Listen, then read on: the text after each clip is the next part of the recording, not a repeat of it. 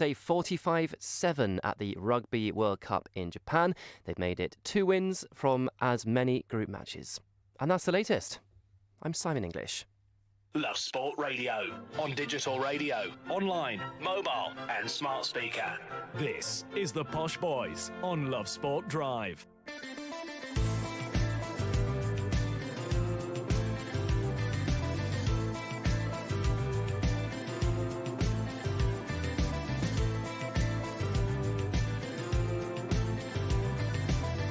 Good afternoon, it's the Posh Boys on Love Sport Drive. Johnny Burrow and Guy Watts with you till 7.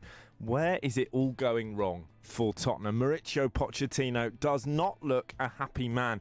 We've got rumours today that he could walk. We've got rumours as well that he could be sacked. The Daily Mail reporting that Allegri, the former Juventus and Milan boss, is waiting in the wings, that's their phrase, to take over that job should the Argentine quit.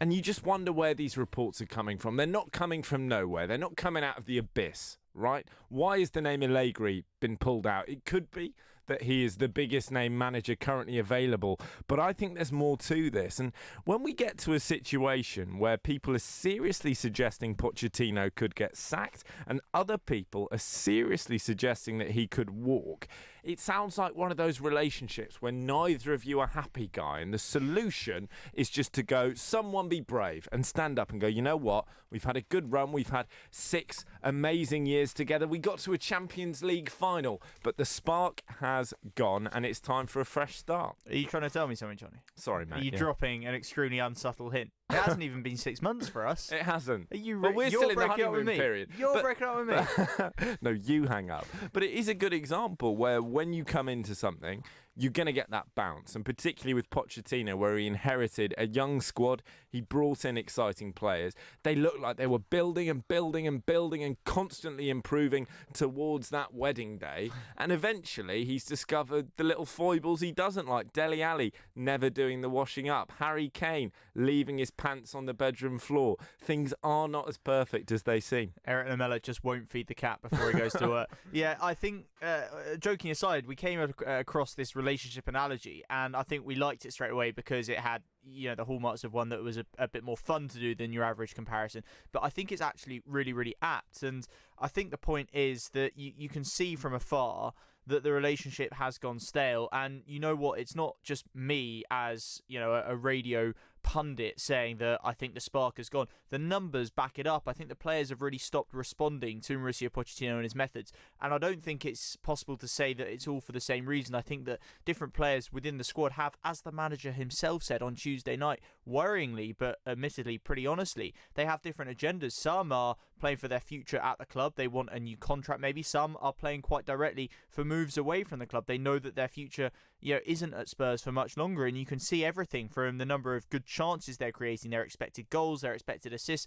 These are all down on this time last season, and moreover, those were down from the season before. So it is a trend now in one direction that isn't actually changing anytime soon. Their rank for the number of high turnovers for that pressing game is lower than it's been at any other time under Mauricio Pochettino. They're 12th in the league at the moment with just 3.7 per game, as opposed to 4.5 last season and 4.8 the season before. Respectively, that was 3rd and 6th highest in the league. Currently, it's 12th, and you know that combined with a complete inability to win away from home. Remember, they haven't won away in the Premier League in 2019 since January, which is quite incredible. Cardiff have won 3 times away from home since then in the Premier League.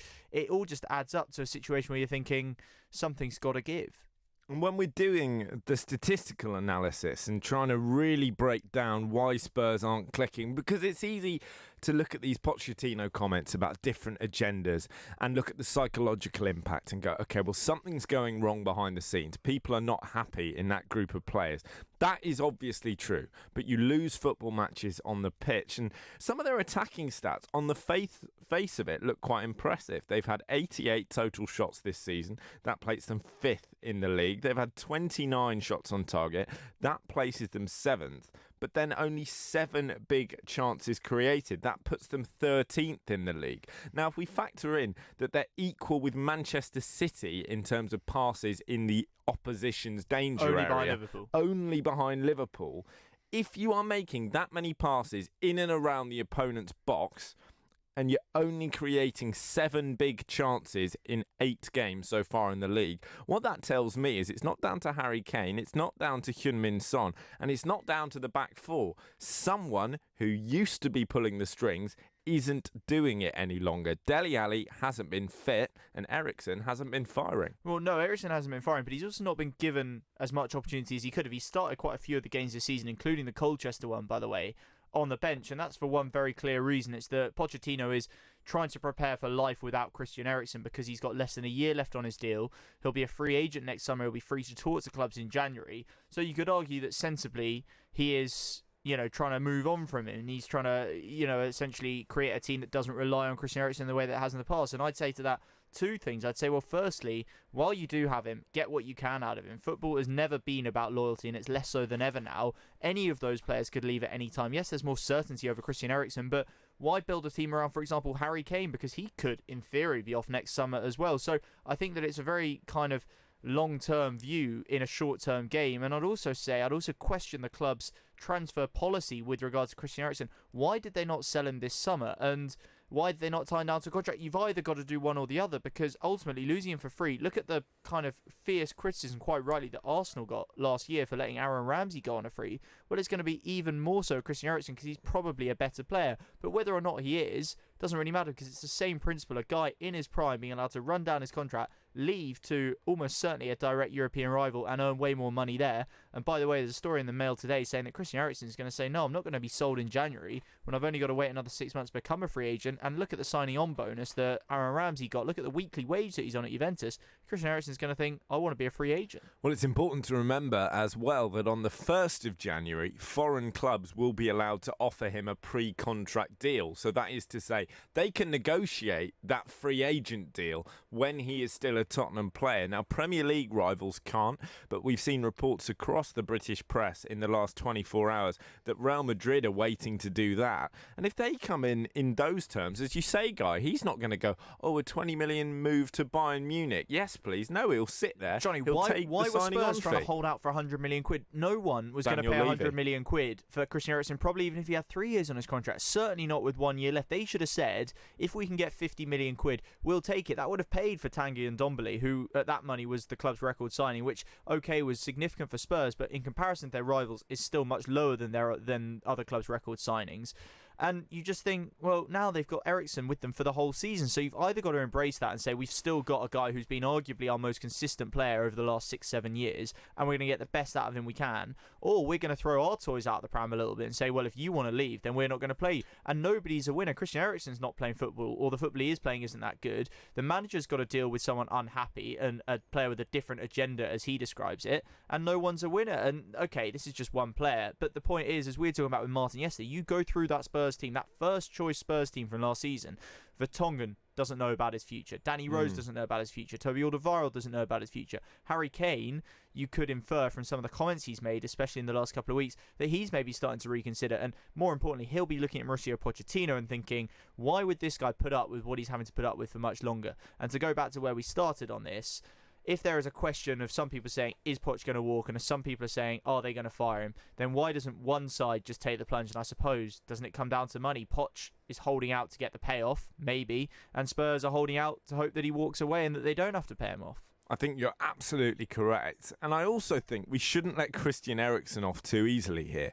We can contrast this whole situation, both in terms of how the club and player have handled it, with Eden Hazard at Chelsea last year. Let's be honest, Hazard did not want to be a Chelsea player last year. His heart was set on Real Madrid. He knew he was going to Real Madrid. And one further, I'm pretty confident he had been promised by the club that he was going to go to Real Madrid in the summer. Exactly the same thing, contract running down, definitely leaving the club.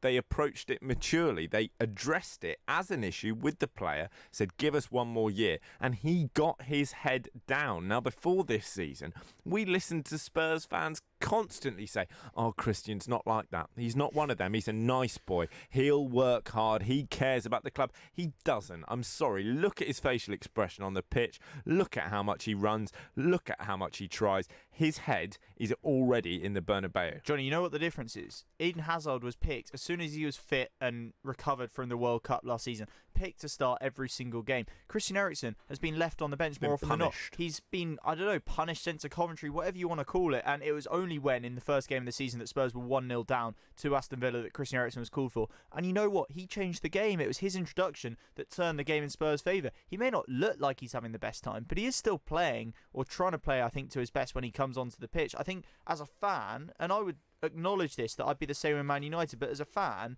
you get clouded by what you think or what you're expecting to see.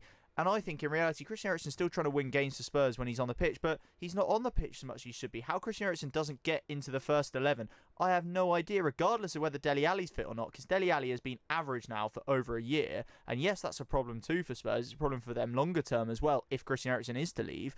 But Mauricio Pochettino hasn't helped himself by choosing to leave out arguably his most important attacking player. Once he does that, obviously said player is going to get more unhappy than he may already be and think, well, if I'm going to be here, I'll at least want to be playing football, and this is the worst of both worlds because I'm at a club I don't want to be at and I'm not even starting games. So no wonder the situation seems to be going from bad to worse. 8 points from 6 games. If you're going to talk about Man United in crisis, you've got to include Spurs in that as well. And the only reason Chelsea are getting off, even though they're in the same situation, is because they have been more open and they are more visibly and justifiably in a period of transition. They had a transfer ban. Spurs may have been under a self-imposed one for 18 months up until this summer or January, but whose fault is that? Entirely theirs. That's their choice. If they wanted to build a new stadium and make kind of other arrangements to allow for that, fine, but you can't expect a top-class manager like Pochettino to just hold on forever because he's got other clubs interested in him, quite understandably. But equally, you can't expect Tottenham to hold on forever, which sounds a completely mad sentence. Tottenham will not ever replace Mauricio Pochettino.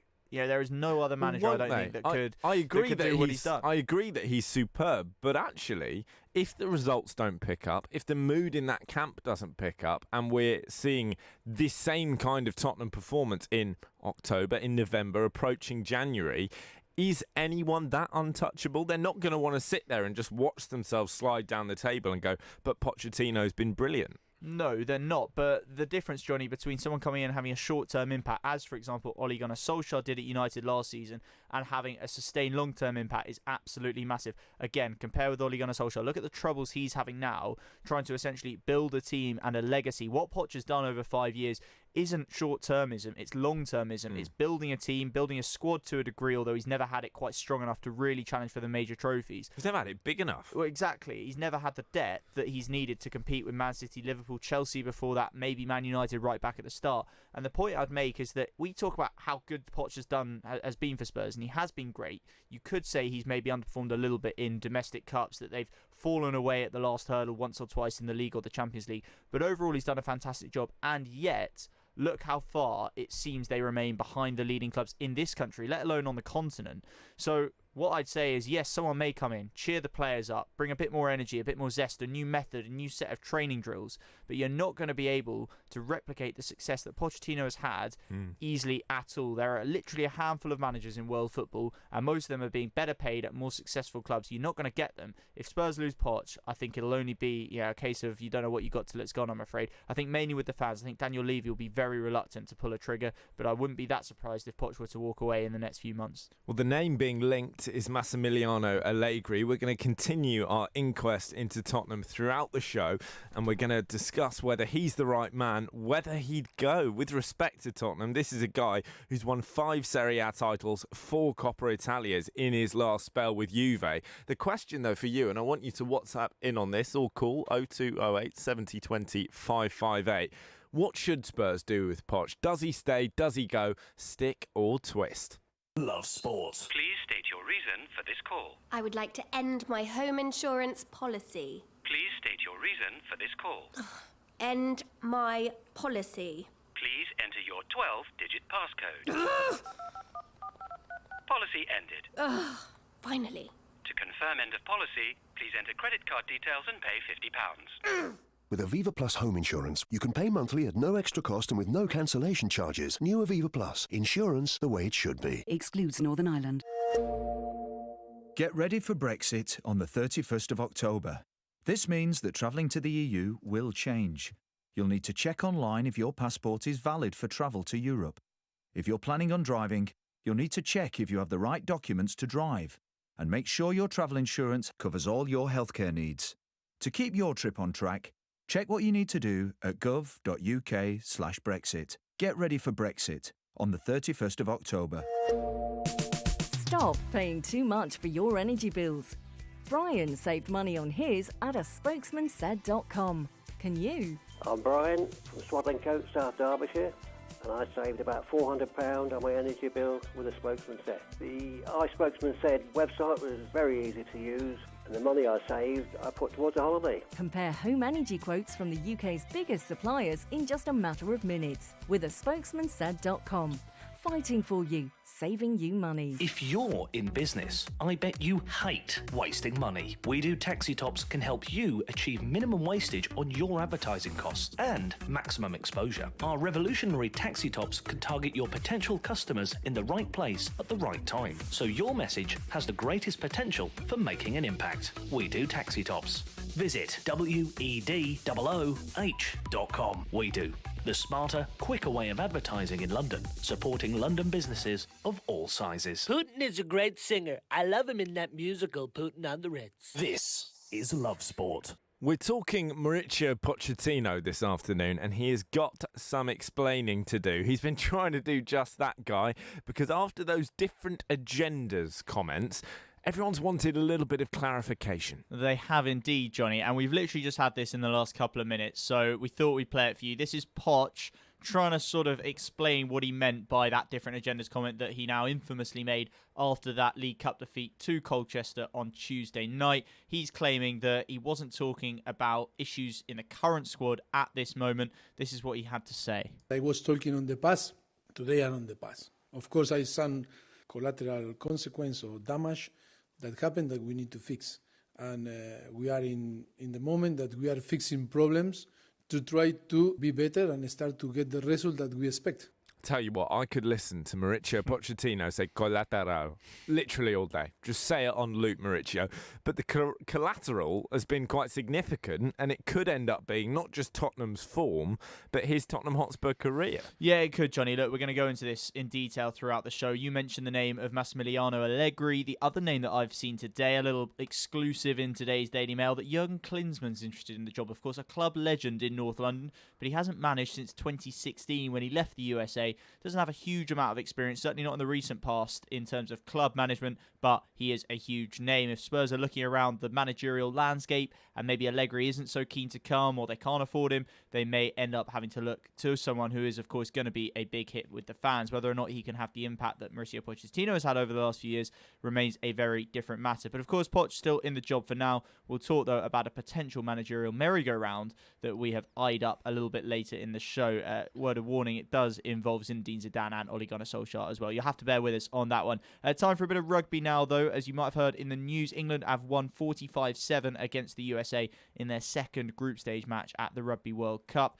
George Ford, the captain and fly half on the day, was man of the match. I just want to play you what Ben Youngs, the scrum half, who came off the bench to equal Johnny Wilkinson's record for a number of caps won by an England back in this game, had to say before the game, picking out a couple of areas in particular that he and the team were looking to work on. It's pretty humid, pretty slippy, so it'll be a good chance to test how quickly we've worked on that. Training's been pretty minimal this week, just a lot of walkthroughs, but that's an area we can certainly tidy up. The other one, I felt like we had Tonga in some really good position in terms of field position, but we let them off with poor discipline. There were quite a few handling errors, perhaps a sign that all of Eddie Jones's training with the baby oil before they went out to Japan hasn't been quite as effective as we'd have hoped. But, Guy, we can work on that. We can sort that out. On a more fundamental level, we saw 7 tries from a team which had made 10 changes, and lots of those names who you wouldn't have expected to necessarily be the main players for England at this tournament, looking absolutely brilliant. People coming to the fore, Johnny. Yeah, people really putting their hands up. I think it's a really exciting time. So if you didn't get to watch this game earlier, the beauties of working somewhere, by the way, I absolutely love it. I can't believe how lucky I am. I know that sounds really corny, but where you sit in an office and you are literally expected to be watching the World Cup games going rather than having to Questions would be sneak out. raised, Guy. If you weren't watching the rugby, I would turn around and say, why is Guy Watts not watching England? You're quite right, Johnny. So I had to, but I wanted to, of course. And yeah, I thought England were good to watch. It was 7 tries. It could have been more, to be honest. There were some handling errors. I thought Joe Cokanasiga, who's going to take some headlines in a sense because he scored 2 tries, he did show glimpses of his devastating best, but he did drop quite a few balls, which was really frustrating. But the conditions were tricky, and the USA showed that as well. But what I was really impressed with were a couple of performances in particular. I thought Lewis Ludlam, the flanker who only made his debut for England in those warm-up games, remember, was really, really impressive. I was talking to a friend during it as well who was saying, God, blimey, who's this Ludlam guy? He is fantastic. And he's a guy who, a few months ago you might have said was just an outside bet of being at the tournament at all, and here he is starting a game and he's being really, really impressive. So you've got an established pair of flankers in Tom Curry and Sam Underhill, and then you've got Mark Wilson, who, remember, was our player of the autumn series just last year. Yeah, and they're suddenly being put under pressure by someone like Lewis Ludlam in the front row at the end that led to the final try. Ellis Genge, the arguably third choice loose head prop, made a brilliant rampaging run down the left-hand wing that led to Joe Cokanasiga going over for a try. And you're thinking, that guy's third choice in theory? He's behind Joe Marler and the currently injured Mako Vunipola, who's arguably the best in the world at that position. We have got so much depth. It is seriously, seriously exciting. Luke Cowan-Dickie, the backup hooker, got on the score sheet as well. Rory McConaughey scoring a try on his World Cup debut, and also tries for Billy Vunipola and George Ford, 2 of the guys who had started the first game as well. Jonathan Joseph, impressive in midfield too. I know he caught your eye. Well, Jonathan Joseph was the one who I was looking at and going, we have got to get this guy in the team. And I know it's complicated, and I know probably the best solution is to have him on the bench. But we're talking about Cokanasiga scoring 2 tries. He did, fair enough. One of them is Jonathan Joseph's try. Absolutely no question. He pirouettes. There's a roulette there away from 2 or 3 American players.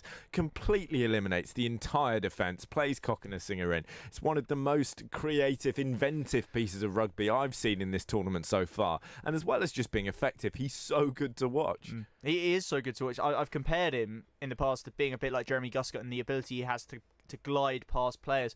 And the point is that 4 years ago in that Stuart Lancaster team that was so not a kind of cohesive, well-drilled team by the time it got to the World Cup, he was like a shining light. He was that player, that magic player that you thought, well, we don't have much else, but if you throw it to Joseph and he's got a tiny bit of space, he may just pull something out the bag. And the reality is that, again, in the same way that I'm talking about Lewis Ludlam and Ellis Genge being impressive but down the pecking order, it's the same with Jonathan Joseph. There's a bloke called Manu Tuolangi who's ahead of him in the pecking order, and Henry Slade as well arguably would be chosen at 13 ahead of him.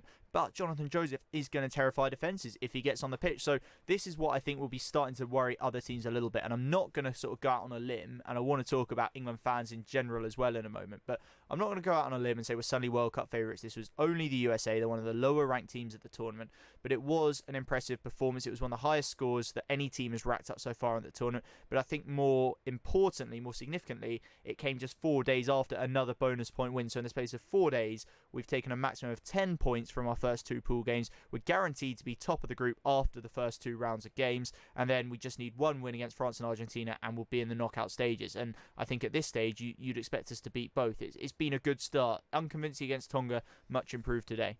Yeah, really, really impressive. And we should talk about Piers Francis's controversial tackle. Yes. I've got a new policy for this World Cup, which is if it doesn't involve your arms, I'm not calling it a tackle. He ran into him, and you were watching it there. We watched it when it went to TMO, and you said, if that's not a red card, when will we ever have one again? Well, we did say that, and remember, that was the very first contact of the match. That was him chasing down England's kickoff. It was a sign of how pumped up and desperate to make an impression he was, which is great, but I'm sorry, you can't be that reckless. He was lucky to avoid any kind of sanction. It didn't even really seem to get reviewed by the TMO. Later on, there was an even worse tackle by the American flanker, John Quill. He did see a red card, the first of the tournament, for a horrible, horrible hit on Owen Farrell that sparked a bit of a melee. He was quite rightly sent off, but Eddie Jones, will hear from him, the head coach, later in the show. But he said about Piers Francis' tackle, he said, we'll leave that to the judicial process. We're happy to take whatever they give us. Piers went in to make a tackle, and there's not one player in our team who deliberately tackles high. We want to tackle hard,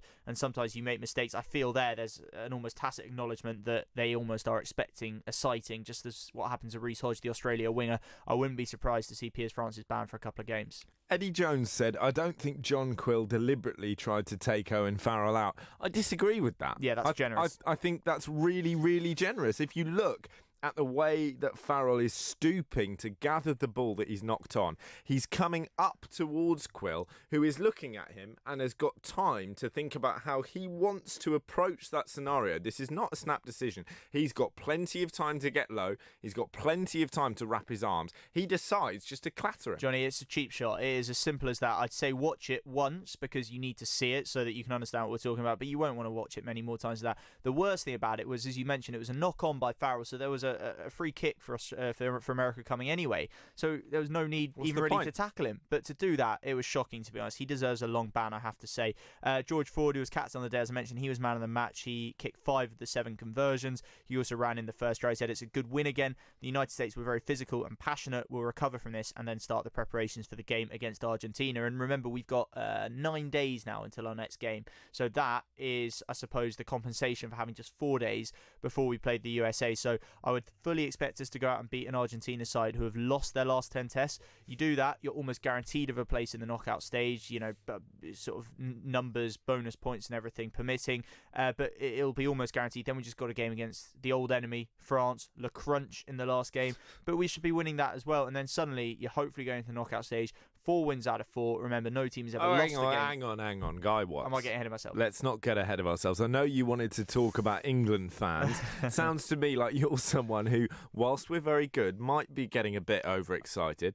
What's your take on the supporters more generally? Well, what I was reading earlier, and I literally was just getting ahead of myself there completely inadvertently. Suddenly we're into the knockout stages. We've beaten everyone. We're kings of the world. You've just got to get edge through a tight one France, against Argentina, New Zealand, South Africa, and suddenly we've won the World Cup. Yeah, you think so too? Yeah, absolutely. All right, well, it's not just me then. No, I was reading David Walsh earlier, the chief sports writer for the Sunday Times, who's out in Japan. He's written a little column today about some of the England fans he's come across, and he says that actually there's a refreshing lack of arrogance, if you like, to the England fans. They're out there for, if you like, the festival of rugby. There's loads of them that have been saving for years. They're not just going to the England games. They're seeing as many as they can. People out there for sort of 2 or 3 weeks, seeing 5, 6, 7, 8, 9 games, and that's great to hear. And also hearing about some of the cultural experiences is great. If you're going out there, I think it'll make you even more excited. If you're not, it might make you, like it did me, wish you were going. A couple of stories about guys who said they were eating a banana, finished it, but there was nowhere to put it. They were carrying the skin around for an hour and a half because there are no bins,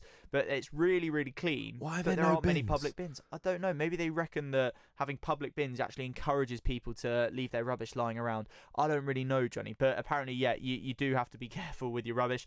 Also, how about this? Trains over in Japan, we know they've got the famous bullet trains and everything, but what you can get apparently is a sort of train pass, a week-long train pass that you can travel anywhere in the country using for 218 quid. And the fan in question that was explaining this to David Walsh said, who lives in Edinburgh, that's about what you'd pay if you did it at the wrong time, if you bought the ticket at the wrong time for a day return between London and Edinburgh. It's absolutely crazy. And what's more, you can travel so much further. You can go to Hiroshima, for example, was their journey, 400 kilometres, and it's at less than 2 hours on the train. Wow.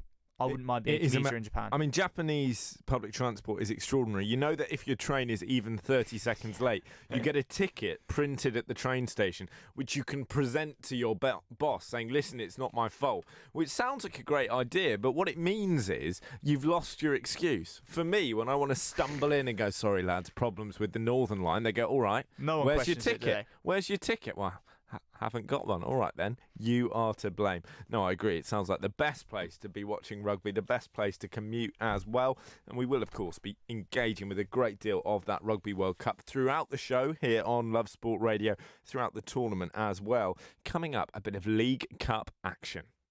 Love Sport. Mr. Davies, to start your car insurance policy, you'll have to pay upfront £850 for the year in one single payment. How does that sound?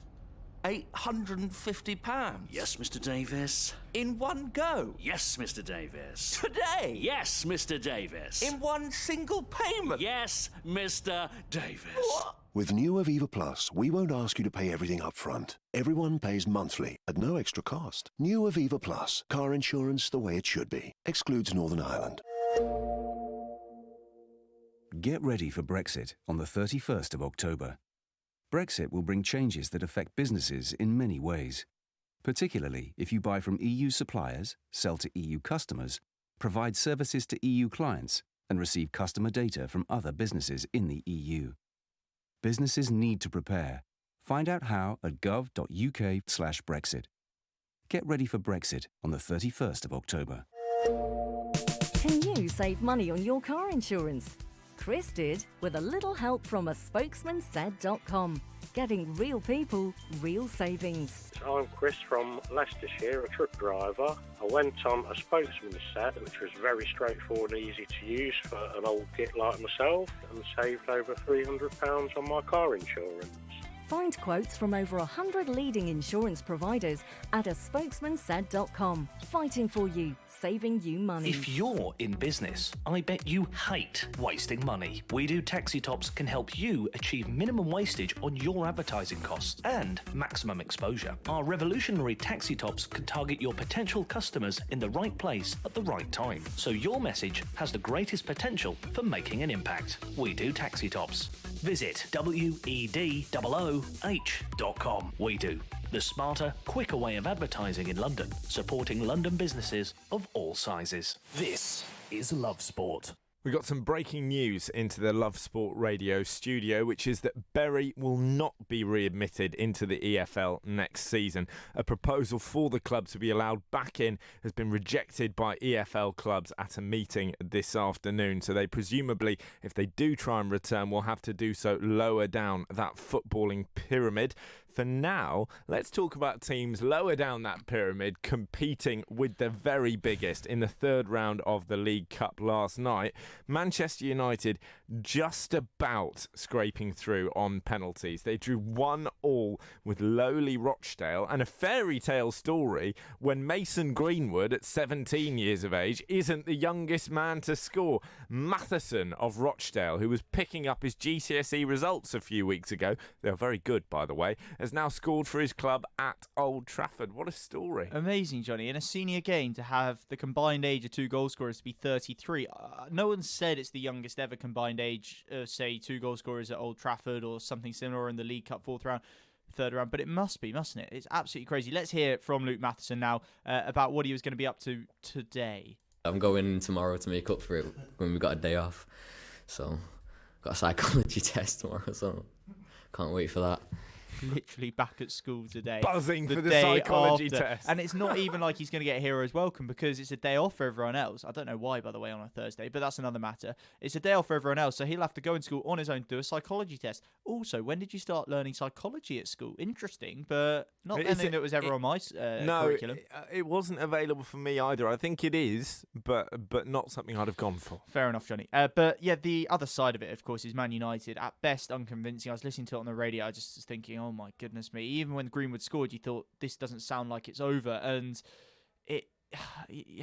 it's just so depressing when, you know, you can't even dispatch with a semi-strength team, shall we say, a £50 million right back, a £90 million midfielder in Pogba, a £50 million midfielder alongside him as well, and Fred, by the way. Here was Ole Gunnar Solskjaer, the manager's reaction after the game. As you normally are, when it gets tight, you're happy. When you win, you're through.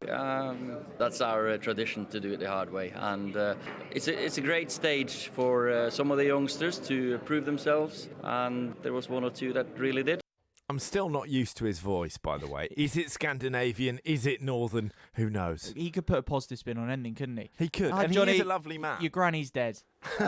All right, Ollie. You sure you meant to say it in that upbeat manner? Yeah, that's the only one I've got. Won't you stay for tea?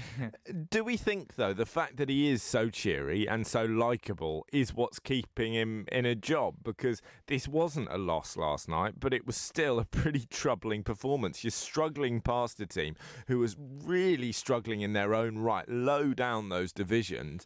United, even when they played the kids, should have been winning this 3 or 4-0. Yeah, they should, Johnny, in principle, I suppose. But he will have looked around a little bit and thought, well, you know what, it could have been a lot worse. Obviously, there were kind of quite a few shocks around last night. We'll chat West Ham in a moment. I think, in short, it's not as simple as that's keeping him in a job. I think it helps with the contrast with Jose Mourinho. The number of journalists who I've read who are being seduced, if you like, by the good manners and the friendly demeanour of Ole Gunnar Solskjaer even now is quite surprising. I read the other day about someone referencing the fact that he picks up his own dry cleaning. Well, great, but quite frankly, if he can't organise a defence or come up with some exciting attacking combinations, I'm less bothered about No, but his shirts are very clean. They're very clean. There's a lovely crease on his trousers. You can't argue with that.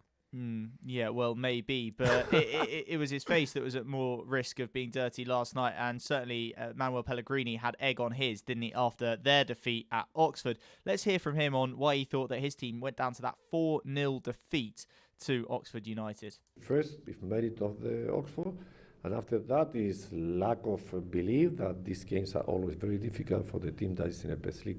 Penny for Martin Allen's thoughts this morning. We're actually going to speak to Martin a little bit later to see what he thinks went wrong for his old team. We'll hear as well exactly what he said on the show, where he's basically talking West Ham up, saying that they were going to be challenging the likes of Arsenal for the top 4. Well, the only 4 that was relevant last night was the 4 goals scored by Oxford. One of the most embarrassing defeats I can remember, Johnny, and had it not been for the good work they've been doing in the league, of course, beat United at the weekend, that's the sort of result, isn't it, that brings a manager's future into question sometimes, isn't it? Yeah, it really is, and particularly when we look at the team they named, because this is a good side. That back 4 of Zabaleta, Balbuena, Diop and Masuaku, well, you'd have to say Zabaleta's the only person in there who isn't first choice. Carlos Sanchez in midfield, we know, is hopeless. We've known this for quite some time. But Robert Snodgrass is an expensive, experienced Premier League player. Jack Wilshere is Jack Wilshere. Fornals, 8 games Jack Wilshere started for West Ham. He's won one of them, don't get and me that was against started. Newport County. Do not get me started on Jack Wilshere. They started Fornals, who they spent 24 million on from Villarreal in the summer. They also started Ajeti, who they spent, I think, around the £10 million mark on. So this is not full strength, but also not far off. And to get beaten 4-0 by League One Oxford, okay, it's away. That's actually troubling, surely.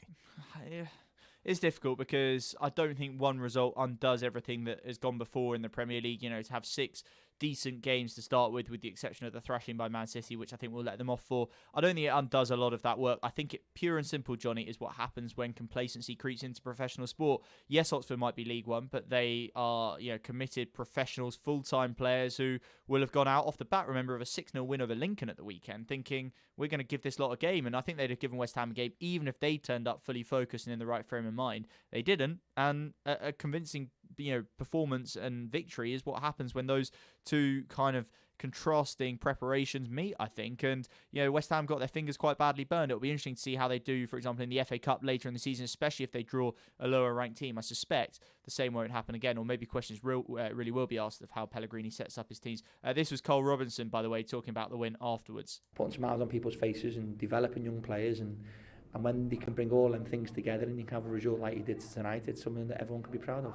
Yeah, I think that's fair enough. And I want to talk Chelsea as well, because they put 7 past Grimsby. It gave Frank Lampard a first home win in charge. I'm not sure if you can count it as being in the same bracket as what a victory over Liverpool, for example, might have meant at the weekend, but it's a nice monkey to have off his back, I suppose. And we saw youngsters coming to the fore again. I'm increasingly being convinced that, we had all the preseason hype and we said these kids are going to be great. I think Chelsea have got a class of 92 on their hands. I really think they do. And I don't think that is hype. I don't think it's hyperbole. It is just a fact. Reece James, who impressed so much on loan at Wigan last year, they made him captain in his last game.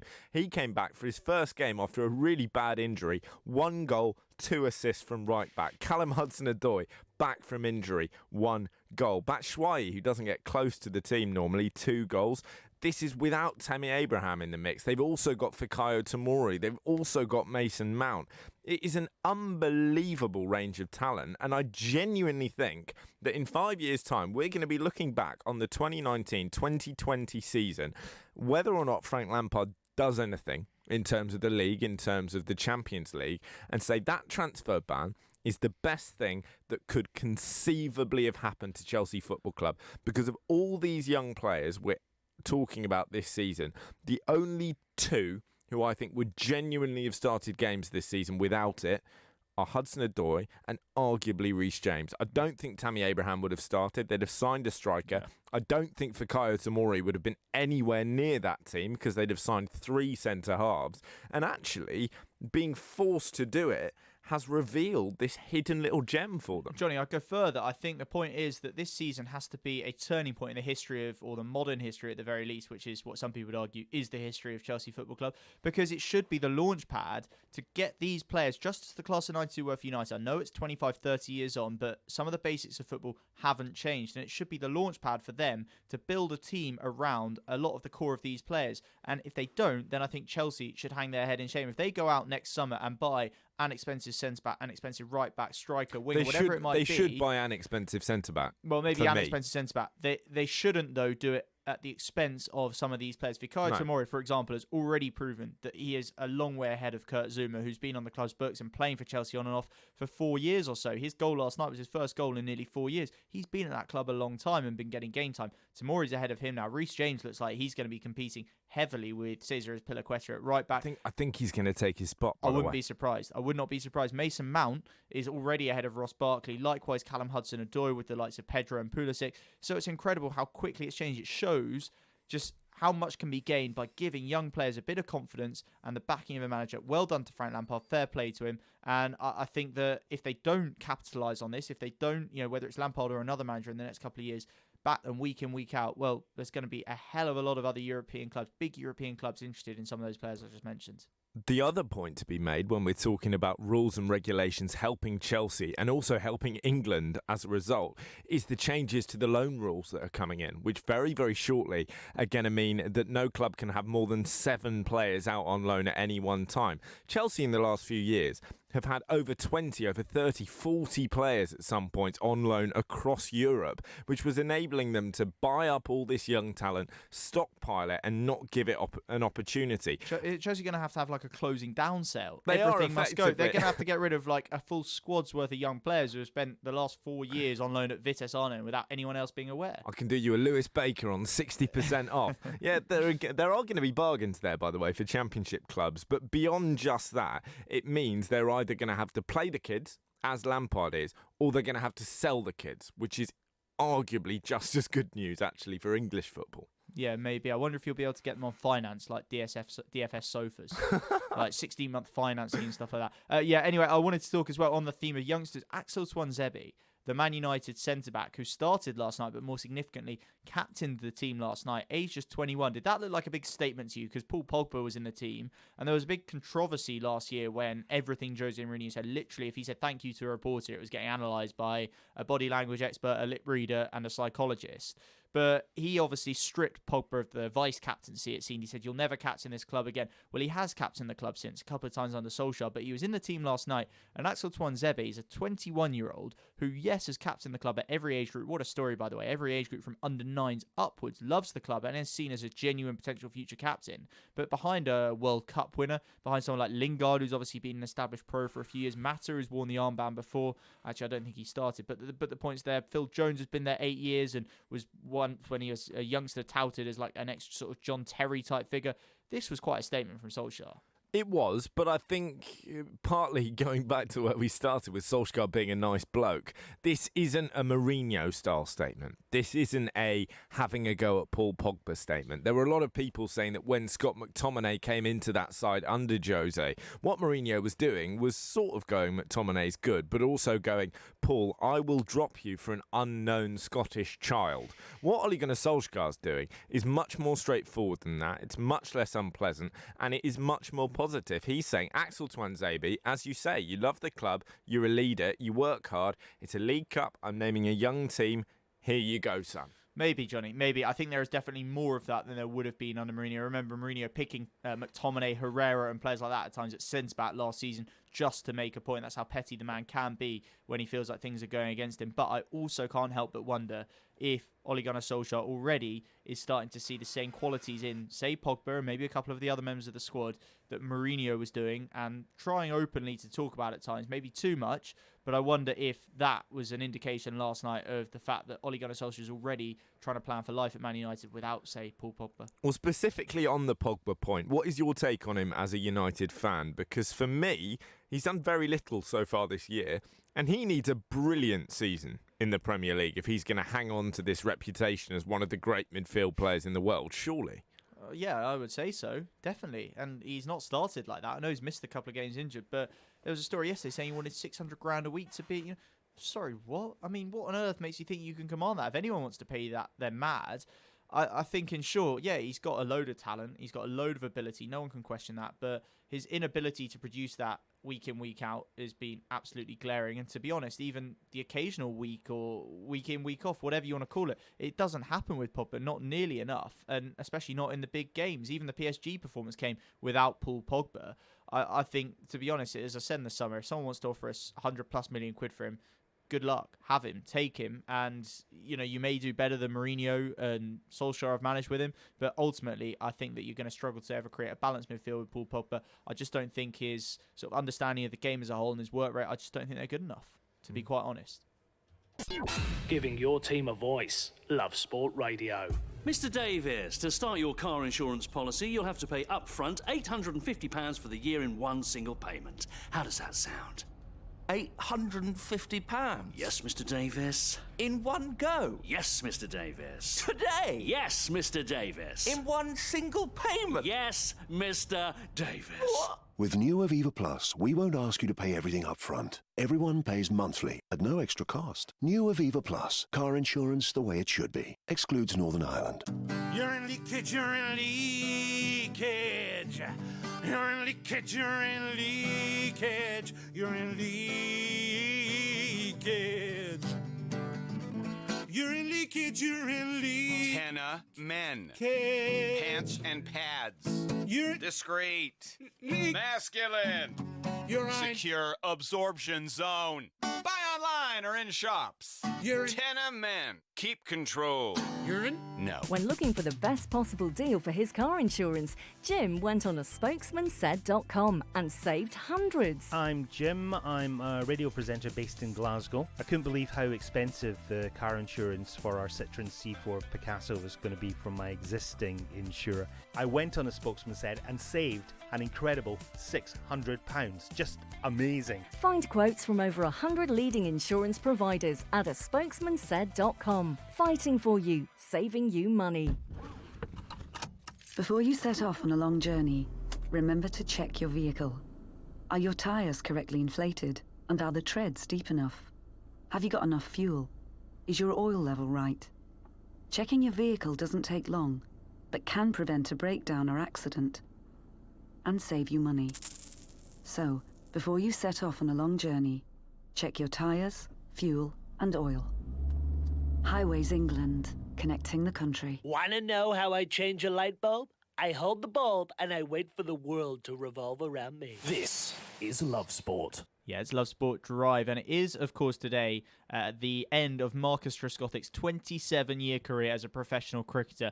Just an update, by the way, from Taunton, where Somerset were hoping to wrap up their first ever county championship title and give him the perfect send-off. It hasn't gone to plan. Rain has scuppered any of those hopes. Somerset currently have Essex 122 for 4, but remember, that is still just the second innings of the game, and it is the last day of play today, so it's not going to happen. No fairy tale for Marcus Trescothick, but we are still going to talk a little bit about him. We had Johan Myberg, the former Somerset batsman, of course, a teammate of Marcus Trescothick's for many years, on the show yesterday evening. And we're just going to play you what he had to say about the former England opening batsman, about everything that he's done within the game, and of course, what he's done off the pitch as well with his work around mental health and his own struggles and how that has, helped other people in the game come forward with it. But we started by asking him, how he deal with the disappointment, if you like, of not finishing on the ultimate high, which would have been winning a county championship title. Marcus will look back at his career and, I'm sure he would have loved to do a bit of a title-winning squad, but he can be very proud of what he's achieved in his career, both on and off the field. He's had many a highlight, and he's had some setbacks that he's overcome. So, he's someone that will be remembered not only among Somerset supporters, but English supporters. So, I don't know how big a thing it would be. Obviously, like I say, he would have loved it, but if you look at his career as a whole, I don't think there's going to be too much disappointment when he looks back over what he's achieved. What's he like as a batsman, and what's he like as a bloke? Well, as a batsman, I'm slightly biased, but he's the best English player I've ever seen. I haven't seen a better English player than him. He was unbelievable against pace bowling. Certainly one of the best that I've played with. and that's not just against pace bowling, but he was truly exceptional against quicker bowling. He was just very nice to bat with. He made you feel comfortable at the crease. He understands the game well. He understands his game very well. He was a very hard-working guy. I remember him raising my levels because, I was an older player when I finished at Somerset, but he was still much older than me, and the work ethic he showed was tremendous. So he was a exceptional.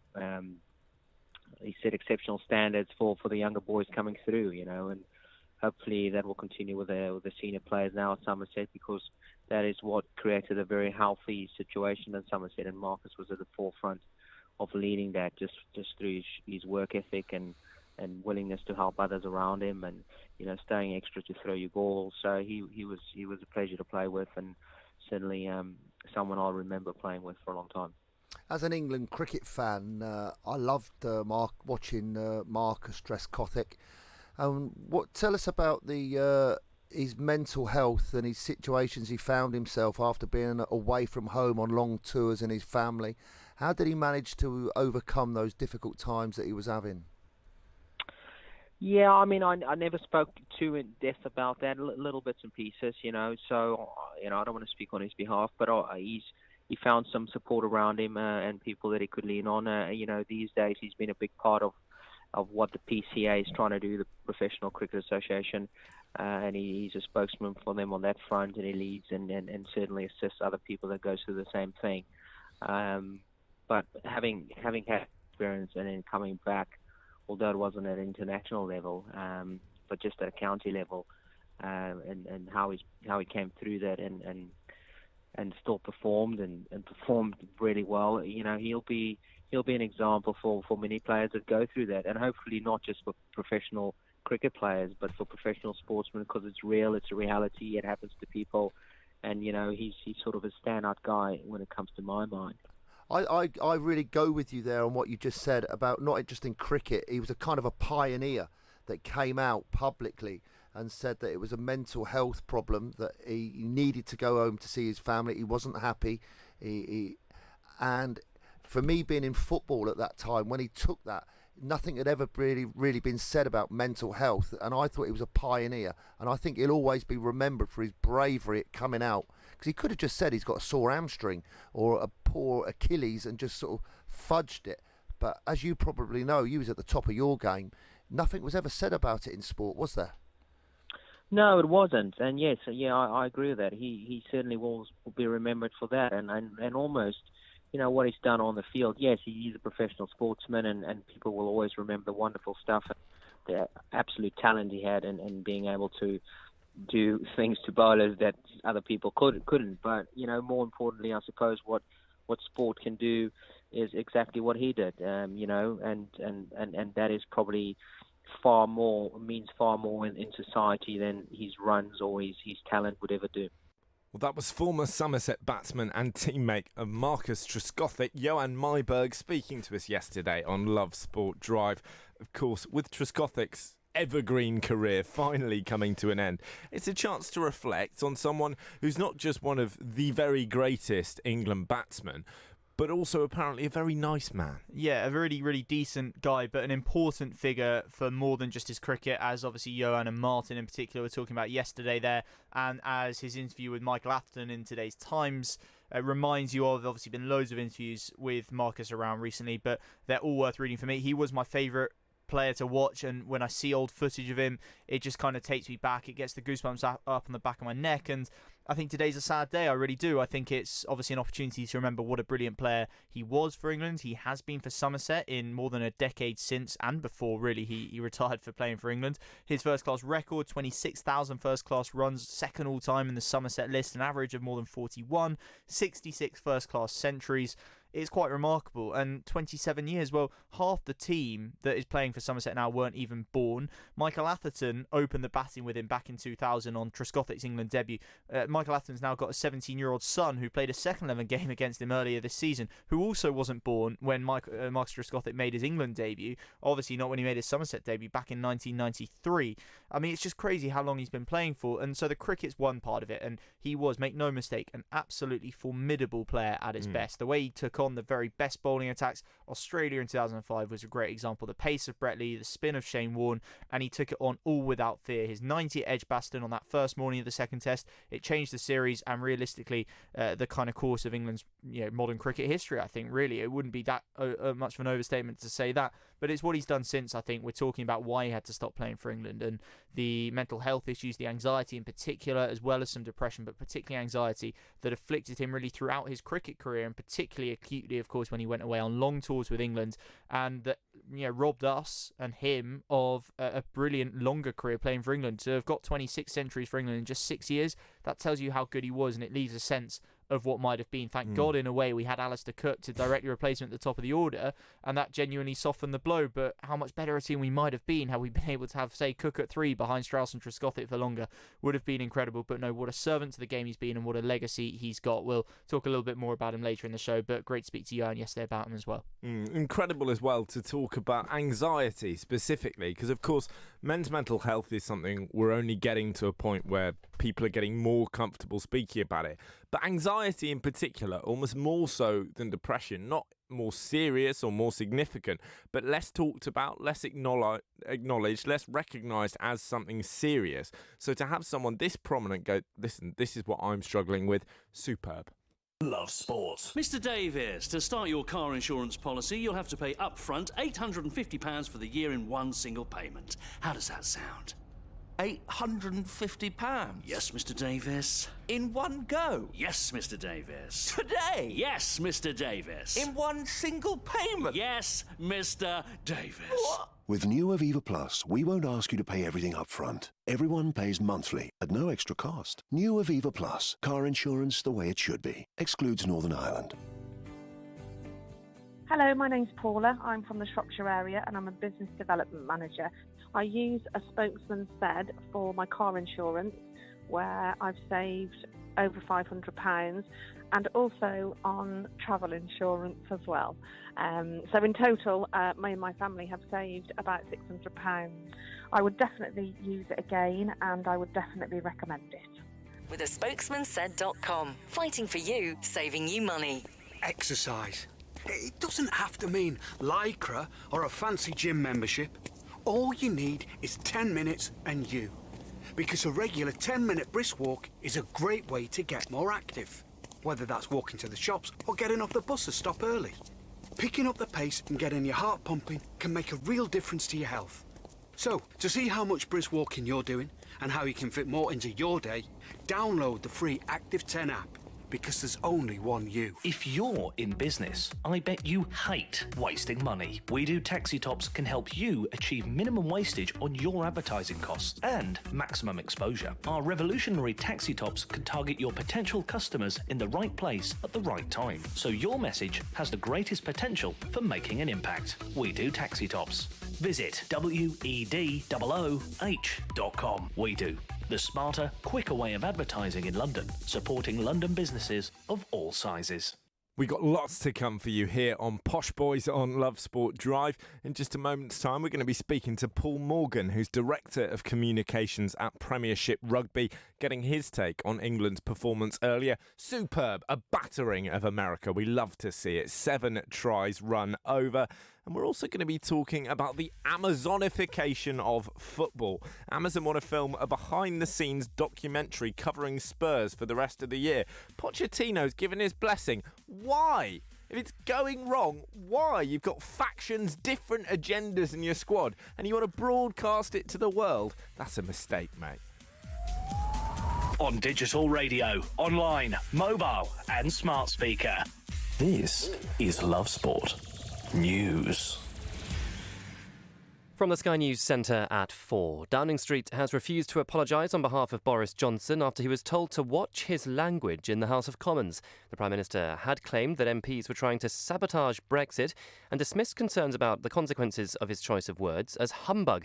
Labour leader Jeremy Corbyn says his behaviour was nothing short of disgraceful. To dismiss concerns from members about the death threats they receive and to dismiss concerns that the language used by the Prime Minister is being repeated in those death threats is reprehensible.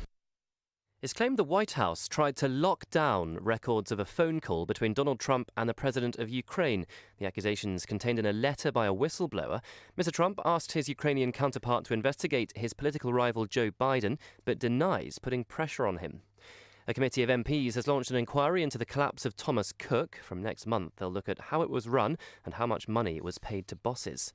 A former lawyer has been sentenced to a 2-year community order for the crime of upskirting. He's the first person to be charged with the offence of taking a photo under someone's clothes on the London Underground. Sir David Attenborough says it's the greatest possible honour to have a polar research vessel named after him. The public voted for it to be called Boaty McBoatface, but his name was chosen instead. At the official naming ceremony in Birkenhead on Merseyside, Sir David said he hopes it'll help study what he called the great problem of climate change. Great problems require great research and facts in order to solve them. That's what this astonishing ship will be here to do. And in sport, England have thrashed the USA at the Rugby World Cup in Japan. They scored 7 tries in their 45-7 win. Italy have continued their 100% start with a 48-7 victory over Canada. And that's the latest. I'm Simon English. Love Sport Radio. On digital radio, online, mobile and smart speaker. This is the Posh Boys on Love Sport Drive.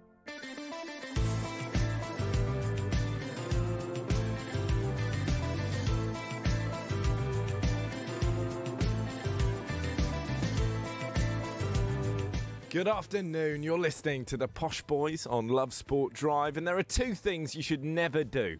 First of all, you should never turn off Love Sport Radio. Second, you should never say never, Guy Watts. No, never say never. You're quite right, Johnny. We've been talking about Somerset and Marcus Trescothick. It looks to be pretty much all lost down at Taunton for Somerset, aiming for their first ever county championship tie to remember, but you just never know. There's been a flurry of wickets in the few minutes since tea. In the last 2 overs, in fact, there have been 3 wickets and a dropped catch. They've got men all around the bat, and Simon Harmer's just gone for 0. Tom Wesley's gone for 36. There's been a middle order collapse. Tenduscarter out for 4. Bapara out for 1. So Essex 127 for 7. They're 76 runs behind Somerset's first innings score. The only chance Somerset would have, and this is all, of course, weather and light allowing, 2 days with the match pretty much lost to rain already, remember. If they could skittle them for like another 5 or 10 runs, have a few overs of batting, just score a quick 30, 40 runs, give themselves a lead of 100 or so, and then skittle Essex in like 20 overs. It's not going to happen. It's not going to happen. But you just never know. It's been a crazy summer of cricket, and we'll be reflecting on that as a whole, by the way, a little bit later on in the show. But you never know. There could still be an incredible finish. We'll keep you updated if any fireworks, if anything incredible, miraculous looks like it is indeed going to happen down in Somerset. Well, talking of crazy summers, there was serious transfer business in Catalonia this year. Barcelona spent 120 million euros on Antoine Griezmann, but immediately got caught up in tapping up allegations. The allegation was that they had told him that they would sign him and he should get ready to sign, but only after his release clause had dropped from 200 million to that 120 million. Now, they've just been found guilty of a minor infringement of Article 126 of the Disciplinary Code, and they've been fined €300. I didn't misspeak there. This is Barcelona, who signed the player for €120 million, €300. There's no thousand missing there. It is literally a paltry €300. But at Love Sport Drive, we like to go beyond the numbers. We like to go beyond the headline and delve a little deeper. So we've run the numbers and we've calculated, well, the average salary in Spain is somewhere around €23,000. Barca have been fined €300 for tapping up Griezmann, which means the average Spaniard could afford to do so 76 times per year. You absolutely could not make this up. But when we're talking about things that could happen 76 times, I reckon if they'd let England play for another 10 minutes against USA earlier, they'd have got close to that number of tries. 7 run over the line, an absolute battering. And we are joined on the line by Paul Morgan, who is Director of Communications at Premiership Rugby and a former rugby journalist as well. Good afternoon, Paul. Thank you for joining us. Just how good were England earlier? Well, they were as good as their second match in the World Cup, weren't they? I mean, they're hopefully, for all England fans, not as good as they're going to be. So, not perfect, but I think in terms of what boxes do they want to tick, they've probably ticked them all in the first 2 matches. So they were good, but they have to get better. Which area then will Eddie Jones have looked at with particular concern? The one that stood out to me a little bit was, and I know conditions made this harder, but handling was certainly something that I thought could have been better. Definitely. I mean, obviously we saw George Ford's piece of magic footwork that got him through for the first try. The other tries were very forward dominated, but of course that's where England's got their strength, so they don't want to get away from that. He'll want to see more from the backs without question, but this is now 2 matches in. Everyone's had a run. You've got guys like Lewis Ludlam who've come to the fore, who people probably never even heard of a year ago. So he's discovered a few more young players as well. So England are certainly out the traps and they're motoring really well. Paul, Jones made 10 changes for this game. We still looked absolutely brilliant. And some of those guys who came into the side, the likes of McConaughey, the likes of Jonathan Joseph as well, really impressed. Has the manager now got a little bit of a selection headache? I think he has, but as all coaches and managers, that's what a great place to be, isn't it? I mean, I think certainly in the pack he's probably had that for a while now. But the wings with Cokanasiga there, and now we seem to be getting back to fitness as well, and Mako in the front row, so he's got a huge headache, and he probably has got selection problems to make. Whether he'll change much between France and Argentina, I would doubt. I think he will get his absolute first team out for Argentina, and then probably keep them going. But let's keep everything crossed to see that England carry on without any injuries. That is unlikely, so he's going to need that depth, and he knows, and he said it himself, all 31 players have got to be fit and firing, even if at the end of this 8 of them aren't on the field. Yeah, 100%. I think all England fans would have breathed a big sigh of relief when Billy Vunipola was removed unscathed, to my knowledge anyway, at half-time. That risk that some people saw it as of starting him again 4 days later after Tonga, it seems, has been averted, thankfully. Paul, I want to get your thoughts on the number 10 position, because George Ford was man of the match today. I thought it was interesting that he carried on kicking even after Owen Farrell came on the pitch, and I thought he had another very good game, admittedly in a game that suits him, where we have front foot ball and the packer in the ascendancy. But is the Ford at 10 option going to remain the preferred one, at least for the group stage, do you think, or is Farrell going to be restored to it in the tougher games against Argentina and France? Yeah, but look, I think you put your finger on it perfectly there. I think George Ford, certainly in the Northern Hemisphere, is one of the best, if not the best, on front football. When England are going backwards, that presents a new challenge. And of course, they've got other options. They've got Manu to come back. They've got Henry Slade. They've got lots of others as well. So I think they will. It's been a success. Look, there's no question about it. They will expect that pack to get on top of almost anyone. So by that nature, George should be on the front foot quite a bit. So yeah, I think definitely for Argentina, they will keep it like that. Obviously, Owen, he's a world-class player, perhaps one of the best players in the world. So to have him outside is perfect as well. So yeah, it looks like it's working, doesn't it? I mean, it's strange. That combination was together when these boys were 18 playing for England, the 20s. It's gone all the way through. He seemed to go away from it 12 months ago and put Farrell back at 10, and now it's back on again. But they know each other so well that I think Johnny Wilkinson talked about this on the ITV show earlier. They've got an understanding. They almost don't need to talk to each other anymore. And you're right. It was interesting that he kept the kicking. I wasn't sure whether that was to do with the fact that Owen got that bang on the nose before one of them, and then he got hit again. But, again, I think it's about both of them knowing they can do it if they need to. So then they can choose on the day, and probably neither of them will have any egos over it for certain. Are we favourites for this World Cup now? I'm going to keep asking this question to absolutely everyone, by the way. No, the All Blacks are, without question. I think everyone's outside tip was South Africa, and they absolutely dispatched them last weekend. So the All Blacks are unquestionably the favourites.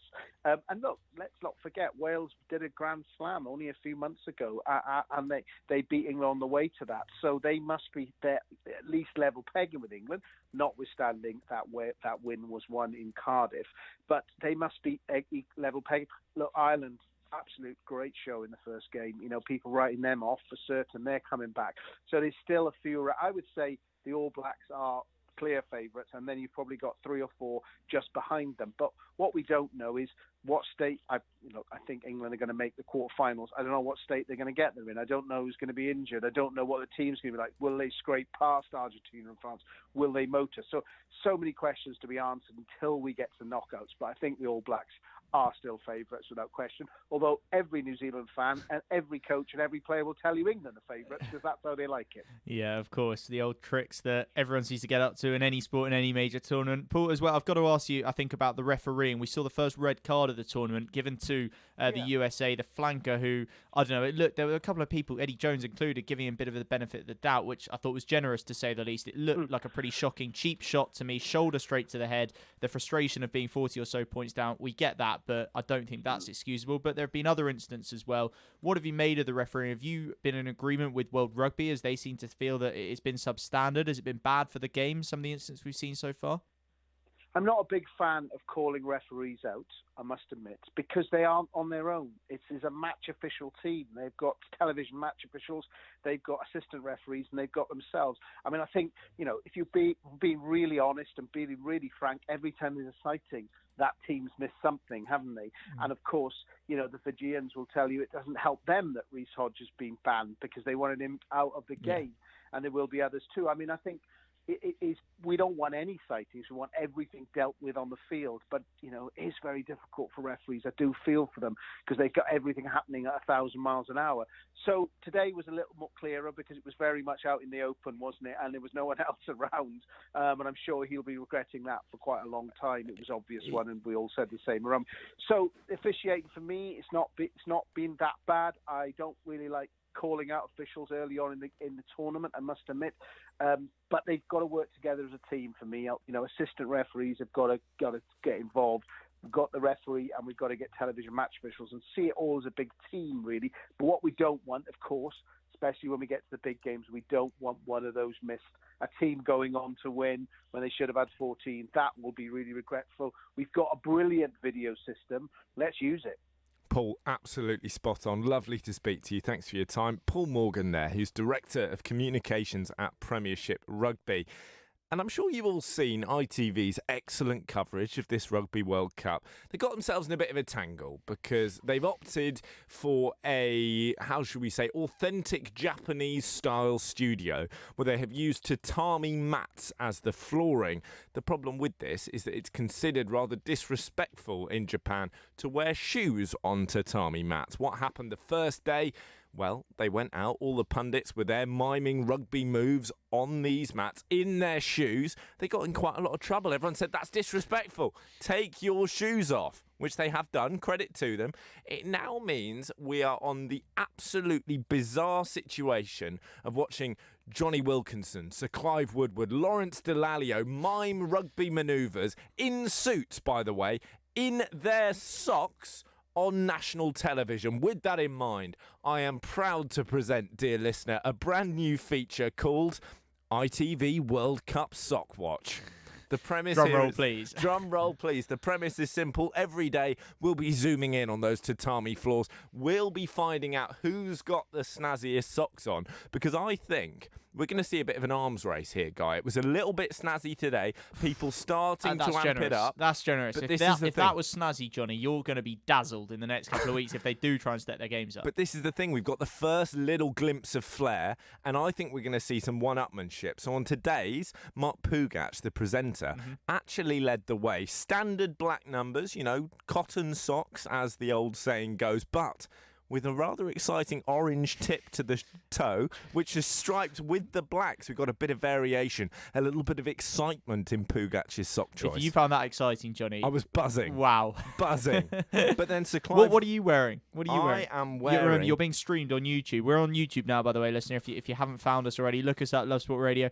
What is that? No, don't actually, because you'll see that monstrosity. He's wearing an ankle sock under a black jean. A white ankle sock. So that's poor. No flair from me. You'd be fired on the spot, regardless of what you had to say about the rugby. And I should be. Sir Clive Woodward, of course, not to be outdone, went for a rather more measured offering, but still not just going to go for the bog standard black option. A black, but with a sort of baby sky blue toe. Very, very elegant, very good old-fashioned English sock choice there. What about Johnny? Delalio and Johnny, boring old black socks. What are you doing? How you know you're disappointing. getting your socks out on telly. Step it up. Well, Johnny, I think it's a really interesting, but I think the notion that they're going to get into a little competition with each other, there'll only be one person, there'll only need to be one person to who wear wears something something outrageous. jazzy.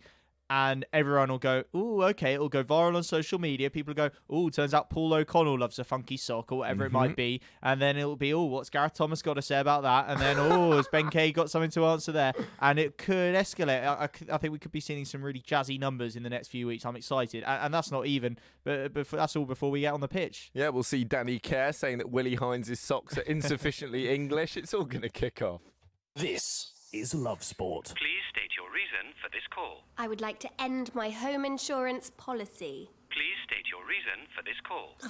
End my policy. Please enter your 12-digit passcode.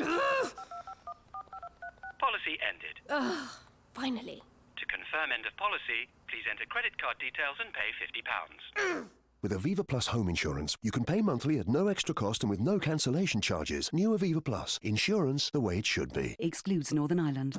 You're in leakage, you're in leakage. You're in leakage, you're in leakage. You're in leakage. You're in leakage, you're in leakage. Tenna men. Cage. Pants and pads. You're discreet. Masculine. You're right. Secure absorption zone. Buy online or in shops. You're in. Tenna men. Keep control. You're in. No. I love my brother. We do fun things like playing together. I like having hugs with Freddie. Freddie gives the best hugs. Freddie used to be very poorly, and the doctor said he might need a new liver. Then one day, a very nice person gave their liver to Freddie. It was amazing. We were so happy. Now he's around to give me more hugs than ever. Tell your family you want to save lives. To find out more, visit organdonation.nhs.uk. If you're in business, I bet you hate wasting money. We Do Taxi Tops can help you achieve minimum wastage on your advertising costs and maximum exposure. Our revolutionary taxi tops can target your potential customers in the right place at the right time, so your message has the greatest potential for making an impact. We Do Taxi Tops. Visit wedooh.com. We Do, the smarter, quicker way of advertising in London, supporting London businesses of all sizes. Last time I was in the UK, I met national treasure Mary Berry's grandmother, Elderberry. Love Sport. R-E-S-P-E-C-T, find out what it means to me. R-E-S-P-E-C-T, take F-T-C-T. Sock it to me, sock it to me, sock it to me, Zittery say. Who would have thought that all those years back in 1967, Aretha Franklin would have had the foresight to look ahead to ITV's World Cup coverage in 2019? Sock it to me, sock it to me, sock it to me, sock it to me. ITV World Cup Sock Watch. We'll be doing this throughout the tournament. It's going to bring me a great deal of joy. And talking of zooming in on things, talking of watching things on our If I didn't know you telly, better, Johnny, I'd have said that you were more excited about Sock Watch than you were the rugby. But I know that's not the case. No, Never, not a chance. Talking of televisions, Amazon are getting involved with the Premier League yet again, not buying rights to games, but they want to do another behind-the-scenes documentary. Now, this worked with Manchester City. It cemented Pep Guardiola's status as someone who really uses his hands a lot when he talks. Yeah, I was going to say, what are you going to say there? Is it going to have cemented his status as one of the great managers? I think, if anything, it took something away from him as a great manager, because you're like, Is that it? Yeah, there is a lot of waving the hands. He loves a camera, loves a camera. It also gave us my favourite chant of all time, directed at Sunderland fans. We've seen you cry on Netflix, which is frankly world class. But the next club in the Amazonian firing line is apparently Spurs. And we're hearing reports that Pochettino has sanctioned a behind-the-scenes documentary following the club for the rest of the season. Now, the cynic in me and the rather unkind person inside me wants to say, well, that's because he's not going to be there. Oh, I think so. But even if he is going to be there, this is a bad idea, surely. If you've got a club in turmoil, if you've got serious problems behind the scenes, by the way, when he's talking about different agendas, different factions, the one thing that is going right for Tottenham Hotspur at the moment is we can't see who's arguing with who in the dressing room, and he is actively trying to put cameras in Maybe there. they're trying to steer off speculation. Oh, blimey, I've just seen. Hang on, Essex has been bowled out. We'll come back to that, Johnny. Essex has been bowled out for 141. Jack Leach taken 5, Vanamoa 4, Don Best got the other one. All 10 wickets taken by spin. Now, what Somerset can do, so they lead by 62 runs off the first innings. They're allowed to forfeit their second innings. I don't know exactly how many overs are left in the game. Try and bowl them out again? They can forfeit their second innings and just go straight. Yeah, they've done that. It's just breaking news as we speak. Somerset forfeit their second innings and set Essex 63 to win. So what that means is, if Essex scores 63 runs, obviously Somerset don't get a chance to bat again. They forfeited their second innings. Essex would win the game and with it the county championship. Remember, a draw is good enough for Essex. They lead the county championship going into this final game. And if Somerset can bowl them out for under that... But if Somerset can bowl them out for 61 or fewer, then they will win the county championship for the first time ever, going back well over 100 years. And, of course, mean that Marcus Trescothick goes out with a county championship winners medal. Bowling. Wow, what a story that could be. It's been a crazy summer of cricket. It could yet be the craziest story of all to finish it off. It seems extremely unlikely, and there may just simply not be enough overs. It's clearly turning square, though. All 10 wickets have fallen to spin down at Taunton. We're hearing that play must finish at 5:30, which At 5:30? could be a limiting factor. Oh, for goodness sake, what a washout that is. That is an absolute pity. So that gives them 70 minutes. I assume there's a bit of a turnaround going on at the moment. They'll be lucky to get 15 overs in. It'll be schoolboy stuff. They can do it. Bowled out in 15 overs. Jack Leach, cometh the hour, cometh the man. What an end to his incredible summer it could be. It would make the 92 at Lords and even maybe the one not out at Headingley pale into insignificance. Crazy, but it is almost certain to be beyond Somerset. We'll let you know how they get on, though. It's only going to be another hour and 10 minutes until it is all finally decided. It looks like Essex will win the county championship, but you never, ever know. Never say never, as we've already said in this show. Yeah, we're back to Spurs, of course, and I think it'd be brilliant, wouldn't it, for everyone except Spurs. The thing I was going to suggest was that maybe they're doing this so that there isn't speculation about who's fighting with who, so that we all know, and so that there's no, everyone's fighting with everyone. There you go. So It's Harry out in the Kane open. doesn't like Vertonghen. Dele Alli has got beef with Kyle Walker-Peters. No, I'm just making all that up. Of course, I have no idea what's going on, but soon we are going to have an idea. I don't really understand why clubs agreed to this. We had Being Liverpool, didn't we, a few years ago, and that was quite revealing about Brendan Rodgers and basically how What a similar to terrible David name, Brent by is. the way. Being Liverpool. Terrible. Yeah, Just of think, course. what? Yeah, I know, and it was quite entertaining for a bit, but it was just quite cringeworthy as well. And Liverpool didn't do that well that season. The only time it's worked was with Man City, and unfortunately, I think it also made for quite an ineffective documentary. I say worked as in worked in the club's favour. I think Sunderland's, maybe it worked in their favour, maybe it won them over some hearts and minds a little bit, but ultimately it just laid bare how terribly run that club was, how terribly managed it was at a football level at times by Simon Grayson while he was the manager. Chris Coleman improved things slightly but not drastically, and the chief executive, I forget his name, but the Scottish guy in charge, clearly trying hard but not really with the expertise to do it, and all that you came away with was an appreciation for how tough a time Sunderland had and how loyal some of their supporters were. And an appreciation for the dinner lady. Yes. Who is an absolute star. You're right. She is a gem of a woman. So why are Spurs doing this, Johnny? It must be the money. It can only be the money. And yet, they're a Champions League club with the best stadium everyone says that anyone's ever seen. That as a result is bringing them in, of course, huge match day revenues, way more than what they ever had at the old White Hart Lane. Why on earth would they agree to it? So just to specify, just to clarify, Pochettino has given his blessing according to this story in the Mail. Camera crews will be given access to the dressing room before and after games, plus opportunities to film training and inside the boardroom, usually off limits due to Chairman Daniel Levy's preference for secrecy. Why would you give all this up? I mean, why? It's got to be a huge amount of money, hasn't it? And even then, you'd say, is it worth it? What if it, reveals to everyone else the exact workings of, Mauricio Pochettino and how much he's fallen out with certain people above or below him, or players falling out with each other? I think the potential negative ramifications will be less extreme than that, but I think they will still be significant. And as you say, unless it's a huge amount of money, it's not worth it, because if you're 1 or 2-0 down at half-time, and you need to give a rousing Henry V style speech to get them back, it's going to save your job, it's going to save your season. Surely the effect that has is diminished if you've got Gary from Amazon in the corner with his very large film camera. Seriously. The whole point of these football clubs is that they are a close-knit group. They're a close-knit private community where you can foster an us and them mentality. It works across the board in elite sport. Look at the England cricket team and Johnny Bairstow deciding that he can be bothered to hit a century whenever anyone says he's rubbish. You are losing that privacy. You're losing that sanctity. And more broadly... Maybe Gary from Amazon could do a job at right back. Yeah, quite possibly. But beyond what it does for Tottenham, I hate this kind of dramatisation, Amazonification of football. I know it's the way we're going, but it's this total nonsense whereby we get Guardiola every time he sees a camera, he pulls a young player over. They've won 6-0. I think Jurgen Klopp's worse for that, by the way. Jurgen Klopp is exactly the same. He sees a camera and he starts doing that stupid little fist pump to the crowd. And there are a few clips of it where you see him clock the camera. He's doing nothing. He's walking very quietly, sees the camera. Hang on a minute, I'm passionate. Stop it. You don't have to always be gesticulating. I think Poch is more genuine than either of those two. I think Guardiola is more than Klopp. I think Klopp is the one that plays up to it most. Look, he's got a lot of qualities, and I'm not going to try and stick the knife into him just because he does that, but it does make me roll my eyes or feel slightly nauseous, or both.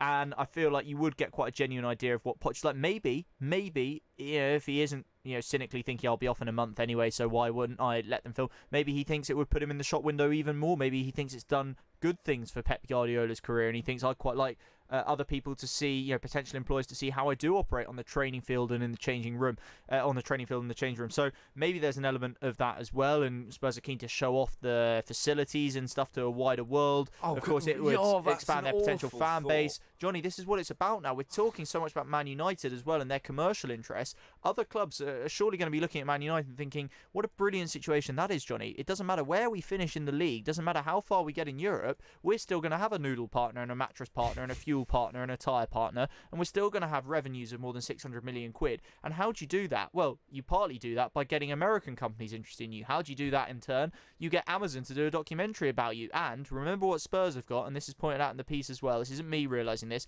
they've got a partnership with the NFL, and that starts very soon. A couple of games a year are going to be played there, and part of the documentary will also focus on how that relationship has developed. Therefore, American fans and companies and investors become more interested. I think it's quite a clever business plan.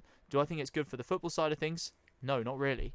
If you are a Spurs fan, do you even want to know what's going on? Isn't part of the joy of being a football supporter that mystique? The fact that you don't actually know who loves who. I don't want to see the fact that Dele Alli and Eric Dyer are big mates on my Twitter every day with their terrible chat. I want to see them play football and win games.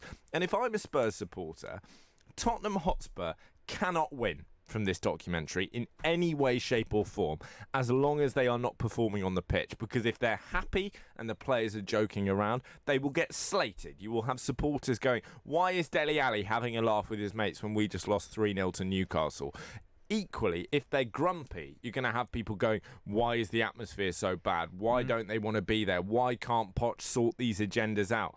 The only context, as you alluded to earlier, that this works is when you've got a Guardiola, when you've got an infinite checkbook, when you've got a team who are going to walk the league. And getting 100 points. Exactly, and then it becomes an exercise in revelling in tactical brilliance. It's not about the atmosphere of the dressing room. In that Amazon City one, there is one game in which they're not winning, and Fabian Delph swears a bit and everyone starts talking about leadership. No. And by the way, they're going to lose that. That's the FA Cup game to Wigan that they lose. So, I think you're right, Johnny. I think it would be a mistake. But then again, Daniel Levy's a smart businessman. If nothing else, he would have a reason for doing it. I can only think it's the money involved, the potential commercial gains, which is just another one of those shake your head moments and think, what's modern football become? I think that looking, and it's probably too early to say for sure, but it has the hallmarks of a difficult season, shall we say, for Spurs, in the same way that it does for Man United. Absolutely no doubt about that. But on the same page as this story in the paper today, you've got Eriksen will resist attempt to sell him. He's going to refuse to go in January, even if someone offers, say, 30 million because he wants to be a free agent. You've got Jurgen Klinsmann, a club legend, apparently saying that he's interested in taking over the Spurs job. This is not the time that you should be worrying about anything other than getting 3 points at the weekend. And if they are, then whether it's Daniel Levy or Pochettino or any of the players who are forced to, be giving opinions and thoughts on this, then I'm sorry, it's not the right time for it.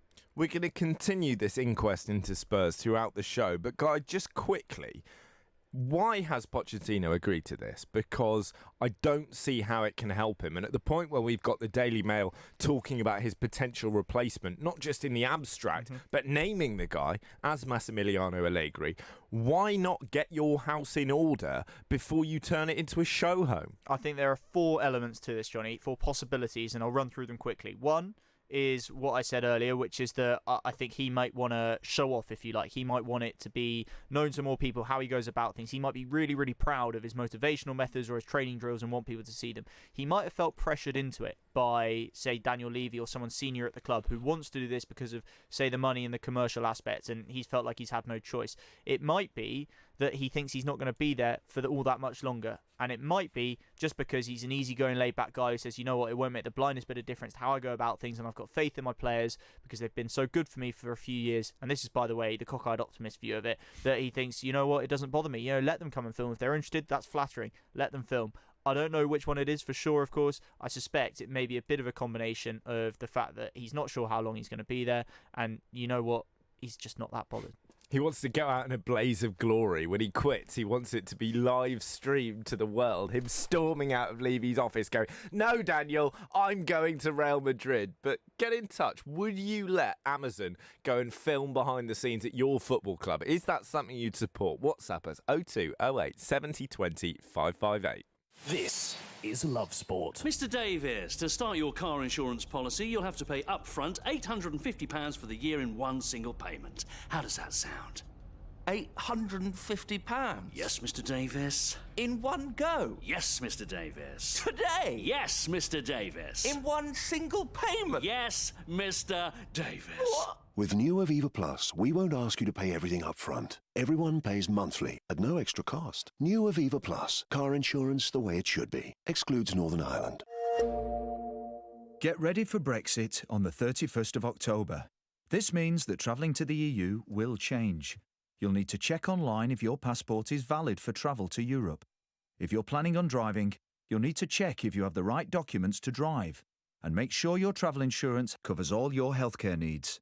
To keep your trip on track, check what you need to do at gov.uk/Brexit. Get ready for Brexit on the 31st of October.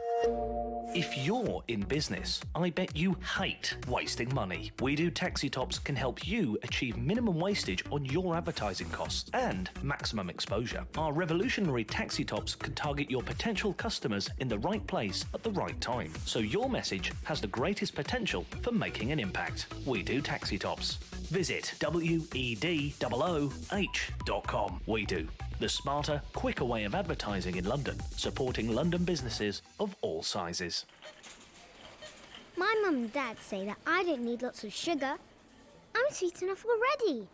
So we used the Change for Life food scanner app to find out how much sugar is in our food and drink. It's surprising how much we found. So I put my detective hat on to find the healthier choices. Woohoo! Found one, Mum! You can be food smart too. Download the free Change for Life food scanner app today. This is Love Sport. Now, yesterday on Posh Boys on Love Sport Drive, we had the pleasure of being joined by the great Martin Allen, former West Ham player, Brentford manager, amongst many others. Always a pleasure when Martin joins us. Always quite feisty when Martin joins us too. We've got him on the line, but I'm in a position of power here. For once, he's not in the room, so Guy is not going to put his microphone up yet. We're going to hear what he had to say yesterday, and then we'll let him respond. Let's have a listen. Even though Oxford won 6-0 on Saturday away at Lincoln, I think West Ham will have too much from. It won't go to penalties, Guy, no. All right, okay. Well, we'll see tomorrow. We'll have all the reaction for you, of course. from 3 o'clock tomorrow afternoon, and I don't know where Martin is tomorrow. You with us tomorrow, Martin, or are you fleeing? I'm on the golf Hawk's course around? tomorrow, my friend. Oh. Depending on the weather, because I don't do cold weather golf, to be honest. You a fair weather player? Oh, yeah, without a shadow of a doubt. Fair Like with the shorts and broadcaster t-shirt. as well, if West Ham win. I mean, West Ham are good, Johnny. But They I'm are. not sure, following our debate and conversation and rows, I'm not sure now if West Ham are better than Arsenal. Well, we're joined now by fair weather broadcaster Martin Allen. Martin, fair play to you for joining us. Oxford United 4, West Ham United 0. How are you feeling? I'm feeling great, Johnny. Looking forward to the weekend. West Ham playing away at Bournemouth, chasing the Champions League places, Johnny. The Champions League. That's what it's all about. So you're still feeling confident of a potential top 4 challenge after watching them get spanked by League One Oxford? Oh, but you put the reserves out, that's what you're going to get, Johnny. It wasn't the reserves, let's be honest. 9 changes to their team that thrashed guys, Manchester United, who only drew with Rochdale. Come on! That was a win, Martin. That was a win. It was a win on penalty. When I saw that score come up last night, I did chuckle to myself. Martin, like whether it's the first team or the second team, 9 changes or not, it's an embarrassing result for West Ham, isn't it? You'd be furious if you were Manuel Pellegrini with the players that he put out, because it was an embarrassing scoreline. Guy, I've read through his interviews this morning, and I listened to his responses and what he had to say to the media, and I think he handled it very, very well because he was so honest. He was very damning of his players. He took responsibility himself. He said he picked that team. It should have been enough to beat Oxford, but they didn't compete, which is pretty damning on any team, any club at any level. If they don't compete, then you're always going to be in trouble. And I thought he was very honest. Basically just said it was a rubbish performance. Oxford played very well and deserved to win. And he didn't stand there and try and fudge it. He took it on his chins. And he said that was just not good enough and not acceptable. Fair enough. You don't think it'll have any lasting impact in terms of the league, the good start they've made this season? It would shake up the dressing room. There's no doubt about that. It would definitely shake out. Some of those players on the periphery of West Ham's first team did play last night, and you would expect those players to really put in a performance trying to get into that starting 11. And sadly, they came up short, and the manager would have been absolutely furious with those players. And it basically comes down to not really trying, not giving it your all. And when you've got that is particularly disappointing. And he will be going after those players, and he will be giving them a kick up the backside. Because for West Ham to get up into that top 6 around that area, you need everybody in your squad 110% committed for every game. And we've discussed that with Manchester United, and we've discussed it. The difference with teams that are struggling, if they haven't got 100% commitment from everybody towards the club, towards the manager, then you're not going to win games. Well, Martin, we knew that Ole Gunnar Solskjaer was under a bit of pressure before the game against Rochdale. They did squeak through on penalties. It was a win. But do you think that he's now going to be under even more pressure? Yeah, without a shadow of a doubt. And I don't really like talking about sacking of managers, but when the cameras panned over to him, in the last minutes of that game, when I got home from Love Sport last night, and I saw Matt sat there on that front row. He looked drawn, he looked tired, he looked stressed, and all the things that I've been through myself personally when my team's playing rubbish. You can't change it. You haven't got a good response from your players, and you know that the axe is coming. And last night, I thought he gave that impression from his body language and demeanour and his interviews. It looks like the job is probably getting a bit big for him. And I don't like saying that about managers losing their jobs, but it's looking tricky for him now, I've got to say. They had a lot of chances. Guy, you might have seen more of the game than me last night, but apparently they did have a lot of chances. But Pogba apparently played in the centre circle and didn't even move. It's just not right there. It's just not really right there, and yeah, he's under pressure big time. Martin, just a final one. We've been talking about the news today that Pochettino could be set to allow Amazon to film behind the scenes in his Spurs squad to create a behind closed doors style documentary. As a manager, would you ever let film crews into the dressing room for this kind of thing? Well, Johnny, first and foremost, I have read that story this morning coming out of Amazon and Spurs. That will no doubt be coming not from Mr. Pochettino. That'll be coming from Daniel Levy. That approach would have been made through him. And from what we've been speaking about with the global brand of Manchester United, Tottenham are rising, and with a Champions League a final appearance last year, they will want their brand to be global and promoted all over the world, so that they can get these sponsorship deals that give Manchester United 623.5 million, whatever it is, they're up to. And that's to get it out on Amazon, like Man City did. It's a big deal. Mr. Pochettino probably... Oh, I think we... If the millions come in, then he has to do what the owner says. No, well, that's a very good point, Martin. Great to speak to you as ever. Thank you for your time. Martin Allen there of Love Sport on Drive, former West Ham man, giving his take on the club and the state of things at Spurs. And we asked you to get in touch with what you made of this story about Spurs potentially allowing Amazon in to film behind the scenes. Adrian has called in from Edmonton. Good afternoon, Adrian. Thank you for your call. What's your take on all of this?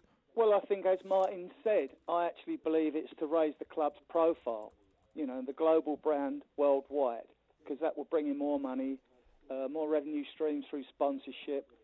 Spurs still have to get naming rights for the stadium. The way things are going, I can see a deal being struck this year sometime. I don't know who with. I wouldn't mind it being Amazon. But, the Amazon Stadium. Well, why not? It's got to be called something. Most fans are never happy with what their stadiums end up being called, are they? Nike would have been a good one because that was the Roman and Greek god of victory, but I don't think, as Nike have got shirt deals with various clubs throughout the world, they're not going to pin their name on one stadium. I think there are other people they deal with wouldn't be too happy with that. No, I think that's very true. But Adrian, this idea about the stadium naming rights, that's really interesting. I hadn't thought of that at all. I like that as a reason for raising the profile. Are you a Spurs fan? Of course, yeah. Of course, no question about it. Well, putting the public profile side of things away, putting the money side of things away as well, thinking on a purely footballing basis, would you be happy to let those cameras into the dressing room? Given we're hearing rumours of trouble behind the scenes, is this a point where you want any interference in your club season? Well, I didn't see the Man City one, so I don't know how much access they had to players and management and staff, or whether they were only given like restricted access. There's quite a lot, Adrian. Yeah, before and after games. It was like bad, So I mean, I don't think, if there was a punch-up on a training ground, they'd be allowed to watch it, you know what I mean? No, but even the more obvious things, the team talks, the way Pochettino goes about his business, do you want that made public? Do you think they'll be allowed to see the team talks? Yeah, they were with Pep. They were allowed to see proper kind of half-time tactical analysis, team talks, the works. Well, I'm not sure in real time that how is that going to be a disadvantage? I mean, do you think some great footballing secrets are going to be revealed? No, probably not. Adrian, one final question for you. Do you think Poch is going to be there at the end of the season? Oh, most definitely. I mean, but they've already spoken about future transfers in January. The talk is about past Christmas already and transfer windows possibly at the end of the season. I mean, I can see at least 2 new players coming in January. Poch loves the club. He's not going anywhere. And likewise, Levy's not going to sack him. No? Well, Adrian, lovely to hear a bit of positivity. Great to chat to you, and thank you for your call. Adrian from Edmonton there calling in. Remember, you can get in touch too. You can call us or by WhatsApp. That number is 0208 70 20 558. The lines are open for Spurs fans this afternoon. If you're a Chelsea fan and you want to revel in a first home win for Frank, you can do so. And if you're a United fan, a bit worried about Ollie, give us a call as well. No, please don't. I want to focus on the negativity at Spurs, if that's right. Shall we hear quickly from Poch? We heard this earlier, but let's hear it again if you weren't listening earlier on. He's tried to kind of clarify those comments about players having different agendas within the Spurs dressing room at his press conference today ahead of the game at the weekend. Here's what he had to say. I was talking on the past. Today I'm on the past. Of course, I some collateral consequence or damage that happened that we need to fix. And we are in the moment that we are fixing problems to try to be better and start to get the result that we expect. So he's trying to sort of say that he was saying there were issues in the past, but that they're sorted now. Whether he means the recent past, the summer, or longer ago, I don't know. But there have been these sort of issues, remember, at Spurs for a little while. Danny Rose giving that interview a little while ago, essentially expressing how unhappy he was at his wage and the club's signings. You had Kyle Walker leaving for Man City and more money there, of course. You had Kieran Trippier leaving this summer. You got players running down their contracts. Christian Eriksen in particular being scrutinised and him being questioned whether or not his heart's in it. All's not quite right. It could turn around, of course. It's early days in the season, but it's not looking great. And I just wanted to pick up on something Adrian said. He alluded to that talk of January. And as Martin Allen actually said to us the other day, why are they talking about January now? It's not October yet. You've had a whole summer to sort things out, to get rid of players you don't want, to bring in players you do. Why in mid-September, as it was at the time, are you talking, as Poch himself did, about the importance of getting stuff done in January? Whether it's trying to offload Eriksen again then, or bring in a new centre-back, or whatever it might be. Why are you doing that in mid-September when you had the whole summer to do that? That, to me, does not scream of a club that is well organised and knows what it is doing. It seems to have lost its way a little bit, and I fear that Champions League final, that was a brilliant achievement, a great effort from that squad, the manager and all the rest of it, I think it was masking and papering over a lot of issues that are underlying at that club. And I think the new stadium as well was an excuse for a long time that the club as a whole was able to hide behind, in terms of not spending more money on players, the club not pushing on from the obviously strong foundations that Poch had built in those first few years. I don't know. If you disagree, get in touch. It was great to hear from Adrian. Then if you want to give us your thoughts on any of it, including the Amazon documentary as well, I'd be interested to hear what you have to say. 0208 70 20 558 is the number. Giving your team the coverage they deserve. Love Sport Radio. Mr. Davis, to start your car insurance policy, you'll have to pay upfront £850 for the year in one single payment. How does that sound? £850? Yes, Mr. Davis. In one go? Yes, Mr. Davis. Today? Yes, Mr. Davis. In one single payment? Yes, Mr. Davis. What? With new Aviva Plus, we won't ask you to pay everything up front. Everyone pays monthly at no extra cost. New Aviva Plus, car insurance the way it should be. Excludes Northern Ireland. Think the energy price cap will save you money? Think again. You could be saving a lot more on cheaper energy tariffs. Price comparison site A Spokesman Said will show you just how much money you could be saving against your current tariff. Don't throw away your hard-earned money to the energy companies. Check out aspokesmansaid.com and you could switch to cheaper bills in minutes. aspokesmansaid.com. Fighting for you, saving you money. How are you? How are you really? Modern life can be busy, and sometimes it's easier to look after others before looking after yourself. But there's only one you. And making small changes to your lifestyle now could improve your chances of staying healthier longer. So take the first step to a healthier you with our free How Are You quiz. See how you score and get personalised tips and support. From how to eat a little healthier to turning a 10-minute walk into exercise. Just search One You. If you're in business, I bet you hate wasting money. We Do Taxi Tops can help you achieve minimum wastage on your advertising costs and maximum exposure. Our revolutionary taxi tops can target your potential customers in the right place at the right time, so your message has the greatest potential for making an impact. We Do Taxi Tops. Visit WEDOOH.com. We Do.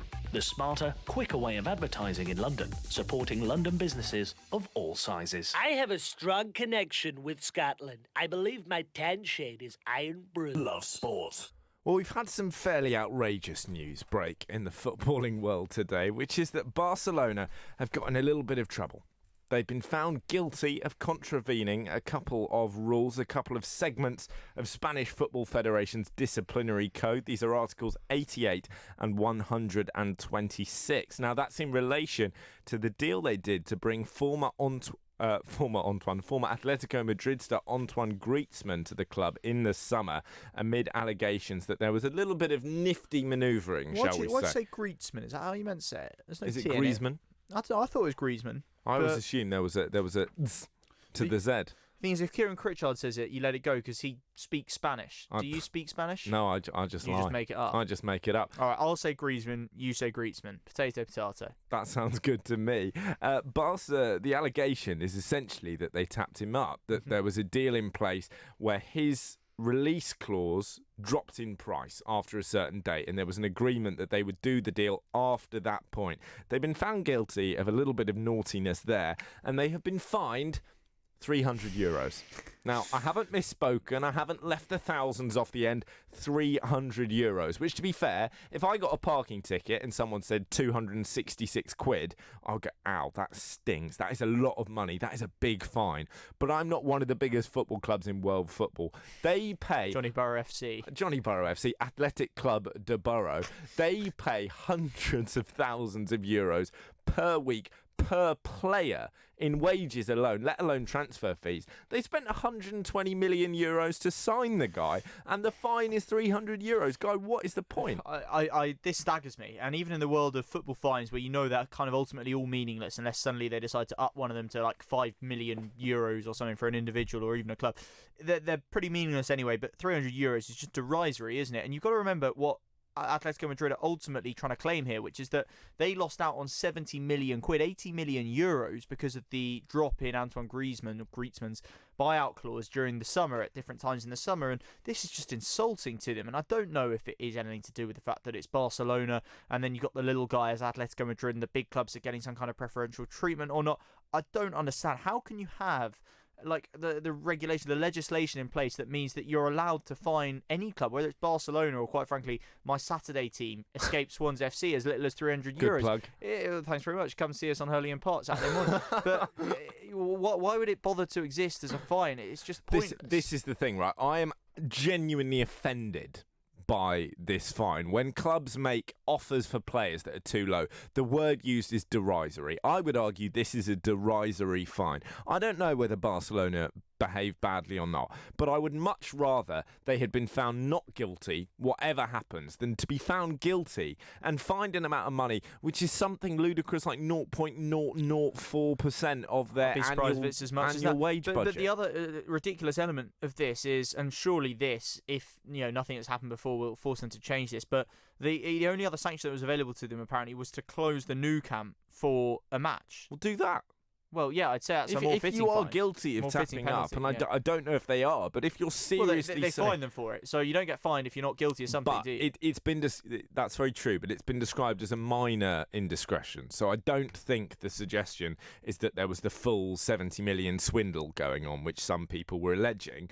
If it's a serious thing, close the stadium. Close the stadium. If you're doing one of your direct competitors out of a huge amount of money for their best player, close the stadium. €300. There's no point. But neither seems quite right, does it, Johnny? And I know that fines are not really the way to go in footballing matters because everyone is so rich that it is insignificant. But I think actually this is one of the cases where an extremely large fine would be something closer to the mark. I don't think a stadium closure, that is more for fan behaviour, isn't it? That kind of thing is used, and I think rightly. And I would say that probably it's not quite the right sort of punishment to go for this, but fining them, say, 15, 20 million quid or euros for what they have deemed to be even a minor indiscretion, when you're talking about a club losing potentially 70 million euros, 80 million euros, when you talk about Barcelona that turns over hundreds of millions of euros every single year, then it's still kind of a drop in the ocean. It is, but even with a bigger fine, our question then is that that fine going to the right people? Because if it's Atletico Madrid who've missed out on 70 million quid,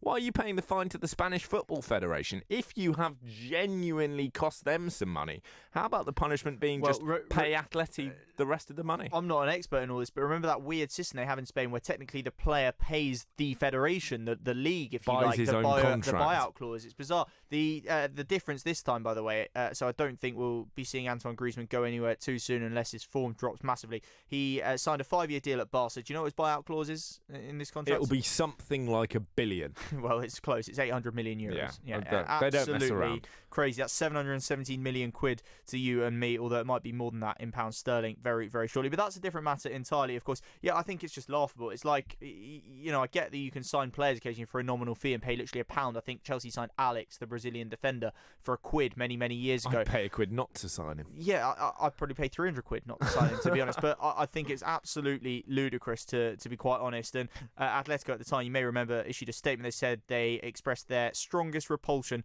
for the behaviour of both, especially Barcelona. Not, of course, a very nice way for Antoine Griezmann's association with Atletico, who he served with such distinction, to end at all. But yeah, there we go. And I don't see this as being kind of a very it doesn't bring finality, it doesn't bring closure, does it, when it's a €300 fine? But there we go. A story that we want to talk about a little bit more later in the show, but that's developed today. We heard yesterday that Tom Lawrence and Mason Bennett, the Derby players, have been arrested and charged on suspicion of drink driving after a team night out.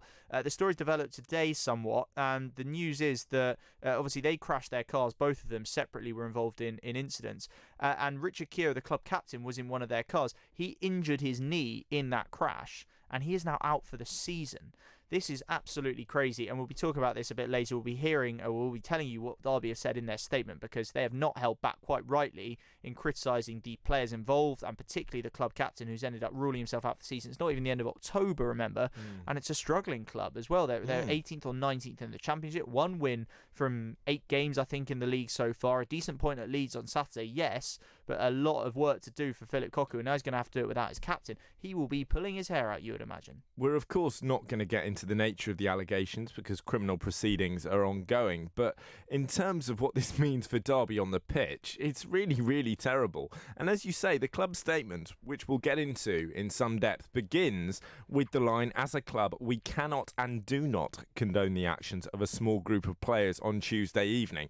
Normally, when and if footballers misbehave, the club backs them to the hilt. We saw earlier this week Bernardo Silva accused of racism for a tweet he shared to Benjamin Mendy, his teammate. Pep Guardiola came out swinging. He said in overt terms, Bernardo's a great guy. He speaks 5 languages. Not sure it's massively relevant, but very impressive. He said there's not a racist bone in his body. Lovely bloke. Normally, you stand up for your players.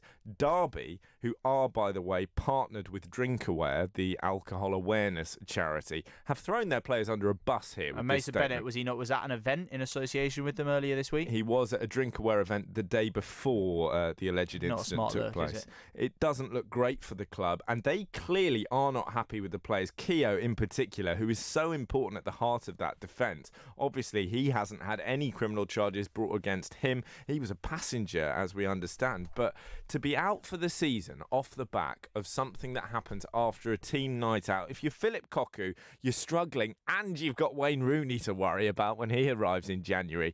This is not what he needed. This is Love Sport. Please state your reason for this call. I would like to end my home insurance policy. Please state your reason for this call.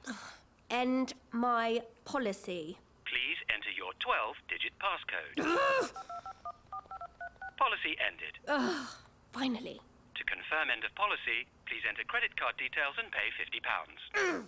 With Aviva Plus home insurance, you can pay monthly at no extra cost and with no cancellation charges. New Aviva Plus. Insurance the way it should be. Excludes Northern Ireland. Have you had enough of extortionate energy bills? A spokesman said could help you find the cheapest energy deals on the market. Don't take our word for it. There's hundreds of spokesman said customers who've saved big. Brian from Derbyshire saved £400 on his energy bills, and Tony from Northampton saved a massive £2,800 on his gas and electric. A spokesmansaid.com, the leading price comparison site where you can switch to the cheapest energy tariffs on the market in just minutes.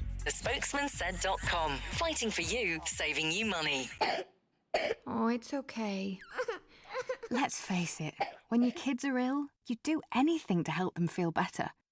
But remember, antibiotics aren't always needed. You might not realise it, but taking antibiotics when you don't need them puts you and your family at risk of a longer and more severe illness. Help keep your family well. Always take your doctor's advice on antibiotics.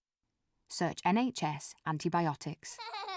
All better. If you're in business, I bet you hate wasting money. We Do Taxi Tops can help you achieve minimum wastage on your advertising costs and maximum exposure. Our revolutionary taxi tops can target your potential customers in the right place at the right time, so your message has the greatest potential for making an impact. We Do Taxi Tops. Visit wedooh.com. We Do. The smarter, quicker way of advertising in London, supporting London businesses of all sizes. We got lots coming up on Posh Boys on Love Sport Drive. You're with me, Johnny Burrow and Guy Watts until 7. We're going to be joined on the line by George Shooter, former England hooker, giving his take on England's 45-7 win over the USA earlier. What a good performance. 10 changes, some of the second string coming into that side. Absolutely dominant. Listen, some of the handling needs work. They will work on that, but the early signs for England are very, very good indeed. We're going to have more reaction to last night's Carabao Cup action and continue our inquest. It has to be an inquest at this point into what is going wrong at Tottenham Hotspur. We're going to be joined by Martin Bourgeois, who is a board member of the Tottenham Supporters Trust. We'll get his take on this, and we'll also be talking cricket. Can Somerset do it? Almost certainly not, but you never know. On digital radio, online, mobile and smart speaker. This is Love Sport News. From the Sky News Centre at 5, Labour MP Jess Phillips says someone has tried to kick down her office door while shouting fascist. The Birmingham politician says staff had to be locked in her constituency office earlier. A man's been arrested. Earlier, she was among MPs asking Boris Johnson to apologise for accusing colleagues of sabotage in the House of Commons. But she's not linking the two. I'm not going to leap to blame Boris Johnson for this attack, but we need to all be better, and he's the Prime Minister. Mr Johnson has refused to apologise after being told to watch his language in the House of Commons. Last night he accused his rivals of sabotaging and said the best way to honour Remain backing murdered MP Jo Cox was to get Brexit done, even though she supported Remain. A whistleblower claims the White House tried to lock down records of a phone call between Donald Trump and the leader of Ukraine. The US president asked him to investigate his political rival Joe Biden, but denies acting against the Constitution. A 10-year-old girl has died after a suspected hit-and-run in Newcastle. She was taken to hospital after being struck by a car yesterday evening, but later died. A man who's 23 has been arrested. In sport, England are 2 wins from 2 at the Rugby World Cup in Japan. They thrashed the USA 45-7, with the Americans finishing the game with 14 men after John Quill's late red card. Bath's Jonathan Joseph says the England squad are in a good place. We put on a good performance. It's really good going. We'll look at the game, we'll review it. There's obviously areas we can get better at, but a definite great start for the first 2 games. And a new research ship has officially been named after Sir David Attenborough after a public vote to call it Boaty McBoatface was overturned. At the ceremony on Merseyside, he called it the greatest honour, saying it'll carry out vital studies in the Arctic and Antarctic. It'll allow more people and cargo to get to the poles. And that's the latest. I'm Simon English. Love Sport Radio. On digital radio, online, mobile and smart speaker. This is the Posh Boys on Love Sport Drive.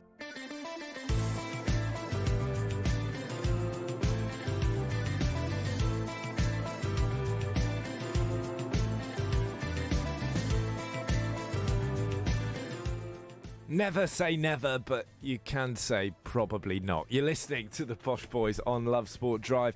A live update for you from the County Championship. If you're just joining us, Somerset are playing Essex. The winner of this wins the County Championship. Somerset, it would be an amazing story. Their first win on the day that Trescothick calls time on his career.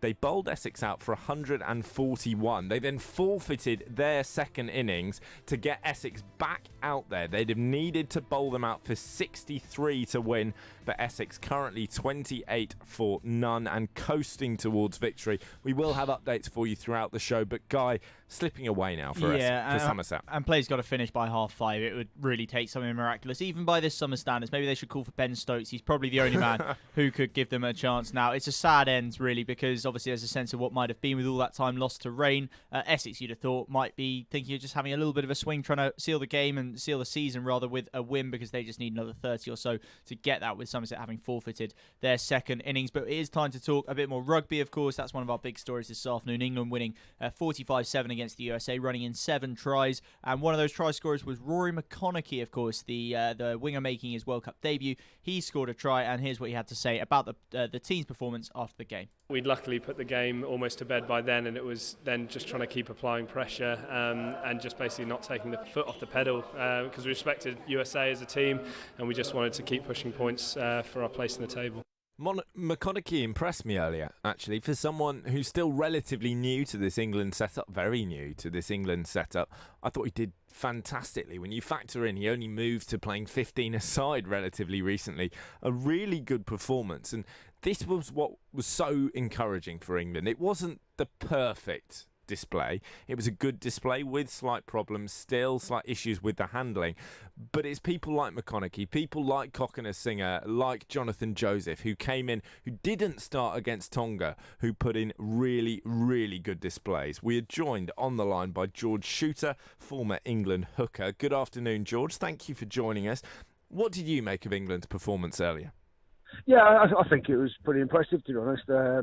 The USA are a stubborn team to play against. They've got guys who are playing professional rugby in UK and Europe, so they're no mugs. And actually, England pulled away from them the second half, which is a good sign. I think it's probably a slightly more efficient display than Tonga, and they were very happy with scoring 45 points. Perhaps a little bit disappointed with conceding a try, but I guess you're looking for perfection, and that's where you want to work on. Yeah, absolutely. And in terms of individuals, George, who stood out to you? Your namesake George Ford was man of the match. Do you think he was deserving of that? Yeah, I think he was. He sort of controlled things, and I think maybe England kicked too much for my liking, but it was clearly a game plan of theirs, and Fordy's kicking was crucial in keeping the USA pinned down and keeping them under pressure. And they obviously scored a try as well, which is that doesn't do you any harm in terms of the man of the match, and kicked some goals. Yeah, I think there were some impressive performances all round, but I guess he was probably a standout. Yeah, and Johnny and I have been talking about some of the fringe players they're all really good players, obviously, but some of the guys who you wouldn't think of as first choice. Ellis Genge with that rampaging run near the end. I thought Lewis Ludlam had a really good game. Eddie Jones has got some real selection headaches, hasn't he, in a good way? I think so. There'll be. I'm sure he'll know his first 15 right now for the French game and the Argentina game probably. But I mean, yeah, it's great to see those guys. Lewis Ludlam, I thought was very effective, quietly effective. Didn't stand out in terms of big runs or anything like that, but he's worked very hard. Coconut Singer actually looked pretty tidy. Got nice try. If he hadn't scored that try, he would have been shot by his teammates, I'm sure. But yeah, it's good to have those Piers Francis. It's good to have those guys who are on the fringe periphery playing well, because it puts the other guys under pressure, and no one's sure of their place. And the people snapping their heels it can only be good for the squad. But I'm fairly sure Eddie Jones will have his first 15 already in mind. I don't think there'll be any changes from that, whatever it is. I don't think there's enough guys who really absolutely outstanding today that could force their way into that team. A lot of England fans slightly disappointed by the quality of handling on show, saying there are too many errors. Coconut Singer, for one, singled out for dropping a few balls. How big a problem is this, and how can they solve it? Yeah, Joe, I was watching it with a group of guys, and a lot of people were saying the same thing. And I can only think it's obviously quite sticky and humid out there, so the ball gets sweaty and wet from the dew or whatever is on the ground. I don't know. There is no answer. I think maybe people are trying too hard, which is quite possible. In the early stages of the World Cup, people are trying to impress, and you almost take your eye off the ball before you catch it. Someone like Coconut Singer likes to hold it in one hand or hold it out like a loaf of bread. Perhaps you could just be a bit more secure with that. I don't think it's an epidemic. I don't think it's something England have been guilty of certainly not over the last sort of 2 years or so.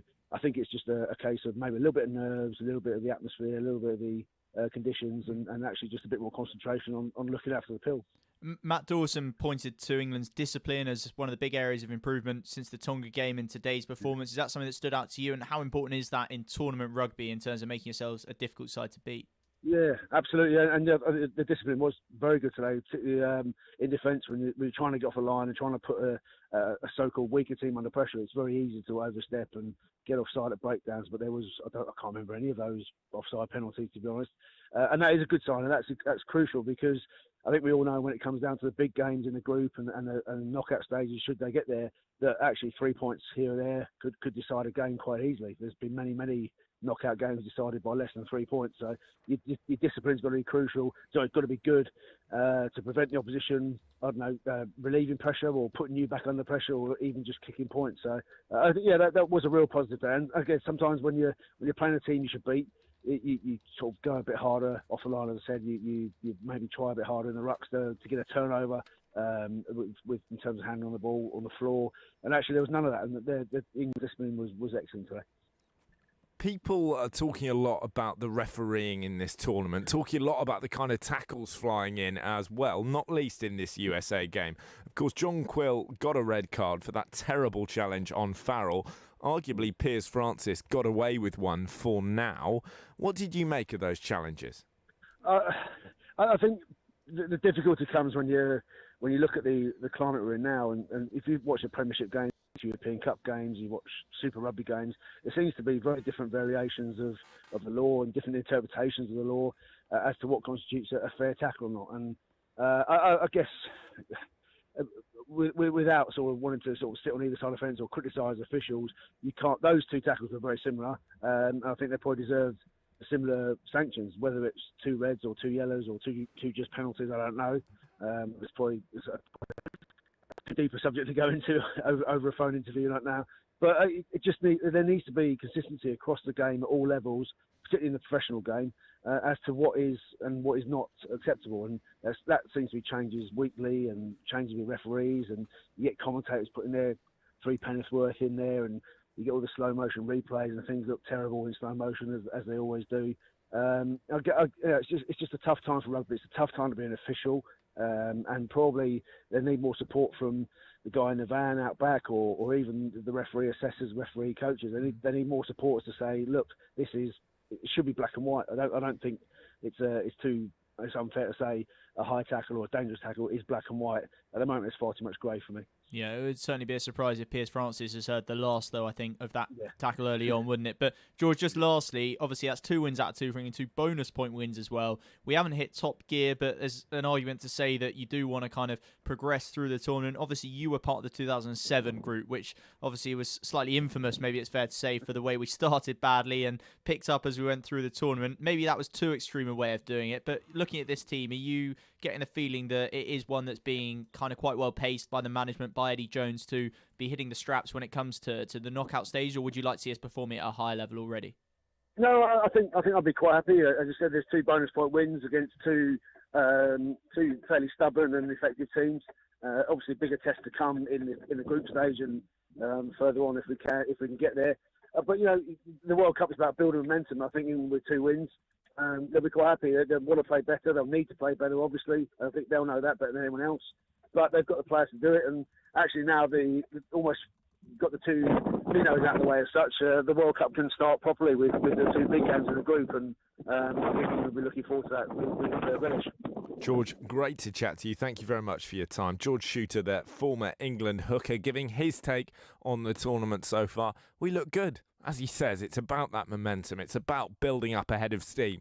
But as the old cliche goes, you can only beat what's in front of you. We beat Tonga. We beat the USA. Let's keep it moving. And hopefully we'll keep it moving in scenarios where we can see the ball, Guy, which is more than what could be said at Burton Albion last night. Crazy, isn't it? I love it when this happens because, I know it was at Burton Stadium, which isn't the Etihad or Old Trafford or something like that, but it's still a League One team and ground, it's a professional ground, club. Professional ground, and you got the floodlights going off. You got people running back and forth, putting 50 pence in the meter. I mean, I don't think they actually were, but they could have done worse. You know the old joke, don't you?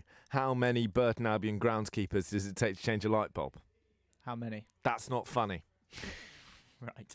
Okay, yeah, there's a reason it's an old joke, I think, Johnny. But yeah, it was kind of farcical, wasn't it, to see 28 minutes added on at the end of the game. And it was within 2 minutes of having to be called off because they get half an hour of, I suppose, like grace, if you like, where you're allowed to add on up to half an hour for any delays, unforeseen delays like that. So we would have been looking potentially at a situation where it was Bournemouth, wasn't it, they were playing. They would have had to go back up to Burton for another midweek game. It was a long journey, by the way. But would they have been happy with that? I mean, at the point where they did get knocked out of the League Cup 2-0 by League One Burton, there will have been Bournemouth fans there going, go on, floodlights, fail for another 5 minutes. Yeah, will they? I suppose if you've made the journey, they would have thought that. But I find it really interesting because I don't want to be condescending and patronising. I really don't. But I support a big club. I support Man United. And it's a club that, by and large, goes to win every trophy it can and has quite a good success rate, or certainly of getting far through the competition. I look at smaller clubs and I look at someone like Bournemouth and I think, why wouldn't you be trying to win the League Cup? The bigger clubs take it slightly less seriously. The smaller clubs, if you like, the smaller clubs, the new in leagues below, aren't primarily interested in it because they're trying to get promotion to the Championship or the Premier League. I think it's a really good opportunity for someone like a Bournemouth to, really go deep in it and maybe even challenge for some silverware. Burton, for goodness sake, got to the semi-finals last season, so there's their example. And yet Eddie Howe, he made some changes and he didn't seem too gutted after the game. Bournemouth fans, probably would say, oh, well, we're focused on the Premier League survival and all that, but they've had a good start, and if anything, that should encourage them, I'd have thought, to be like, right, let's go out and, try and capitalise on the fact that we're playing good football. Let's go deep. Let's try and get to Wembley, give our fans a really good day out. Forget Burton in midweek. How about Wembley at a weekend? That's what fans, live for, essentially, as football fans. So I'd be a little bit disappointed if I were a Bournemouth fan that they hadn't shown a little bit more fight and desperation to get back into it. I guess if you're going off every 10 minutes because the floodlight's failing, it doesn't make it easy. But I think Bournemouth are just one example. Sheffield United going out to lower league opposition, West Ham as well, just last night. I think you could question justifiably whether or not the manager should be taking it a bit more seriously.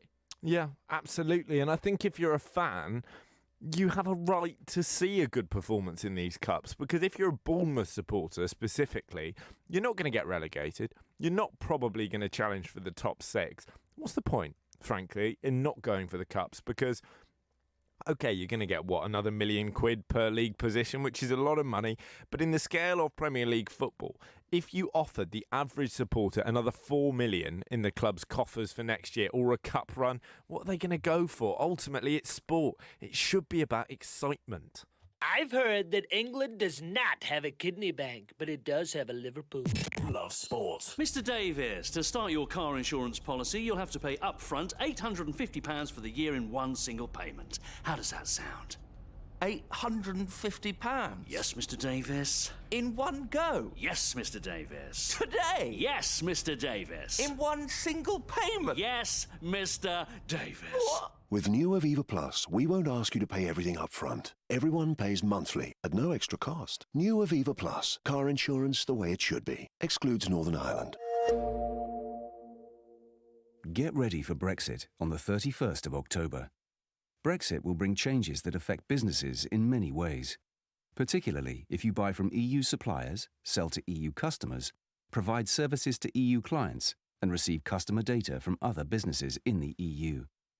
Businesses need to prepare. Find out how at gov.uk/Brexit. Get ready for Brexit on the 31st of October.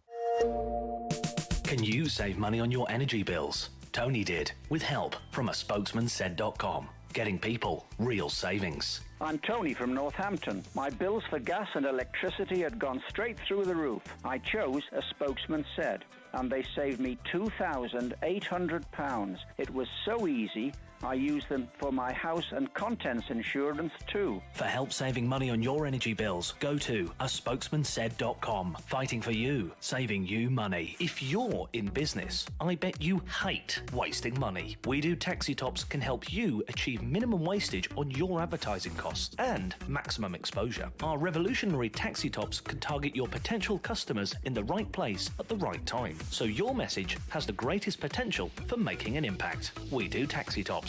Visit WEDOOH.com. We Do, the smarter, quicker way of advertising in London, supporting London businesses of all sizes. This is Love Sport. It's the Posh Boys on Love Sport Drive. You're with me, Johnny Burrow and Guy Watts until 7. And Guy has an update from the County Championship. I do, Johnny. Yeah, it's not going to be the fairy tale finish for Somerset and Marcus Trescothick. Barring 9 wickets falling in 15 minutes, that is. But that's what they need. They've taken 1. Dom Bess has got Murali Vijay out for 10. Nick Brown out for 10. What am I talking about? Murali Vijay's taken a catch off Dom Bess's bowling. But Marcus Trescothick, and this is what the story is ultimately with Somerset, especially with 2 days of the game having been washed out. He's made his way onto the pitch as a sort of substitute fielder. Waddles was the way that some of our colleagues out in the office unflatteringly and probably unfairly described it. He is 43, for goodness sake. I think we can let him off. But yeah, he's come out onto the pitch to play essentially the last few minutes of his professional career. That game has to finish at 5:30. We lost about half of it to rain over the last few days, which is a real shame. Deprived everyone really of the proper finish to the County Championship season that has lasted, by the way, 174 days. Guys, is this not a problem for cricket? The rain thing. I know it's I know it's a fundamental part of the game, but how can you have the run-in of the season not even defined, just taken away from you by the weather? Well, it's the just play ultimate it later, frustration, surely. isn't it? Play it next week. Well, what's the guarantee? No, what's the fair guarantee? Enough. But wait for the weather. I know it is massively frustrating. Obviously, massively frustrating if you're a paying fan and you lose, potentially half or all of the day that you paid to go and see. And sometimes, if you see a little bit but not much, you don't get much of a refund. It is a problem, of course, but that's kind of part of the beauty of the game, and that's one of the vagaries of the game as well. And it's if you're being quite ruthless about it, it's why you need to make hay while the sun shines. If you get an opportunity to win a game, to get 3 or 4 days of good play, and earlier in the summer, you got to take them, because otherwise you end up having your title hopes washed away due to West Country rain in mid or late September, I should say. So yeah, it's unfortunate, but of course Somerset have had to contend with Sir Alistair Cook. He made a 50 in the first innings. He's 29 not out in the second. Essex are 44 for 1. They only need to reach 63 to win after Somerset forfeited their second innings in a desperate bid to try and bowl Essex out and clinch a first county championship title, but it's not going to happen. It's all going to be wrapped up in 10 minutes or so. But just wanted to let you know, Marcus Trescothick playing out the last few minutes of his professional career, one that has lasted, remember, 27 years. 1993 he made his debut. I wasn't even born. How about that? But anyway, we'll have a bit more on the cricket for you later in the show, looking back on the summer as a whole, talking a bit more Trescothick. But now we're going to talk a little bit more about Derby County, aren't we? And some Spurs as well, a managerial merry-go-round that I've identified as being a mid-season possibility. First of all, really bad news for Derby, as you say. Tom Lawrence and Mason Bennett, 2 of the club's stars, have been charged with drink driving after a crash involving both of their vehicles after a club night out. The bad news for the team on the pitch is that captain Richard Keogh was in one of those cars. He's injured his knee badly and he is now out for the season. Listen, Philip Cocu really struggling already at Pride Park. If there is one thing he didn't need, it is this: a needless injury to his most important defensive player for no reason. And perhaps that's why the club statement is so vicious. And I use that word advisedly. It is vicious. They are going in on their own players. And normally, in scenarios where you see footballers in trouble, be it the court of social media or actual courts of law, the clubs will refuse to comment, or they will back them up. We saw this earlier this week in a, of course, not criminal incident involving Bernardo Silva. Allegations of racism after he posted a tweet to Ben Mendy, and his manager Pep Guardiola could not have been more passionate in his defence of his player. Contrast that to this from Derby County. This is the official club statement published today, and remember that the club is an official partner of Drink Aware, an alcohol awareness charity. Derby County write, as a club, we cannot and do not condone the actions of a small group of players on Tuesday evening. The players were out as part of a scheduled team-building dinner with staff, and while the majority of them acted responsibly and left at around 8 p.m. and were not involved, a small group, including the team captain Richard Keogh, singling him out, continued drinking into the night. They should have known when to stop, and they also ignored the opportunity to be driven home using cars laid on by the club and chose to stay out. So properly, not just saying this was on you lads, emphasising the fact they gave them every opportunity to not stay out drinking. They then say, as a result of an alcohol-related incident, didn't need to say that. They're sticking the boot in again. Richard Keogh has sustained a serious knee injury that will prevent him from playing until the end of the season. And that really is serious, by the way. The end of the Hugely season serious. is, 8.5 months away? So you're looking, I assume, at something like a bad ACL, injury or something like that. Well, also, let's look at Keogh's career more broadly. The guy's 33. Right? At 33, you're getting an injury that's putting you out for 8 months. The rehab is significantly harder at that age. His career, with respect, winding down into its last few seasons, if we're being generous.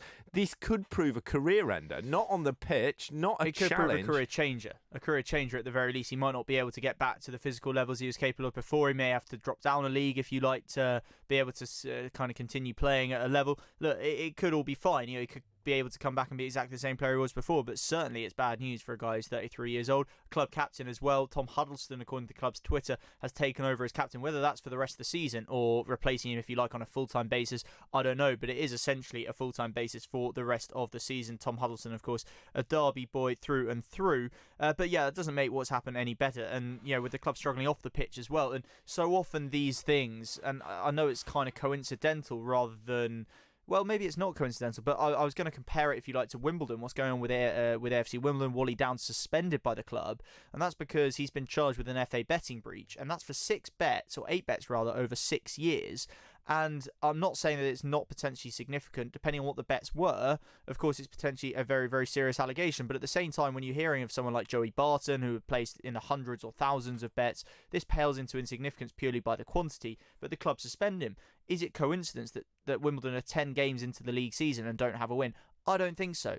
I think there have been instances in the past where managers have been accused of this sort of thing. The club stand by them if they deem them to be doing a good job otherwise. And obviously this isn't a managerial issue, but the fact is that it's coming at a time when the team is struggling on the pitch, and these things often kind of come together. It's a bit of a maelstrom. Philip Cocu, who of course is still in his first few months of English football, he's got Wayne Rooney coming in January, who maybe he'll fit in quite well at Derby, but he's going to have that kind of circus, that sideshow to deal with as well, if he's still there. Do you think Cocu's going to be there in January? I think probably, Johnny, because of two things. I think I would have said things are going to improve because they still got a good squad. Not the same quality as squad they had last year, but a good one. But if you take out captain Richard Keogh, potentially either Mason Bennett or Tom Lawrence, possibly both of them if they have any injuries or criminal issues to deal with, then it is a much weaker team. And this is a team that's won only once all season in the league, and at that on, I think, the opening day of the season. So it's a really tough time for the club. But Philip Cocu is an experienced manager, B, a very high-profile, well-respected figure in European football, and C, and I think most crucially, on quite a lucrative contract that I think he's owed all of if he is sacked. So I think Mel Morris, the Derby owner and chairman, will be thinking very, very carefully before he makes any decision along those lines, unless Cocu decides he wants to walk away himself. But managers don't do that very often, do they? So, it's a troubling time for Derby indeed. I guess it kind of gives him an excuse, as you say. If there are things going wrong on the pitch, he can go, well, listen, what do you want me to do? My key men aren't bothering. They're clearly not taking this very seriously. And if you're a Derby fan, you would just think, why can we not have a simple season? Why can we not have a season? We're a championship club, with respect to them. Bottom half of the championship. And yet, in the last 3 years, how much have Derby been in the headlines? They were Frank Lampard's Derby last year with Fikayo Tomori, Mason Mount, the new England international, Harry Wilson, now on loan at Bournemouth, doing great things in the Premier League. We heard about Frank Lampard's Derby all the time. They were out the headlines for a couple of months. Yep. Suddenly, Wayne Rooney's coming in. Never rains, but it pours. It must be just tempting to focus on the pitch for once. Yeah, but the club's brought a lot of that on itself. It chose to appoint Frank Lampard when it was a complete gamble, and I would say it paid off. Don't get me wrong, it took them to the playoffs. It was one game away from getting to the Premier League. He's now doing pretty decently, not brilliantly, but pretty decently at Chelsea. But they chose to appoint him. They could have gone for any other manager would have been a lower key appointment except for Jose Mourinho. And with respect to Derby, that wasn't going to happen. They chose to bring in Philip Cocu, another high-profile manager and former player, as the manager this summer. And then most recently, they chose to bring in Wayne Rooney in what is essentially a stunt, partly to boost the team on the pitch, but mainly, let's be honest, to boost the club's profile. We talked commercially earlier about Man United and about Spurs and maybe letting Amazon film a documentary. These clubs are so focused on that now that it almost matters more what they're known for off the pitch is what happens on it. And Wayne Rooney might come and he might do brilliant things, but ultimately he's going to swell their coffers when it comes to commercial deals, when it comes to their betting partners, and when it comes to interest from people outside of the city of Derby. So I think you can't have it both ways. You can't bemoan things going against you when you've allowed the club to maybe focus on the wrong priorities, and you can't have the kind of big celebrity names involved with it at the same time and not expect some of the sideshow that goes with it. I see it as simple as that. It's true. I'm fascinated by this statement. I really are. They followed it up. The final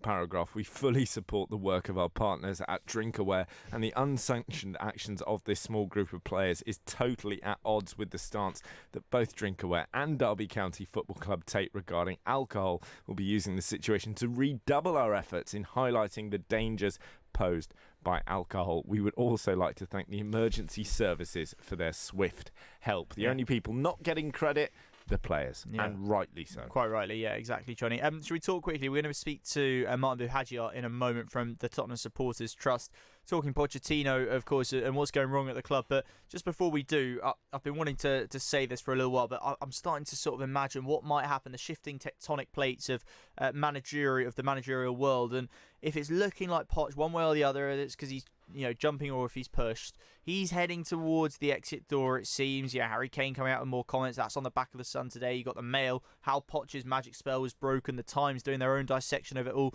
essentially telling us that the players aren't responding to Poch's methods as much anymore. They're creating fewer chances, scoring fewer goals, pressing up the pitch less effectively, and also, of course, playing terribly away from home. Just to remind you, their record since mid-February, that's played 26, won 8, drawn 6, lost 12, and that's with the defeat, shall we say, at Colchester class as a draw instead of a defeat. So really, you could make that drawn 5, lost 13. Martin Allen, if you're listening. It wasn't Martin Allen who came up with that statistic, but it must be someone who knows him very well and talks to him too much about football. This is a club that has been doing poorly for, well, how long goes mid-February? 7 and a bit months. That is prolonged, that is sustained, even if a couple of months were during the summer period. And I'm thinking the Mauricio Pochettino, as it was last season when Madrid had their issues, he was being linked with that. He signed a big contract at Spurs just before, so it kind of didn't happen then, but he's a year further into that now. Real Madrid maybe have made a mistake bringing Zidane back. If he goes, although they did win last night, if he goes, will Pochettino be their top target again? Probably. Him or Allegri, you'd have thought.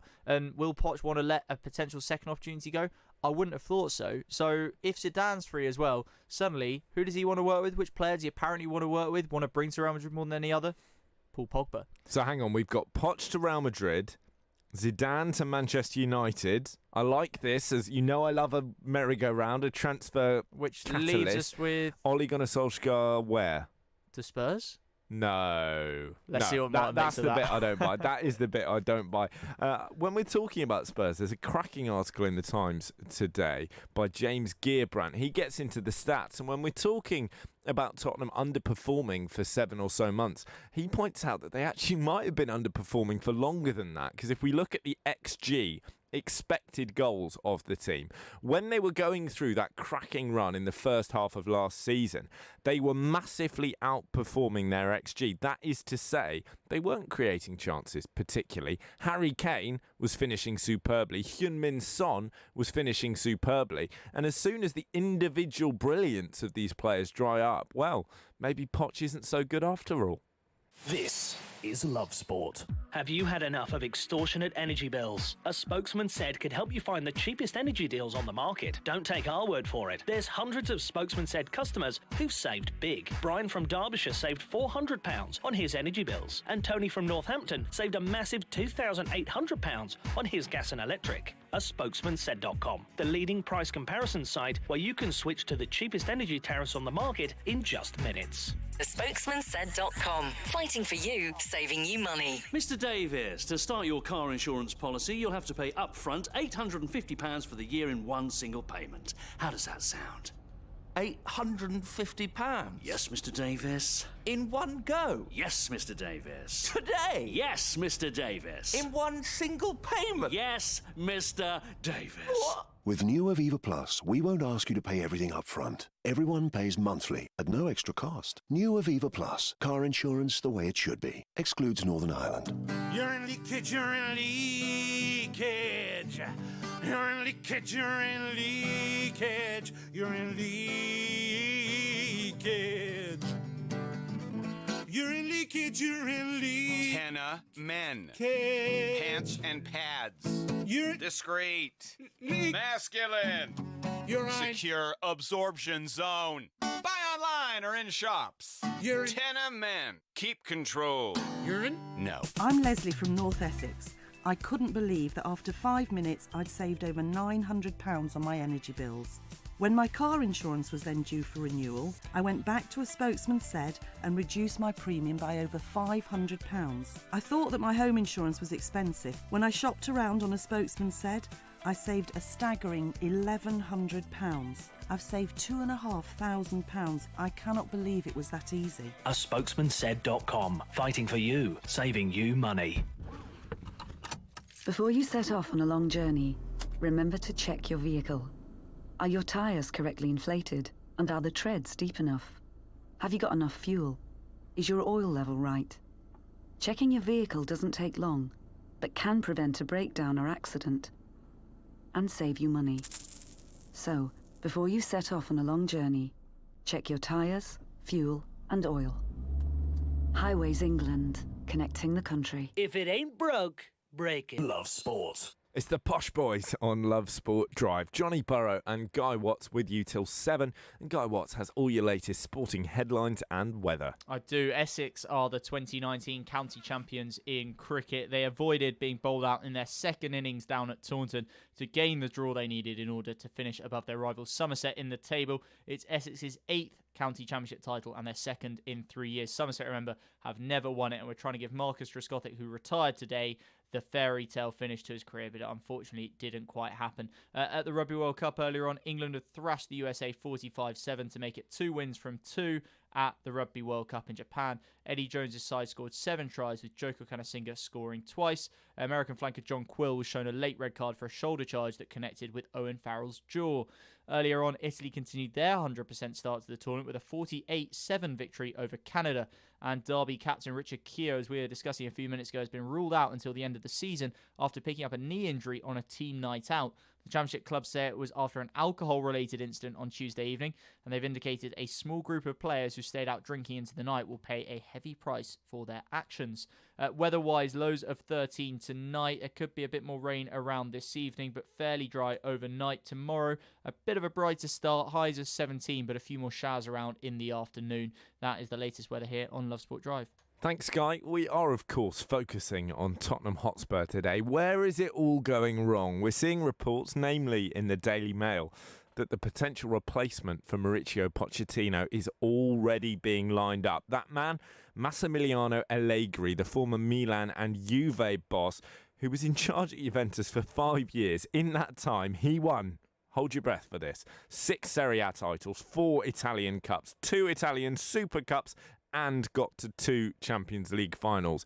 This is one of the very most elite coaches in world football. For me, I would be genuinely surprised if he took the Spurs job, because you look at this current squad of players, I think it's a tough ask for him. But with Pochettino, where you've got a small section, but a section of Tottenham fans wanting for him to be sacked, and some people thinking he might walk. This to me looks like a relationship. It's a relationship that's petering out. It's one of them where you're not really happy, your partner's not really happy, and one day, over another silent dinner and a bitter glass of cheap red wine, one of you bites the bullet, looks up and says, "Listen, I'm sorry, darling. It's just not working." And immediately both of you are relieved. It's not to say you're not good for each other. It's not to say you've not had a good run. It's just to say that things have run their course. We are joined on the line by Martin Buhagiar, who's a board member of the Tottenham Supporters Trust. Good evening, Martin. Am I being unfair here? Has Poch still got a future at Spurs?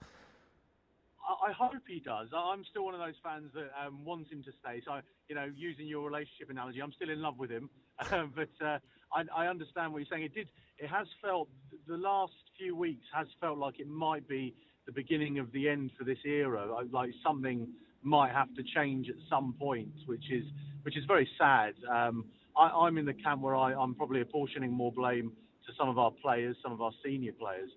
It does feel like we might be getting towards the end of this period, which is very sad, really. Well, we've had 2 defeats just this week. Has that changed things at the club? I don't know, because I don't want to make it sound like it's a bit knee-jerk, but it just, the end of last season, we got to the Champions League final, I know, and it was fantastic, but the league form, the away form's been an issue, and obviously the Newcastle game didn't feel right. Even the Aston Villa game, things have happened where it just hasn't felt a happy camp. It hasn't felt completely, if you go back a few years ago where everyone was pushing in the right direction. So these results haven't helped at all. But I just feel that it's the attitude of some of the players. You just get the feeling that there are some players that don't want to be there and aren't playing for him anymore. And that's what worries me the most. Oh, have we lost Martin there? We'll try and get him back in just a moment. Interesting talking about the atmosphere amongst the players. One thing I want to get into is the atmosphere amongst the fans, because you're all good, frankly, as a manager, as long as the fans still want you there. But if those Tottenham supporters turn, if they decide that Mauricio Pochettino is no longer the man, then that makes him, A, more likely to lose his job, but B, more likely to walk. Because when you're still highly rated, you'd look at clubs like United, clubs like Real Madrid being interested in your services and think, I don't need this. We're rejoined now by Martin Bouhadjian. Martin, you talked there about a perhaps growing feeling of discontent amongst the playing staff, but what's the feeling like amongst the fans? It's mixed. I think after Leicester, there were a few, as you say, who certainly on social media were having a go at Poch. There are others who are blaming the players. It is completely mixed, and I think that's what makes it so difficult. I'd say it's a very small proportion of fans that want Poch out, but there is a group, which is a shame. I think that there are others like me who feel that some of the senior players who are winding their contracts down could do more, and that maybe there's a bit of division in the dressing room. So it's hard to say that there's a large group of fans saying this or that. It just seems very mixed. And obviously, results never help. Bad results never help. So after the Colchester game or after the Leicester game, temperatures were very fraught, or certainly emotions were.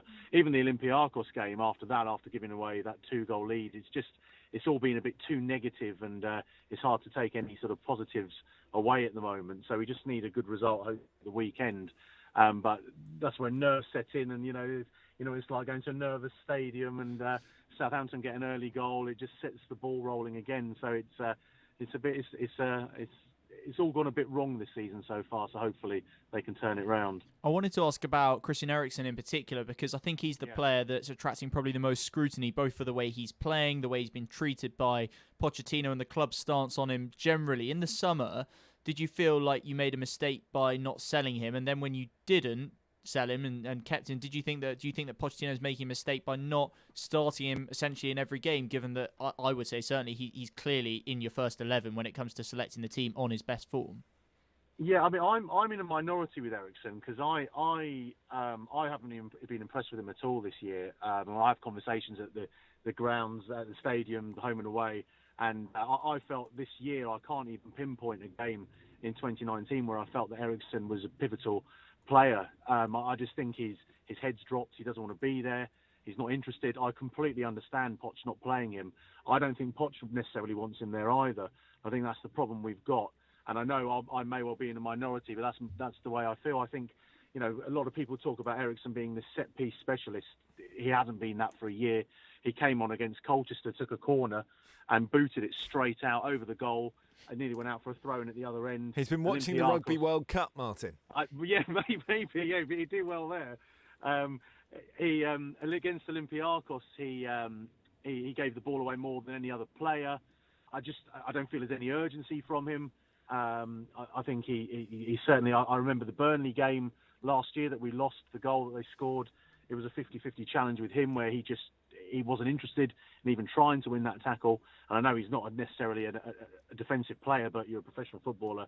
You should be able to tackle. So I know I'm being hypercritical, and maybe because I love the man and I've loved him for years, but he's not been the player that he has been. Certainly 2019, I've just not seen it from him at all. And for example, the Champions League final just passed him by. There's games that just passed him by. And if you're a big match player, a player that's being courted by Real Madrid and whoever else, you'd expect them to turn up in those games. And I just don't think he has. So it's disappointing, but I understand. I feel for Poch because he's in a hard place. I suspect he probably thought he was going to go. I think the feeling is now he's probably going to wind down his contract and go on a free at the end of the season. And that's not going to help us at all either. And I think that's where Poch was saying he needs to try and move players on at Christmas, whether or not he can do, because you get the feeling Ericsson might be going on a free somewhere and the deal is possibly already done. And that's going to be to our disadvantage because I think we've got a player there. He's a very good player, but he's just not doing it for the club at the moment. And I think at different points as well, we've had similar problems with Jan and Toby and even Danny Rose. And I think that's the issue. You've got 4 or 5 really big senior players with big mentality in that, or supposedly previously, who were, in charge of our dressing room mentality, were big players, both in terms of leadership quality and leading by example. And I just don't think they're there for Poch at the moment. And I think it's actually a major problem. And you could actually look to the board there and say, well, how have we, previously under Daniel Levy, we've never had this problem since probably Sol Campbell. We've never had players winding down their contracts. And now we've got 4 big name players who are possibly going at the end of the season on freeze, who it appears, Danny Rose has spoken, this summer. I'll say my piece when I've left. So I'm not going to say it now, so God knows what that's about. Mm-hmm. We've had Ericsson talking about wishing he could solve his future by fantasy football. He needs a challenge away. We've had Jan talking. We've had Toby talking throughout the summer. I don't think you can say what those players have said and then come back to the club and expect it to just go back to how it was. So I'm hoping we don't regret keeping them. I understand, if Ericsson scores a hat-trick on Saturday, fantastic. I want him to do well. I'm not one of those that hopes he doesn't. But I just get the feeling that he's just going through the motions with us. Even with, as I said, the set pieces with free kicks. I think he scored one. I can remember one against Everton in the last year. You think about Ericsson and free kicks and set pieces. I don't know if his mentality's there. I don't know if his concentration's there. I certainly haven't seen it in terms of him being this set piece expert. Yeah, troubling times all round at Tottenham Hotspur, and it doesn't sound to me, Martin, like it's a point where I would want to be welcoming a film crew into the club, but we're hearing reports of a potential behind-the-scenes Amazon documentary, Man City style. What on earth is going on there? Do you think this is a good idea? Not good timing now. I mean, last season, maybe season before, definitely when we were chasing Leicester and Chelsea, possibly. I think now, at the moment, it doesn't make sense to me because I just think there's so many issues at that club. And I'm not being dramatic. I just think there's on-field and off-field issues there that seem to be at parties where Poch seems to be saying things to the media that you feel there's more to what is he trying to say something? Is he trying to indicate something? So I don't know if behind the scenes, Cowie, it'd be certainly interesting for us to watch in a year when it's out. We can actually see what was going on. But yeah, to me, I wouldn't have thought that's good timing at all. No, Martin, great to chat to you. Thank you for your time. Thank you. Martin Buhadji out there, who is a board member of the Tottenham Supporters Trust, speaking pretty candidly about his feelings at the club at the moment. All is not well at Tottenham. Pochettino, well, if you're a Spurs fan, do you hope he stays even? Get in touch, 02 08 70 20 558. Love Sport Radio, the station giving fans a voice. Please state your reason for this call. I would like to end my home insurance policy. Please state your reason for this call. End my policy. Please enter your 12-digit passcode. Policy ended. Finally. To confirm end of policy, please enter credit card details and pay £50. With Aviva Plus home insurance, you can pay monthly at no extra cost and with no cancellation charges. New Aviva Plus. Insurance the way it should be. Excludes Northern Ireland. Get ready for Brexit on the 31st of October. This means that travelling to the EU will change. You'll need to check online if your passport is valid for travel to Europe. If you're planning on driving, you'll need to check if you have the right documents to drive. And make sure your travel insurance covers all your healthcare needs. To keep your trip on track, check what you need to do at gov.uk/Brexit. Get ready for Brexit on the 31st of October. Are you paying way too much for your energy bills? A spokesman said could help you save big money. With electricity costs continuing to rise, you could save hundreds of pounds by shopping around. Just go to aspokesmansaid.com and look for the very best value energy deals on the market. Don't waste your hard-earned cash. You could be on a much cheaper deal. Go to aspokesmansaid.com. fighting for you, saving you money. If you're in business, I bet you hate wasting money. We Do Taxi Tops can help you achieve minimum wastage on your advertising costs and maximum exposure. Our revolutionary taxi tops can target your potential customers in the right place at the right time, so your message has the greatest potential for making an impact. We Do Taxi Tops. Visit wedooh.com. We Do, the smarter, quicker way of advertising in London, supporting London businesses of all sizes. This is Love Sport. Last year, when Unai Emery came into Arsenal Football Club, eyebrows were raised because he was asked about his plan for the captaincy. And he said that he didn't really believe in the traditional model. He didn't believe in a captain and a vice-captain. Rather, he was going to delegate those leadership responsibilities to 5 players and they would share. Now, that's nonsense. And apart from that, very few of the players who were at the club then are still around. I don't think you can have 5 players sharing the captaincy. By all means, you want 5 captains on the pitch in the sense that you want 5 leaders, but I want a club captain. I want to know who my leader is.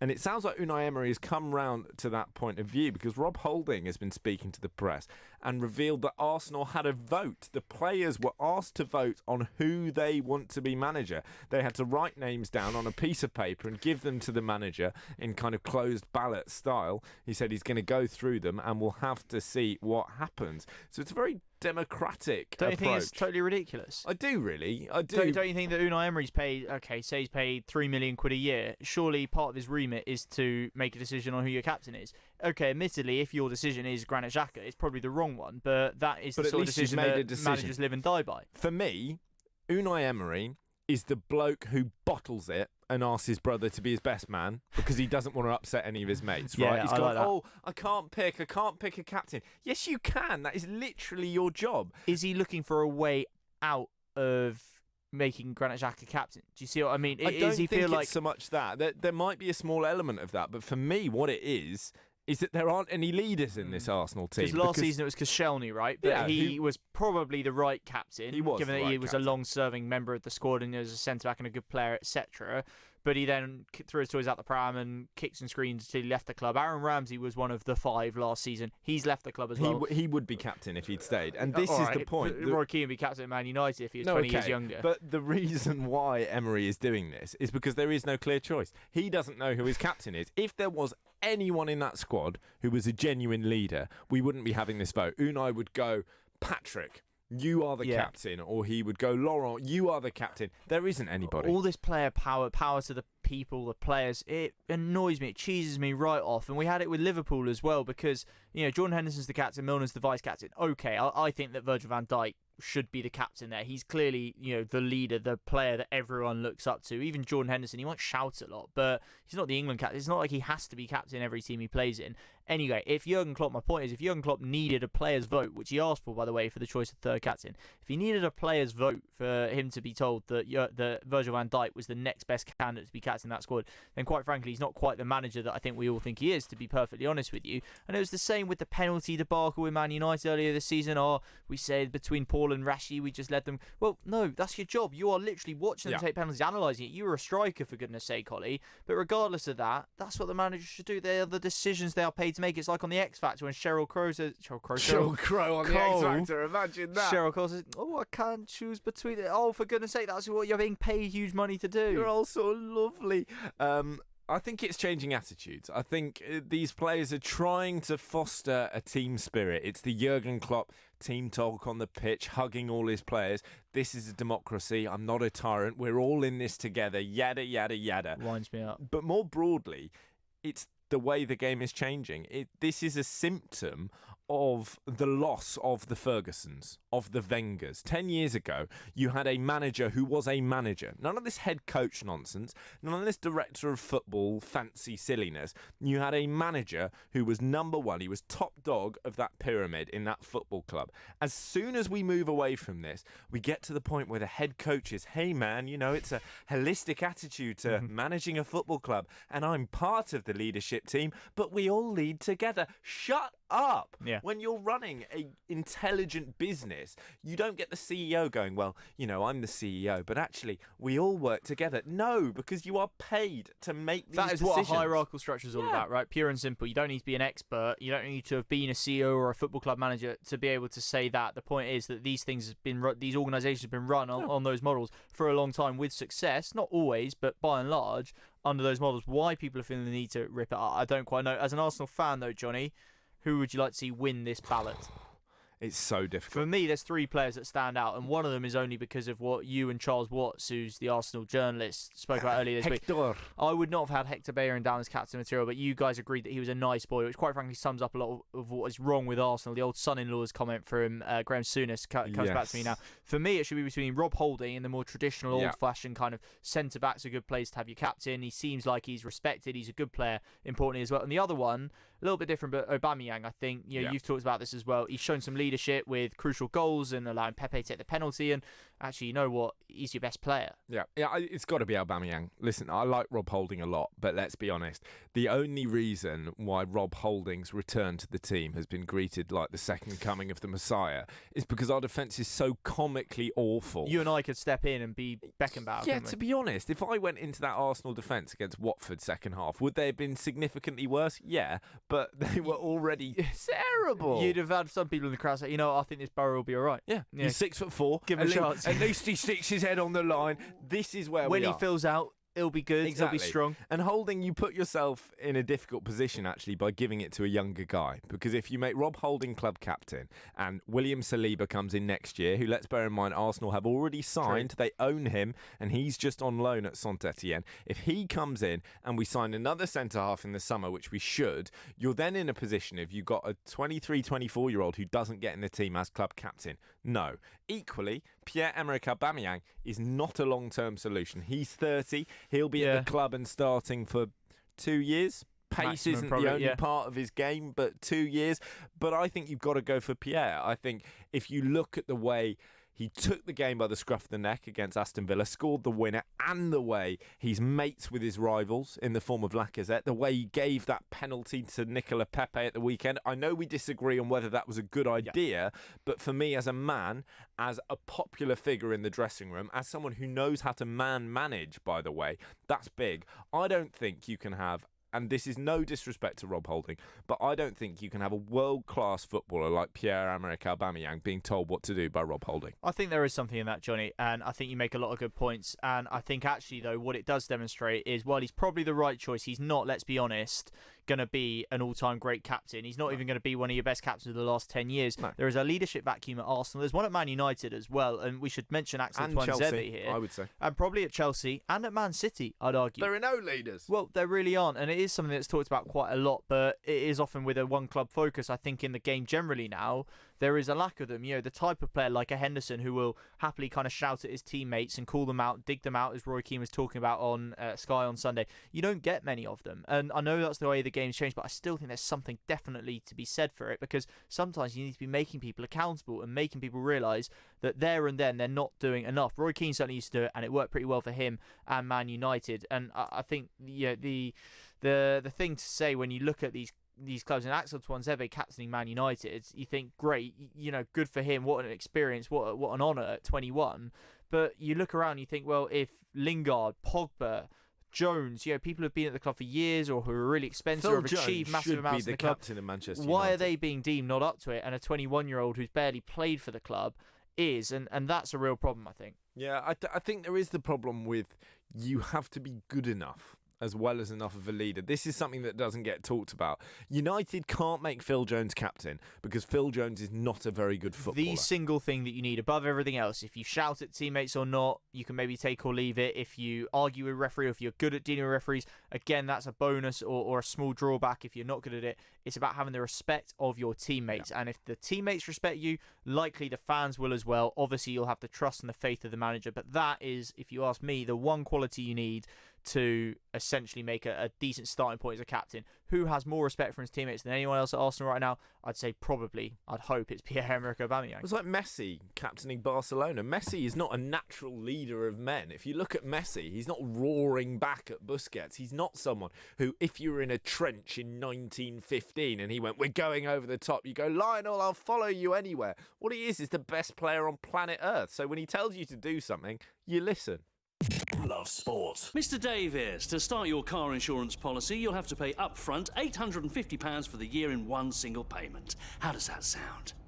£850? Yes, Mr. Davis. In one go? Yes, Mr. Davis. Today? Yes, Mr. Davis. In one single payment? Yes, Mr. Davis. What? With new Aviva Plus, we won't ask you to pay everything up front. Everyone pays monthly at no extra cost. New Aviva Plus, car insurance the way it should be. Excludes Northern Ireland. Get ready for Brexit on the 31st of October. Brexit will bring changes that affect businesses in many ways, particularly if you buy from EU suppliers, sell to EU customers, provide services to EU clients, and receive customer data from other businesses in the EU. Businesses need to prepare. Find out how at gov.uk/Brexit. Get ready for Brexit on the 31st of October. Don't get caught out in the great energy price hike as large firms look to charge you more. If you want to save money on your energy bills, it's not too late to see what's on the market. With rising gas and electricity bills, don't get caught out wasting your money on expensive tariffs. A spokesman said will show you the very best value deals available. Check out aspokesmansaid.com and you could be using your savings to put towards a well-earned holiday. With aspokesmansaid.com. Fighting for you, saving you money. If you're in business, I bet you hate wasting money. We Do Taxi Tops can help you achieve minimum wastage on your advertising costs and maximum exposure. Our revolutionary taxi tops can target your potential customers in the right place at the right time, so your message has the greatest potential for making an impact. We Do Taxi Tops. Visit WEDOOH.com. We Do. The smarter, quicker way of advertising in London, supporting London businesses of all sizes. Coming up on Love Sport Radio, we're going to be talking to cricket writer Dan Whiting, looking back on, well, is this the greatest summer of cricket ever? We had an Ashes draw, a World Cup win for England, and now a sensational county championship has drawn to a close with Essex winning as we wave goodbye as well to the career of Marcus Trescothick. We're also going to be talking pushy parents. Gary Lineker telling football-supporting mums and dads to shut up and let the kids play. I agree with him, and we'll be continuing our inquest into Tottenham Hotspur as well. Is Pochettino on the way out? But before all of that, it's time for your latest headlines. On digital radio, online, mobile and smart speaker. This is Love Sport News. From the Sky News Centre at 6, Jeremy Corbyn says Boris Johnson's language is encouraging people to act in disgraceful and abusive ways. The PM's refusing to apologise after accusing colleagues of betrayal and surrender last night over Brexit. Today, Labour's Jess Phillips says a man tried to break down her office door while shouting fascist. Mr Corbyn says the Prime Minister's language isn't helping. MPs using the sort of excessive emotive language, betrayal, surrender, about negotiations with the European Union create an atmosphere in which some people take it to unbelievable extremes. It's being claimed the White House tried to lock down records of a phone call between Donald Trump and the president of Ukraine. Mr Trump asked his counterpart to investigate his political rival Joe Biden, but denies putting pressure on him to do so. Democrats claim he violated the Constitution. Acting US Director of National Intelligence, Joseph Maguire, has appeared before the House Intelligence Committee. I don't know who the whistleblower is, Mr Chairman. To be honest with you, I've done my utmost to make sure that I protect his anonymity. You don't believe the whistleblower is a political hack, do you, Director? I believe the whistleblower is operating in good faith. A 10-year-old girl has died after being hit by a car in Newcastle. The Renault vehicle didn't stop yesterday evening, but police have arrested a 23-year-old man. 2 British pensioners have been jailed for 8 years in Portugal for smuggling 9 kilos of cocaine into Europe. The pair in their 70s from Kent were arrested in December when authorities uncovered drugs in their suitcase on a cruise ship. They claim they were tricked into it. Bury will not be readmitted into the Football League. The former League One side were expelled last month when a late takeover bid failed. All 71 clubs decided against letting Bury return to maintain fairness. And in cricket, Essex are the 2019 county champions. They avoided being bowled out in their second innings at Somerset to gain the draw they needed to finish above their rivals. And that's the latest. I'm Simon English. Love Sport Radio. On digital radio, online, mobile and smart speaker. This is the Posh Boys on Love Sport Drive.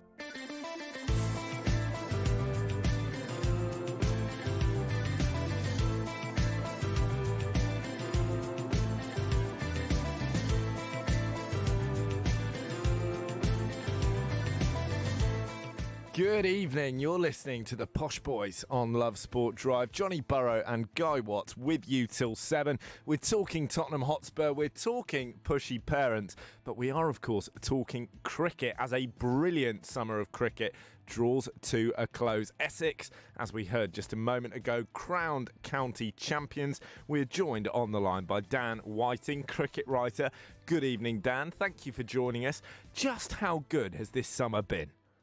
Oh, it's been amazing, hasn't it? It's been absolutely thrilling from when did the World Cup start? June the 12th, something like that. It's just been a whirlwind, hasn't it? It's just been a merry-go-round, and the drama's just continued right through. And it's been hard work for us people covering the game, but it's been fascinating. Really has been wonderful. So for anyone just tuning in, there was almost a remarkable finish to what's already been a remarkable summer at the County Championship down in Taunton. Essex needed to not be bowled out for 62 or under in order to be county champions. Was there a part of you, Dan, as that was happening, Somerset forfeiting their second innings to give themselves the time to bowl at Essex again? Was there a part of you that thought this might just happen?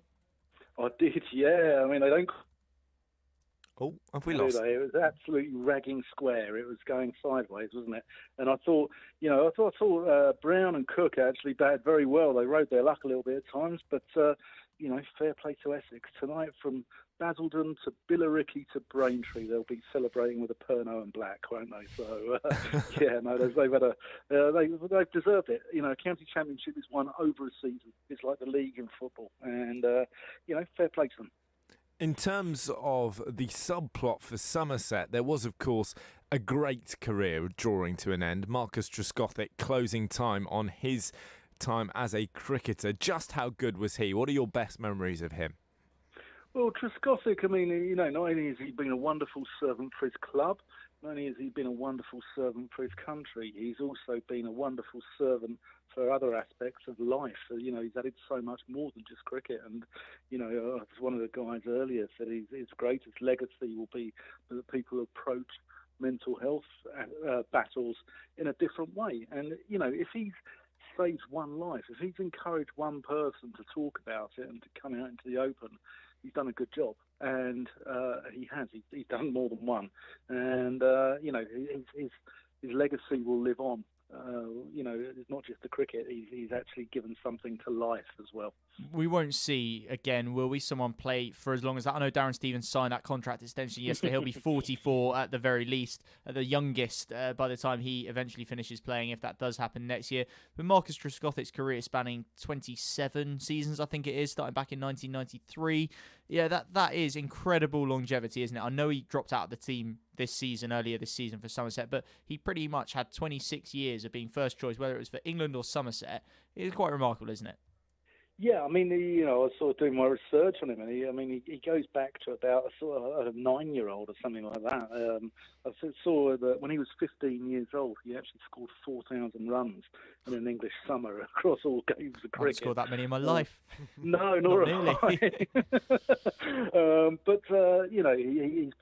He's been wonderful, and some of his knocks for England. The 2-1-9 against South Africa in 2003 at the Oval was a real special knock. And then, we look back this season at sort of the Ashes battles of 2005. And, England would be crying out for a couple of openers for like Trescothick and Strauss now, wouldn't they? And, he's been an absolute... He was a rock for England at the top of the order, and it's such a shame his career got sort of cut short by illness, really.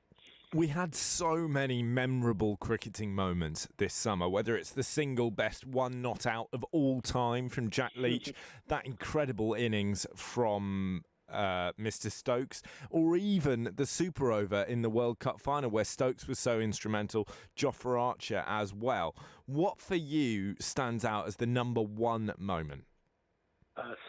Stokes at Headingley. It's got to be. I mean, we were dead and buried. We needed 76, was it, or 74? Was it for the last wicket?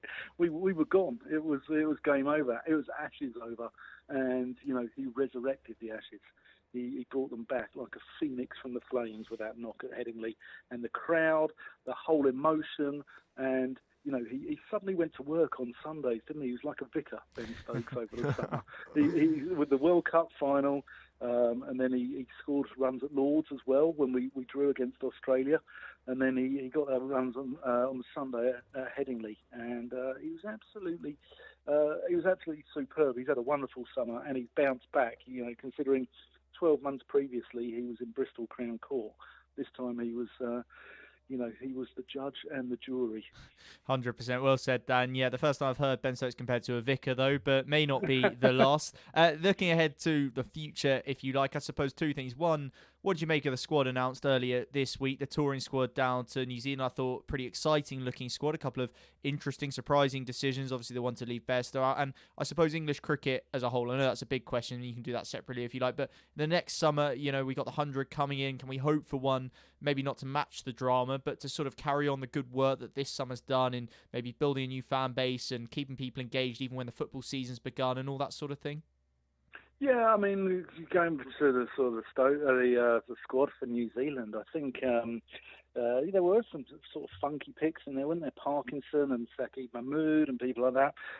But I was very, very surprised not to see Ben Foakes in that lineup. And I think I know it's only a 2-test series, and Pope or Burns can take the gloves if Butler gets injured. But, bit hard done by. This is Test cricket. Yeah, this is Test cricket. You need a proper keeper in there. And, I'm not sure that Bairstow or Butler are Test class as keepers themselves. So let alone what Burns or Pope. Pope's going to be like. So, I mean, it's going to be interesting. So I thought he was desperately unlucky not to get picked. As for next summer, I think that the 100 is going to come into play. I think it's going to marginalise the county championship. And the county championship, for me, is one of the best competitions in all sport. I'm a massive fan of the county championship, and I think it does provide test players, despite what Trevor Bayliss has said. And I think it will only get worse. If the county championship is played at the beginning of April or the end of September, how are our guys supposed to learn how to bat against the very best? And the other aspect of that as well is I don't think we're going to see the quality of overseas players playing in the county championship, because I think they'll all be over here for the 100 as well. Well, Dan, great to chat to you. Thank you for your time. Really appreciate it. Dan Whiting there, who is a cricket writer, giving his take on a glamorous summer of cricket. You would have to say Stokes the hero, not just in the World Cup, but the Ashes as well. We saw the arrival of Jofra Archer onto the world stage, and of course, the single finest bespectacled cricketer, I would say, of all time. I know I'm a little bit biased. I know that some fantastic players have worn glasses, but Jack Leach is a god amongst men. Yeah, he's had a fantastic summer. He took 5 wickets today, by the way, for Somerset, as they tried in vain to get that elusive first ever county championship title. We're just watching on the screen some of the celebrations, a few champagne bottles corked and being sprayed, and a few interviews being done as well, of course, with Ryan Tendescarty, the Essex captain, Tom Abel, the Somerset captain, who took his team oh so close, Marcus Trescothick as well, who, as we were talking about there, is retired after 27 years as a professional cricketer. Just an incredible career that he has had. But there's another cricket story today that I wanted to cover. It's quite a fun one, and it concerns the promotion to Division 1 of a couple of other teams. Northamptonshire and Gloucestershire have been promoted to Division 1 from Division 2, and that means that Ben Curran, who plays currently for Northamptonshire, is going to be in the same division, and if he's picked, and if they're all picked together, he's going to play against his brothers, Tom and Sam, who have both played for England, of course, in both red and white ball cricket. And there was a little WhatsApp group screenshot posted by Tom on Twitter earlier. Tom's the eldest. He's, of course, an excellent white ball bowler. Ben is the middle, and he's a decent middle order batsman for Northants. Sam, the star, really, although he's the youngest, just 21 years old, man of the series against India last summer, and hovering around the test side. And they've got a little WhatsApp group, as many of us mere mortals do, for family. They've got one called Bros. It's for the three of them. Tom asking Ben, "Are you promoted?" This was earlier this morning. Ben replies, "Obviously." And Tom says, "Haha, so good. Congrats, buddy. That's amazing. Also, see you in just Division quickly, 1." Yeah. Obviously is class. Yeah. I love obviously there. Obviously, mate. Although I think it was basically because the day was completely rained off, so no play was possible. Right. It meant a draw, and it meant that there could only be one result. But yeah, probably a little bit of brotherly arrogance coming in there as well. Ben Curran says to Tom, "I'm going to plant you into the stands." Tom says, "No chance." Sam, what are your thoughts? And before Sam can reply, Ben says, "I'll have him from the other end." And a few crying laughter emojis. Sam saying, "Quality, can't wait for that. Congrats." And the County Championship This Twitter is account. class. I love this. They've weighed in. They've done a poll, and they've asked, will Ben Curran smack Tom Curran into the stands? And there are three options here, always the same. You can have no, you can have yes, or you can have, and I hate that this isn't actually top, this is the second most selected after yes. The other option is after hitting Sam there. I want a fourth option, which Right. should be obviously. Obviously. I think yeah. obviously should be in there. A quick reminder for Ben that whilst I think he's got the best chat of the brothers, he possibly needs to pipe down. His Twitter followers, 976. Tom's Twitter followers, 40,000. Sam Curran's Twitter followers, I imagine, rather more than that. What do you reckon they are, Guy? Yeah, I reckon Sam's got the most. I reckon he's looking at He's got the most by 100.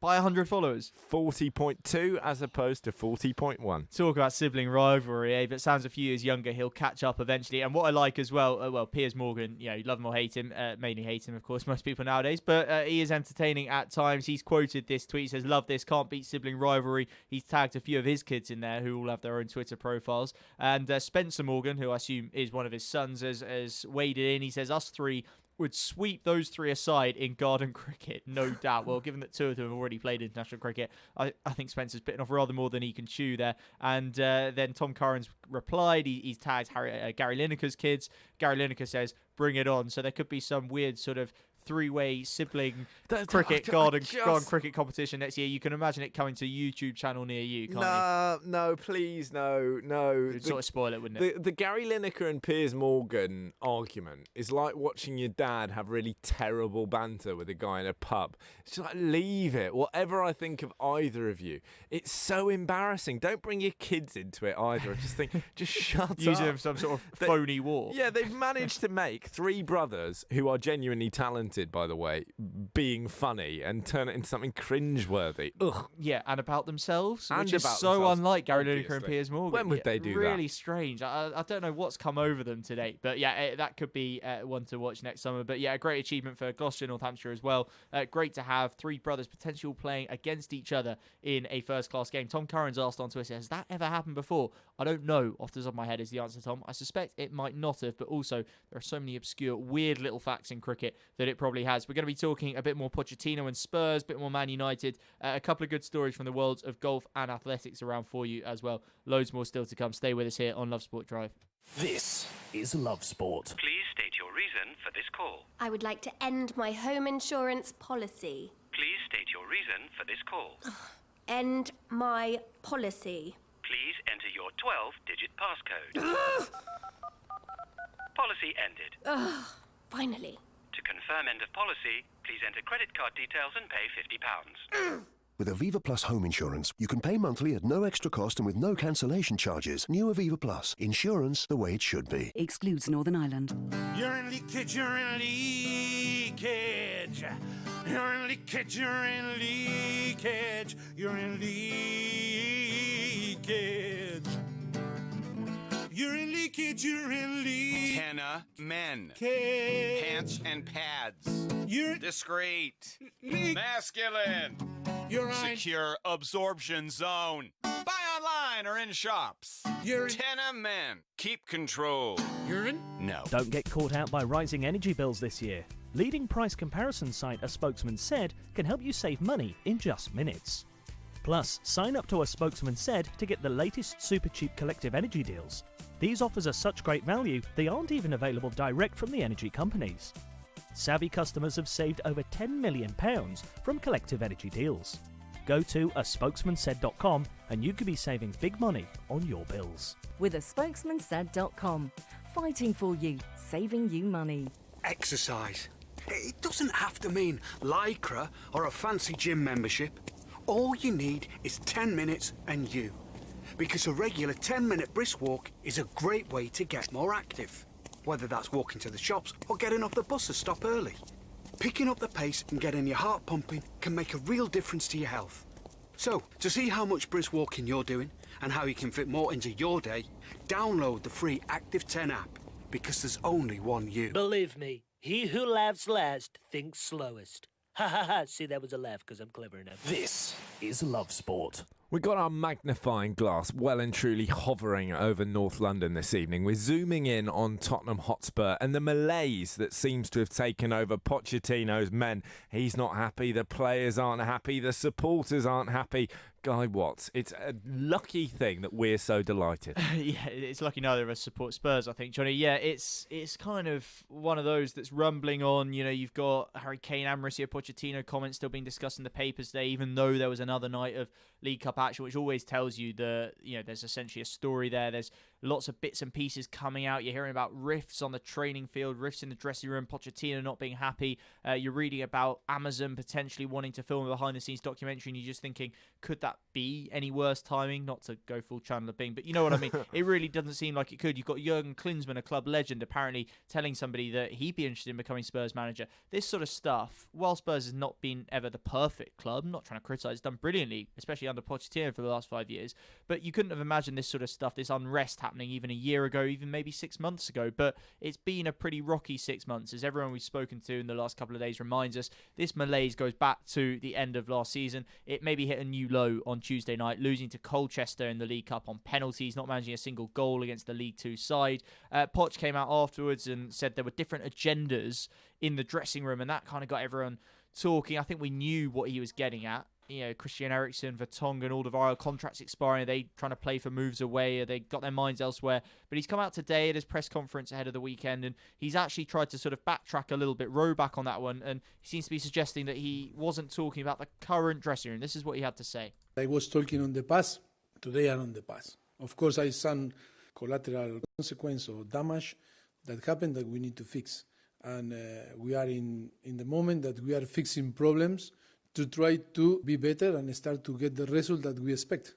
I don't believe him anymore. He doesn't sound like he believes him. I think he's a great manager. I think he's a great guy, but I don't think he wants to be there. And for me, looking in from the outside, this looks like a failing relationship, Guy. Not that the relationship's bad, but you've been together not great. but you've been together 5 or 6 years. You've gone through the honeymoon period. You've lost that initial excitement, but you've graduated into the rather more fulfilling just warmth of the day-to-day life. Knowing you like each other, you're always there. You go home and you have dinner, but gradually the cracks start to appear. It's humdrum. It's mundane. Exactly. It becomes mundane. The things that Poch previously found appealing, he now finds annoying. The fact that Harry Kane leaves his pants on the bathroom floor, the fact that Eric Lamela never feeds the cat before he goes to work, the fact that Victor Wanyama hates spaghetti, all of these things that once he loved are now frustrating. And it's one of them where no one wants to be the person to pull the trigger, and eventually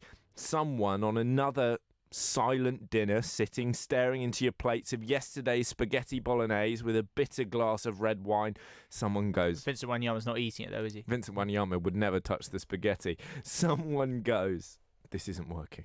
And the other person, rather than going, I can't believe you're saying this, you're breaking my heart, what about the children, says, thank you for saying it.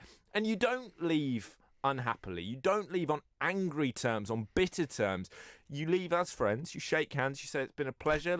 You can come to my wedding. I'll go to yours. It's not that you're not a great football manager. It's not that I'm not a brilliant football club. It's that this has run its course. That's my feeling. I think it's a really good analogy, actually, Johnny, and I do say that with surprise. The other thing I think that makes it a good one is if you are going down the relationship lines, then I'm sure you, like I do, can think of really specific examples when you think of how when you have friends, for example, or a friend in a relationship, the longer it goes on, the harder it becomes for either party to pull the trigger, if you like, to extricate themselves or each other from that relationship, because it does become so intrinsically a part of your life. And I think that is what has made it hard. I think if these problems were happening now, but now was 2 years or even maybe 3 years into Poch's time at the club, it would seem quite natural. I can't think off the top of my head what the average stay for a Premier League manager is at a club now, but I think it's something around the 15-month mark. So if it was, say, a couple of years into his time, he'd probably think, well, I had a great season. Maybe he'd reached a Champions League final,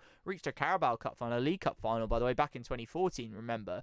But if he'd done that and it didn't happen, and the league challenge clearly wasn't, literally incoming, it wasn't just on the verge of being a reality, you think, oh, well, it's not worked here, it's been okay, I'll move on. But it's been 5 years and counting, 5 and a bit years now, and I think it's got to that stage where Poch knows how revered he is, and the ego in him and the vanity in him, and I don't mean this critically, I mean this just because that's how we'd all feel as humans. I don't think he wants to ruin his legacy and his memory with Spurs fans. And I don't think he wants to walk out and leave them, and I don't think he wants to do one of the other classic relationship moves, which is behave badly enough to get yourself dumped. I don't think he wants to start throwing flirting matches with Spurs' sister. Yeah, starting Eric Dyer in every game or something in a bid to get himself sacked. I don't think he wants to go to that extreme, and it's a real kind of problem that they're sort of trapped and no one wants to budge and really push things over the edge, but until they do that, they're trapped in this sort of stationary, stale relationship. And on that point you make of a longer relationship or a longer managerial spell, it's not just that it becomes harder to break up, it's that you feel that you need someone to misbehave. You need a misdemeanor. You can't just go, I'm not happy. You need Pochettino to start dancing with Real Madrid in a nightclub. You need Pochettino to start texting Man United. Texting Man United, exactly. You need someone to do something really bad. You need them to lose. Exactly. You need them to lose 5-0 3 games running. Look at what happened with Wenger at Arsenal, where it was very, very clear that this was a loveless marriage for the last 5 or so years. He didn't want to walk. Are Poch and Spurs married in our analogy? Well, they're getting there. I mean, with the Wenger scenario, I don't know where the wedding would have been. I think with Wenger it would quite clearly have been sort of around 2004, wouldn't it? So what happens with Wenger is they're waiting for the kids to go to university, and eventually once they've flown the nest, exactly, they can call it a day. Poch is saving for the ring, but he's actually starting to get second thoughts. But it's the same thing. You're so invested in each other. Maybe they've bought a house together and they're thinking, oh, this is a nightmare. How do we remove ourselves from each other financially? How are we going to work out the mortgage papers? He's got to negotiate with Daniel Levy. But you see what I mean? It shouldn't be the case that he has to do something bad or he has to lose every game. Actually, if the squad has a sell-by date, if the reputation, if the relationship between manager and club has a sell-by date, there is no shame in him walking. That wouldn't mean he's betraying Spurs. No. That wouldn't mean he's ruining his legacy. And actually, I don't think they should. But if Spurs did sack Pochettino, that's not them saying you're not a brilliant manager. It's just saying, listen, time for something else. And I think the other problem you've got at play is that Poch, I do believe this is a decent man. I think he's thoroughly decent. I think he has honour, and I think he takes loyalty quite seriously, and I think he's very loath to walk away. He doesn't want to be seen as a quitter, to be leaving when times get a bit tougher, although he's been there through plenty of difficult times already. And I think Spurs are rightly completely wary of being the club to sack Mauricio Pochettino. I know he's won, absolutely nothing to date, but it wouldn't be a big surprise, I don't think, if 5 years from now he'd won a couple of Champions Leagues, league titles, or whatever it might be. But I think, Johnny, ultimately nothing changes from our analogy, and what you need in that situation, the one we're comparing it to relationships, is you need someone to be mature enough, brave enough to take that plunge, to not mean that you ruin the way that you think of each other, to not behave badly, and you sometimes just need to say it's not working, and you need to accept that there's going to be some short-term pain, not even necessarily long-term gain for you both together, but for you as individuals. And I think that's probably the sooner done the better. I really do believe that. And you say he doesn't want to have to start behaving badly. What I would say in small criticism of Poch is ever since, getting to the Champions League final, I might leave, he said. After the Champions League final, I need evidence of a project. This season, different agendas, and then backtracking. He started deliberately leaving the things, socks around. He has. And I feel like the socks are going to start mounting up. Yeah, I think you're right. And I really am interested by this idea of Tottenham not wanting to be the club who sacked Pochettino, because that is so not what it should be about. But equally, if he goes to Real Madrid, and as you say, in 4 years' time, he's won 3 Champions Leagues, 4 La Ligas and 2 Copa del Reys, that is a stick for Arsenal fans, United fans, Chelsea fans to beat Tottenham with until the end of time. It's sort of like the bloke who didn't sign the Beatles, but the opposite. You got rid of that bloke. Ashley Cole breaking up with Cheryl Cole. You will always be that bloke. Yeah, I suppose there is something to be said for that. I'm also thinking that it might be, the Pina Colada song, when, you know what I mean? Escape. Ah, no, I thought you meant the Dizzy Rascal. No, I don't White mean that. wine, that's fine. Just give me a lager. No, I didn't mean that. How did you think that? Is it mentioned Pina Colada? Yeah, it goes. You can have let's get a Pina Colada or whatever you'd rather. White wine, that's fine. Just get me a lager. You're right. I'm with you. But do you know the Rupert Holmes one? Remind me. If you like Pina Coladas and getting which is how I learned to say Ariza Balaga. If you like Ariza Balaga and getting drunk in the rain. Right, there we are, getting drunk in the rain. So the reason I think of that is because obviously in that song he's writing an advert for a new partner in like the dating column, and so as his wife basically she's placed the ad that he sees, and they meet up in supposedly secret, and standing there was my own lovely lady, and you sort of feel like a few months hence or maybe a little bit longer you'll sort of look at both parties, and maybe Poch won't have gone on to brilliant, great, wondrous things, and Spurs will still be scrapping for 4th or 5th place and going out early in the domestic cups, and you'll think, you know what, you'd make a great match. I mean, you never know. People have gone back. Zinedine Zidane has gone back to Real Madrid. It can happen. But how often does it work? That's the thing. Not that often. Not that often. There are moments, but I guess my point there actually is as much that I think they're a really good fit, but I think that over the last 5 years we've seen that. And I think that Spurs still remain a club that have kind of maxed out. Champions League finals was great. Title challenges have been great. Regular top 4 finishes, brilliant. The club hasn't known days like these in realistically probably more than 50 years. But I think unless there is more financial commitment and a deeper squad, then I don't think any manager really can take them much further. We should get into this idea of clubs maxing out, because it feels like unless you are one of the established elite, a Barcelona, a Real Madrid, a United, a Chelsea, particularly after they've changed the FFP rule so you can't massively improve on your annual salaries year on year anymore, how do you break into that elite? We see it with great playing squads like Leicester when they won the league, Monaco when they won Ligue 1. If you create a good team and you're not one of the big boys, you will lose that team. They will get poached. Equally, if you hold on to that team but you've hit your level, well, where's the money coming from? Why is it that it is so difficult to break into that hegemony? Johnny, I think you've summed it up quite well, really. If you go back 20 years, the clubs winning the Champions League back then were Juventus, Real Madrid, Man United, Bayern Munich, Borussia Dortmund actually won one.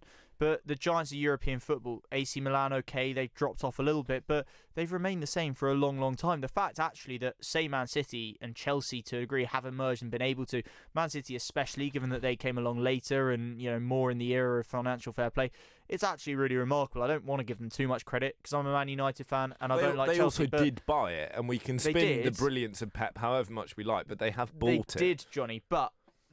And I know they've had the unusual circumstance of having the just crazily rich owners, but they have sustained it. They have established themselves in a way that Monaco haven't, Napoli haven't. These teams that sort of come along for a season and then fade away again haven't managed to establish. Maybe they got there just in time, and maybe the last 10 years with financial fair play, with, if you like, revenues, globalization of football, the Premier League in particular, hitting ever greater heights, it's made it a closed shop in a way that is more extreme than it ever was before. Maybe the window has already passed, and we've just got to accept that the Leicesters of this world, that really was the one-off that it seemed like it would be. I don't see it happening again anytime soon, but then we didn't see it coming, so it's impossible to say. But I think you're right. I think it is increasingly looking very difficult for anyone to break into what is an ever more established set of super clubs who essentially attract all the money. If you're a Spurs fan, though, do you accept that? Do you expect and accept that you've got to a Champions League final and you've lost it. You've consistently challenged for the top four without winning silverware. Do you accept that this is your level and you can get no higher? Or is that nonsense? Send us a WhatsApp 0208 70 20 558. Love sport. Think the energy price cap will save you money? Think again. You could be saving a lot more on cheaper energy tariffs. Price comparison site A Spokesman Said will show you just how much money you could be saving against your current tariff. Don't throw away your hard-earned money to the energy companies. Check out aspokesmansaid.com and you could switch to cheaper bills in minutes. Spokesmansaid.com. Fighting for you, saving you money. Follow @Love Sport Radio on Twitter for all the latest news, views, competitions, and the best bits from your favourite station. Love Sport, the station giving fans a voice. Please state your reason for this call. I would like to end my home insurance policy. Please state your reason for this call. End my policy. Please enter your 12-digit passcode. Policy ended. Ugh, finally. To confirm end of policy, please enter credit card details and pay £50. With Aviva Plus home insurance, you can pay monthly at no extra cost and with no cancellation charges. New Aviva Plus. Insurance the way it should be. Excludes Northern Ireland. Hi, my name's Kurt Edwards. I work in advertising and live in Surrey. Last year, the family content insurance was £745. A friend of mine had recommended aspokesmansaid.com when it came for this year's renewal.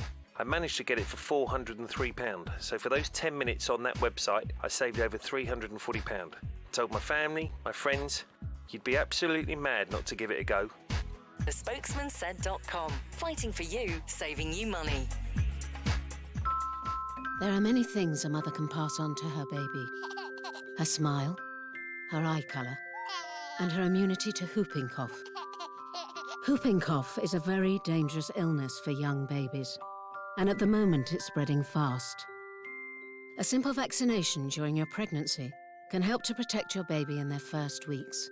Please speak to your GP, nurse, or healthcare professional and pass on your immunity. If you're in business, I bet you hate wasting money. We Do Taxi Tops can help you achieve minimum wastage on your advertising costs and maximum exposure. Our revolutionary taxi tops can target your potential customers in the right place at the right time, so your message has the greatest potential for making an impact. We Do Taxi Tops. Visit WEDOOH.com. We Do. The smarter, quicker way of advertising in London, supporting London businesses of all sizes. This is Love Sport. You're listening to the Posh Boys on Love Sport Drive with me, Johnny Burrow, and Guy Watts. And Guy has all your latest sporting headlines and weather. It's the end of the cricketing summer. Finally, 174 days the county championship has been going on, but Essex are the champions this year. No fairy tale finish for Marcus Trescothick and Somerset. Essex avoided being bowled out in their second innings down at Taunton to gain the draw they needed in order to finish above their rivals in the table. It's Essex's 8th county championship title and their second in the last 3 years. England have thrashed the USA 45-7 to make it 2 wins from 2 at the Rugby World Cup in Japan. Eddie Jones' side scored 7 tries with Joe Kokanasinga scoring twice. American flanker John Quill was shown a late red card for a shoulder charge that connected with Owen Farrell's jaw. Earlier on, Italy continued their 100% start to the tournament with a 48-7 victory over Canada. And in football, Derby captain Richard Keogh has been ruled out until the end of the season after picking up a knee injury on a team night out.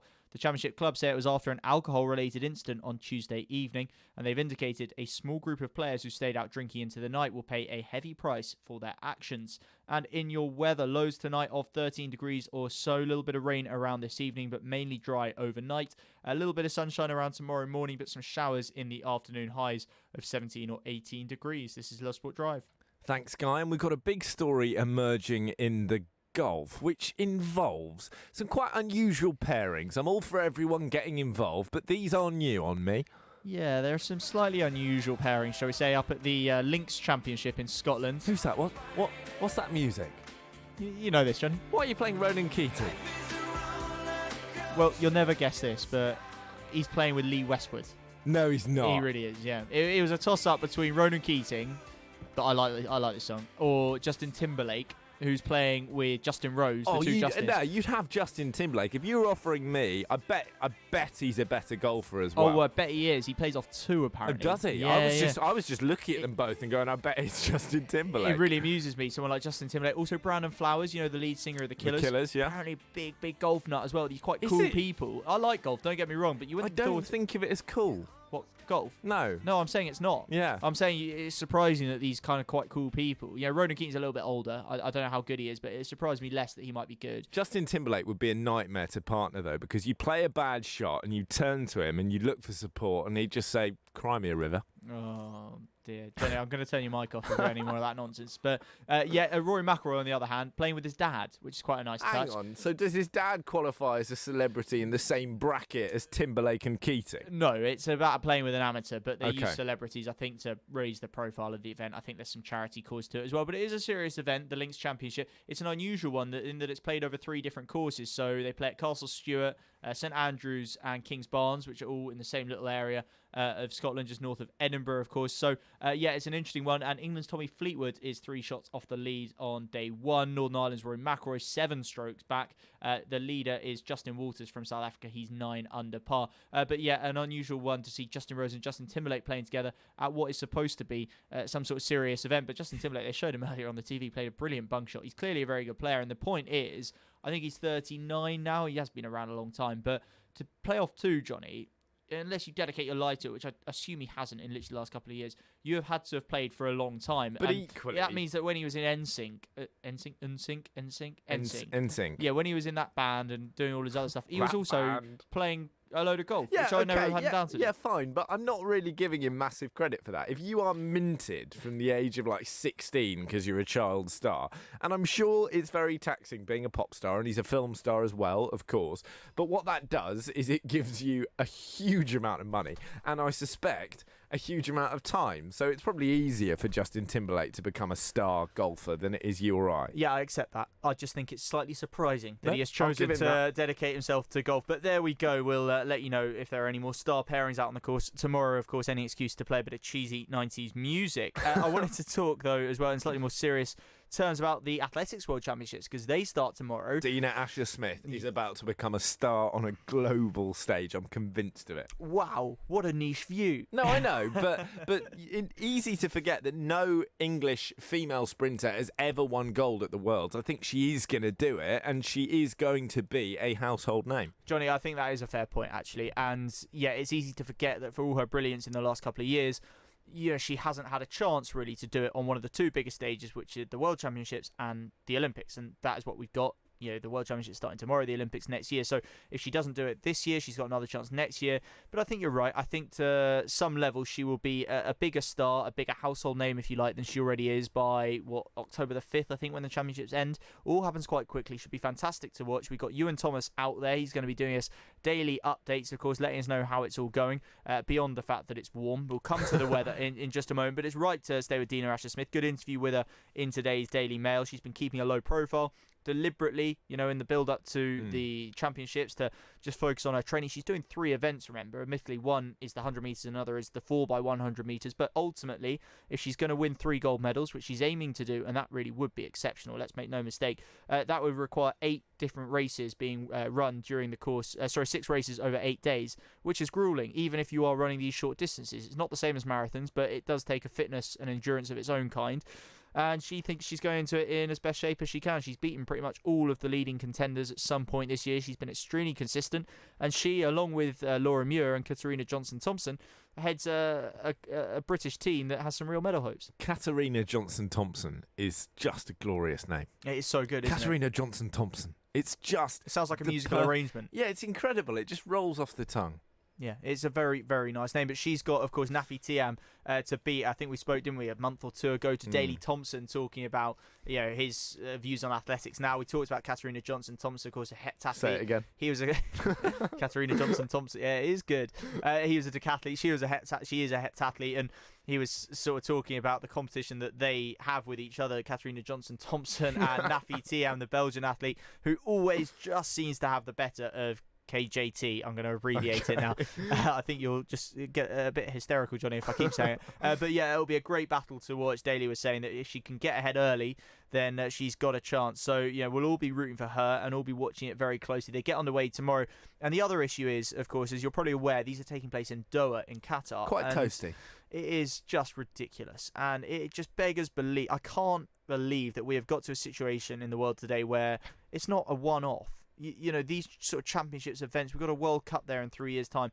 They're being given. There are 200 countries in the world to places like Qatar, Saudi Arabia, or any of these countries. Why could that be? Anthony Joshua. Well, Johnny, I know I'm not naive enough to not get it, if you like, but it's still just disappointing. No, it is farcical. The next couple of nights are seeing two of the longest races. You've got the women's marathon and the men's 50k walk, and they're pushing them back. The women's marathon is going to start at 11:59. I assume that's the latest they're allowed to start it, 1 minute before midnight, to try and combat the temperatures. I mean, obviously it's going to be... isn't fair on the athletes. Well, it's not ideal, is it? It's not ideal, but the point is, Johnny, that even at that time, the forecast says 32 degrees and even worse, 81% humidity. It's horrible. It just doesn't cool down. And this is, by the way, in the context of the stadium being air-conditioned. You think just do it in Berlin, do it in Paris, do it in LA, wherever. And for those athletes who are lucky enough, if you like, to be competing inside the air-conditioned actual stadium rather than out on the roads outside, one of the other controversies is that the warm-up track isn't air-conditioned. So you're going to be... Yeah, exactly. It's too warm. It's not good for your bodies. Go from one sort of set of extreme conditions to another. So, yeah, look, let's hope it doesn't have a kind of lasting impact or, you know, a big controversy in terms of affecting the performance. The athletes will have known how to do this. They're all in the same boat. They'll have prepared, you assume, in the right way. But it does seem crazy. You know, of all the countries in the world to be competing there, it beggars belief. But there we go. It gets underway tomorrow. We'll be following it closely here on Love Sport, looking out for our stars and a couple of other stories that always develop during these sort of championships, so it should be good to watch. We will indeed. Updates throughout the show right here, and of course the other Love Sport shows in the day's broadcasting. I want to talk about kids football though, because Gary Lineker has been very open. He's saying that parents are instilling fear into children while they play grassroots football. He said, shut up and let them play. I'm standing on the sidelines listening to parents shouting, and 99.9% of what they say is wrong, damaging their children. I've heard him say that before, but one of the lines he went on to say is the best I've heard, frankly. He goes, I've seen parents wander onto the pitch. One picked up his child by the scruff of the neck and shouted, if you play like that, you'll never make the grade. I'm thinking, mate, he'll never make the grade anyway, so just chill out, let him enjoy his football. The truth is, they'll reach the level they'll reach anyway. If you play football or any sport with fear, you will perform less well. Now, this suggestion that you'll reach your peak whatever happens is an interesting one. But I have to say I'm completely with him here, not just in terms of your own parents having a go at you, but other people's parents as well, and not necessarily on your team. I have a memory burned into my mind of being a 7-year-old boy and playing in goal, which is what I did when I was a kid because I was very tall, long arms, all of that. Terrible goalkeeper. I'm dyspraxic. I couldn't catch. It was for the under 11Ds, but if a ball flew anywhere near me, I just wasn't stopping it, right? So it gets to half time. It's a proper Man City Watford scenario. We're 7-0 down. I could have saved, should have saved 6 of them. They're shooting from... If they get it within shooting range, they are shooting. And there is one of the strikers' grannies. And this striker, by the way, I don't know who he was. He was a wizard. Shouldn't have been playing in the under-11Ds. And every time he scored against me, he'd got about 5. He was doing a cartwheel. And his granny shouted, I will never forget this, shoot from anywhere, Andy. The keeper's rubbish. And I clearly remember thinking, I am 7. I am bad at football, leave me alone. And it was horrible. I started crying. The whole thing is awful. We need to remember that they're children. Yeah, I think it brings back memories for me as well. And I think Gary Lineker obviously has a bit of a rare perspective of having played at the very top level and then probably watched his kids down the park or whatever level they play to, not as high as him almost certainly. And he must look around and think, what do these parents think they're doing? Yeah, I think the idea, as much as you'll reach your peak, whatever, is that almost no one makes the grade. If by make the grade you mean become a professional footballer, the percentage of people who play football at some point in their lives who go on to play professionally is tiny. Yeah, tiny. And the point is you can get so much enjoyment out of playing the game of football, any sport, but the game of football at whatever level fits you, that actually what is the point in these people, these parents, trying to treat their kids like that? I'm sorry. It's not on, and if anyone has a right, if you like, to be a little bit more severe, a little bit more stern with kids in terms of what they do on the sports pitch, it should be trained, qualified coaches who there are available to kids at almost any level. And especially if you do want to be a serious player, you'll be in some sort of academy where there'll be loads of coaches. As a parent, it's your job to encourage, to make sure that the kids are doing something they want to be doing, to get them to and from wherever it is they need to be. Because it can take away the enjoyment massively. I never played to any sort of high level at all, but I remember my dad would come along, and he came along all the time when I was a kid, and I loved that he did. But when I started playing when I was younger, he would shout a lot, not at me, not abusively, and not even just always, just at me, just at people in the team. But I said to him one day, like, Dad, it's embarrassing. Like, please, can you stop? We're 6. Yeah, we're 6. We're 6-0 down. And we're limping. Quite frankly, I don't think what you're saying is making the blindest bit of difference. But the point was that whether it was or not, it wasn't helping me or anyone on my team in a positive way. And sure enough, he did start. He wasn't going to be doing it regardless. It was just something that I think he felt like was going to help. Badly. Like the dad who's grabbing his kid by the scruff of the neck, he's an idiot, but he's not trying to harm his kid. Must be he difficult. cares. No, we haven't been in that situation yet, but I bet if we have kids who play sport, whatever it is, screaming, get goal side. Well, exactly. What are you doing? You think you know something that is going to help them, so you shout it, and then you do that once, you do it twice, and then it just becomes normal. You forget that it's not your mates you're playing with, or it's not a team you're being paid or volunteering to actually coach or whatever, and it must be difficult. But at the same time, you have to remember that it's actually about the kids enjoying themselves, and the best way to isn't by grabbing anyone by the scruff of the neck. No, I agree with Gary Lineker on this one, actually. Yeah, for once. No, I think it's absolutely right. And while we're at it, parents leave other parents alone. I remember playing as a kid and seeing parents go at each other on the sidelines, disagreeing about the game, going at the referee, whatever it may be. It's not the Champions League final. You're in the park. I am a god in Scotland. They've never seen anyone live to 70. Giving your team a voice. Love Sport Radio. Mr. Davies, to start your car insurance policy, you'll have to pay upfront £850 for the year in one single payment. How does that sound?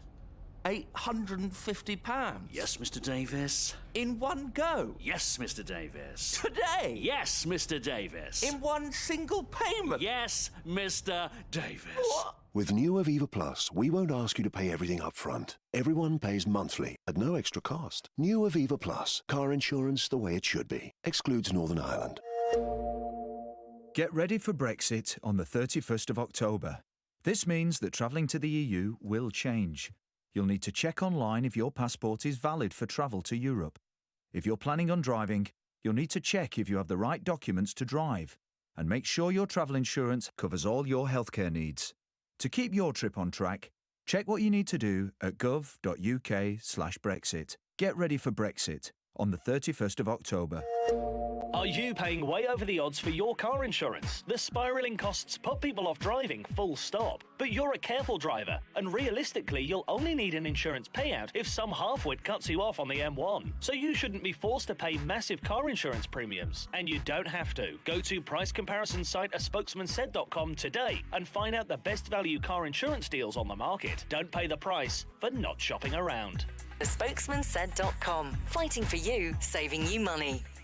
If you're in business, I bet you hate wasting money. We Do Taxi Tops can help you achieve minimum wastage on your advertising costs and maximum exposure. Our revolutionary taxi tops can target your potential customers in the right place at the right time, so your message has the greatest potential for making an impact. We Do Taxi Tops. Visit WEDOOH.com. We Do. The smarter, quicker way of advertising in London, supporting London businesses of all sizes. Love Sport. It's the Posh Boys on Love Sport Drive, where we are joined in the studio by Charlie Hawkins, who is carrying you forward from 7 o'clock with the fan shows. Charlie, Guy and I have been we've been running an inquest into Tottenham Hotspur this afternoon and evening, and the inquest is going to continue with Last Word on Spurs. It's the Spurs fan show 7 till 9, knocked out of the League Cup by Colchester. I imagine not a massively cheery one. Not a massively cheery one. The inquest is going to continue because the last word on Spurs, well, there is no last word because the words keep on continuing to fire. Do they want the manager out? What's gone wrong? Are the players, have they given up? Has that team peaked? All the answers, the complete fallout from that devastating cup exit this week are the next 2 hours on Love Sport 7 till 9.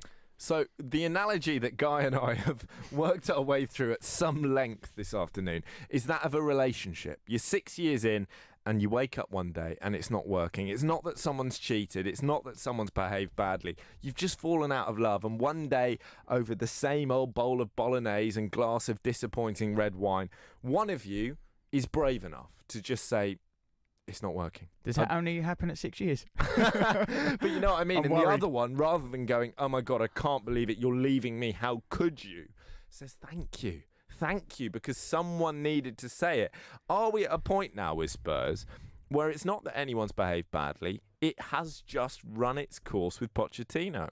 I don't think it has, and I think the Spurs fans maybe won't feel like that, especially on social media they do. I cannot believe it. I've been keeping tabs on social media, and the last couple of weeks people said back the manager is through a bad spell. After that Colchester defeat, it has literally turned everyone. You can say what you want. People were defending the manager before. Now everyone wants him out. Firstly, I'm very surprised at that. But from when I talk to Spurs fans, and the last word on Spurs we're going to be hearing from them, they blame the players. It's completely the players' fault. They feel like the manager, they want him here. He's done wonders for the club. He's got them to this next level. They believe they can still take another level, another step with this manager. They believe it's all down to the players not executing and certainly not playing for him. But what is the solution then? Because if that is a large number of players who aren't playing for him, how big a clear out can you have? How much of a squad rebuild can you have and still challenge at the top end of the Premier League? Well, this is it, but the manager himself alluded to this, didn't he? He said he's going through a painful rebuild at the minute. Jamie, who's on the show on Last Word on Spurs, he says it's Tottenham 2.0. We need to do this rebuild. We need to get rid of so much deadwood. We need to trim that fat. We can't be, there's no romance in these players. There's no, sentiment there. If they're not good enough, they can't cut it at this level anymore. We need to get rid of them. Look at the players like Wanyama, Danny Rose. They need to ship these out. They need the new players to come in and start performing for Spurs now. They're hoping, and they were hoping last week, that an actual Premier League defeat might spur them on to, realise what was going on. Certainly not the case. They lost on the weekend to Leicester. They drew the game before that to Olympiacos when they were 2-0 up. Now they go out to Colchester. It's just very much, it's more than a storm in a teacup, but it's very much doom and gloom at the minute. If Pochettino doesn't get 3 points against Southampton, is his job in danger? From the Spurs board, no. I don't believe it is. I don't believe they would ever take that step this season to fire him. I just think they're still, with that new stadium, I think that would be a foolish move to make. If the noise from the media and the fans grew and it got louder, then maybe they would do that. But if the manager was to leave this season, I believe it would be of his own doing rather than the board getting rid of him. And he had a press conference today, and it was actually quite an upbeat press conference. I know they feel really happy about that. He said, we are united in the dressing room. Don't worry, we're going to put this behind us. And I actually think the fans feel better after today's conference. Well, it sounds like it's going to be a cracking show, not one to miss. The Spurs Fan Show 7 till 9. From 9, Charlton, who a blistering start to the season, dropping off slowly, you'd have to say. Disappointing 2-0 defeat to Wigan and a tough ask next. It's Leeds United. Yeah, massively. It's a reality check for Charlton and a reality check for maybe, and I absolutely love them, but the boys in the studio, because I was part of it. We got really excited. They went on this run, 6 games unbeaten. Lyle Taylor in form. Everyone playing well. Bowyer's doing fantastic. Isn't he a great manager? The players are doing well, and they are doing well because there's still a great run, bar the last 2 games. But could we make the playoffs? The Championship isn't so tough. And they said to me, 7 or 9 points in September. They currently have 0.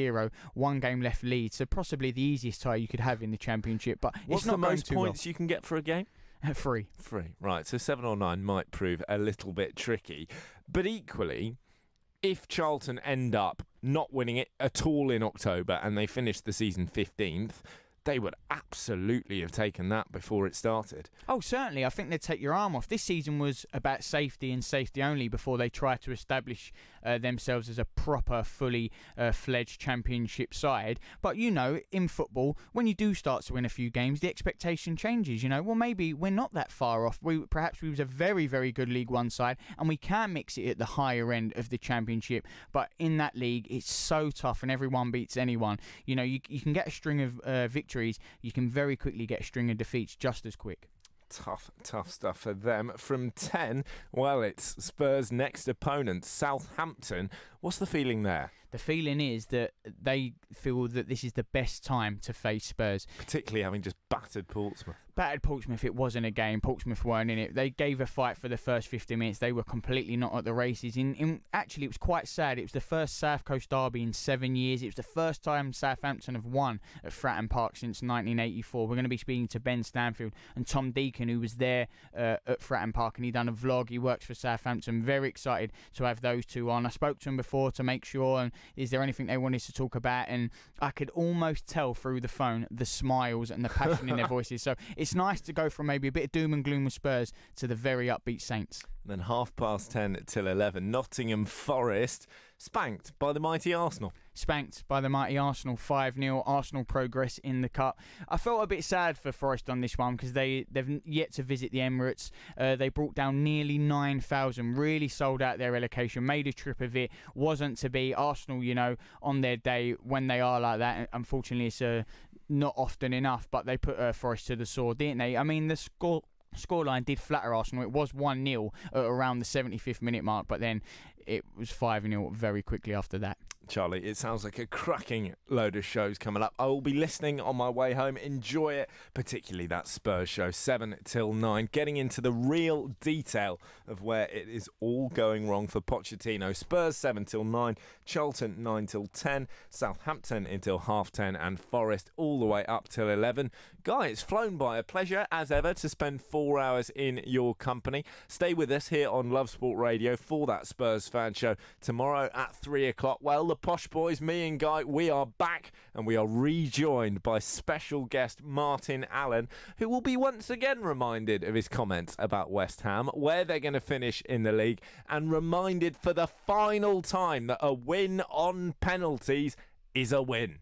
This is Love Sport. Please state your reason for this call. I would like to end my home insurance policy. Please state your reason for this call. End my policy. Please enter your 12-digit passcode. Policy ended. Finally. To confirm end of... Please enter...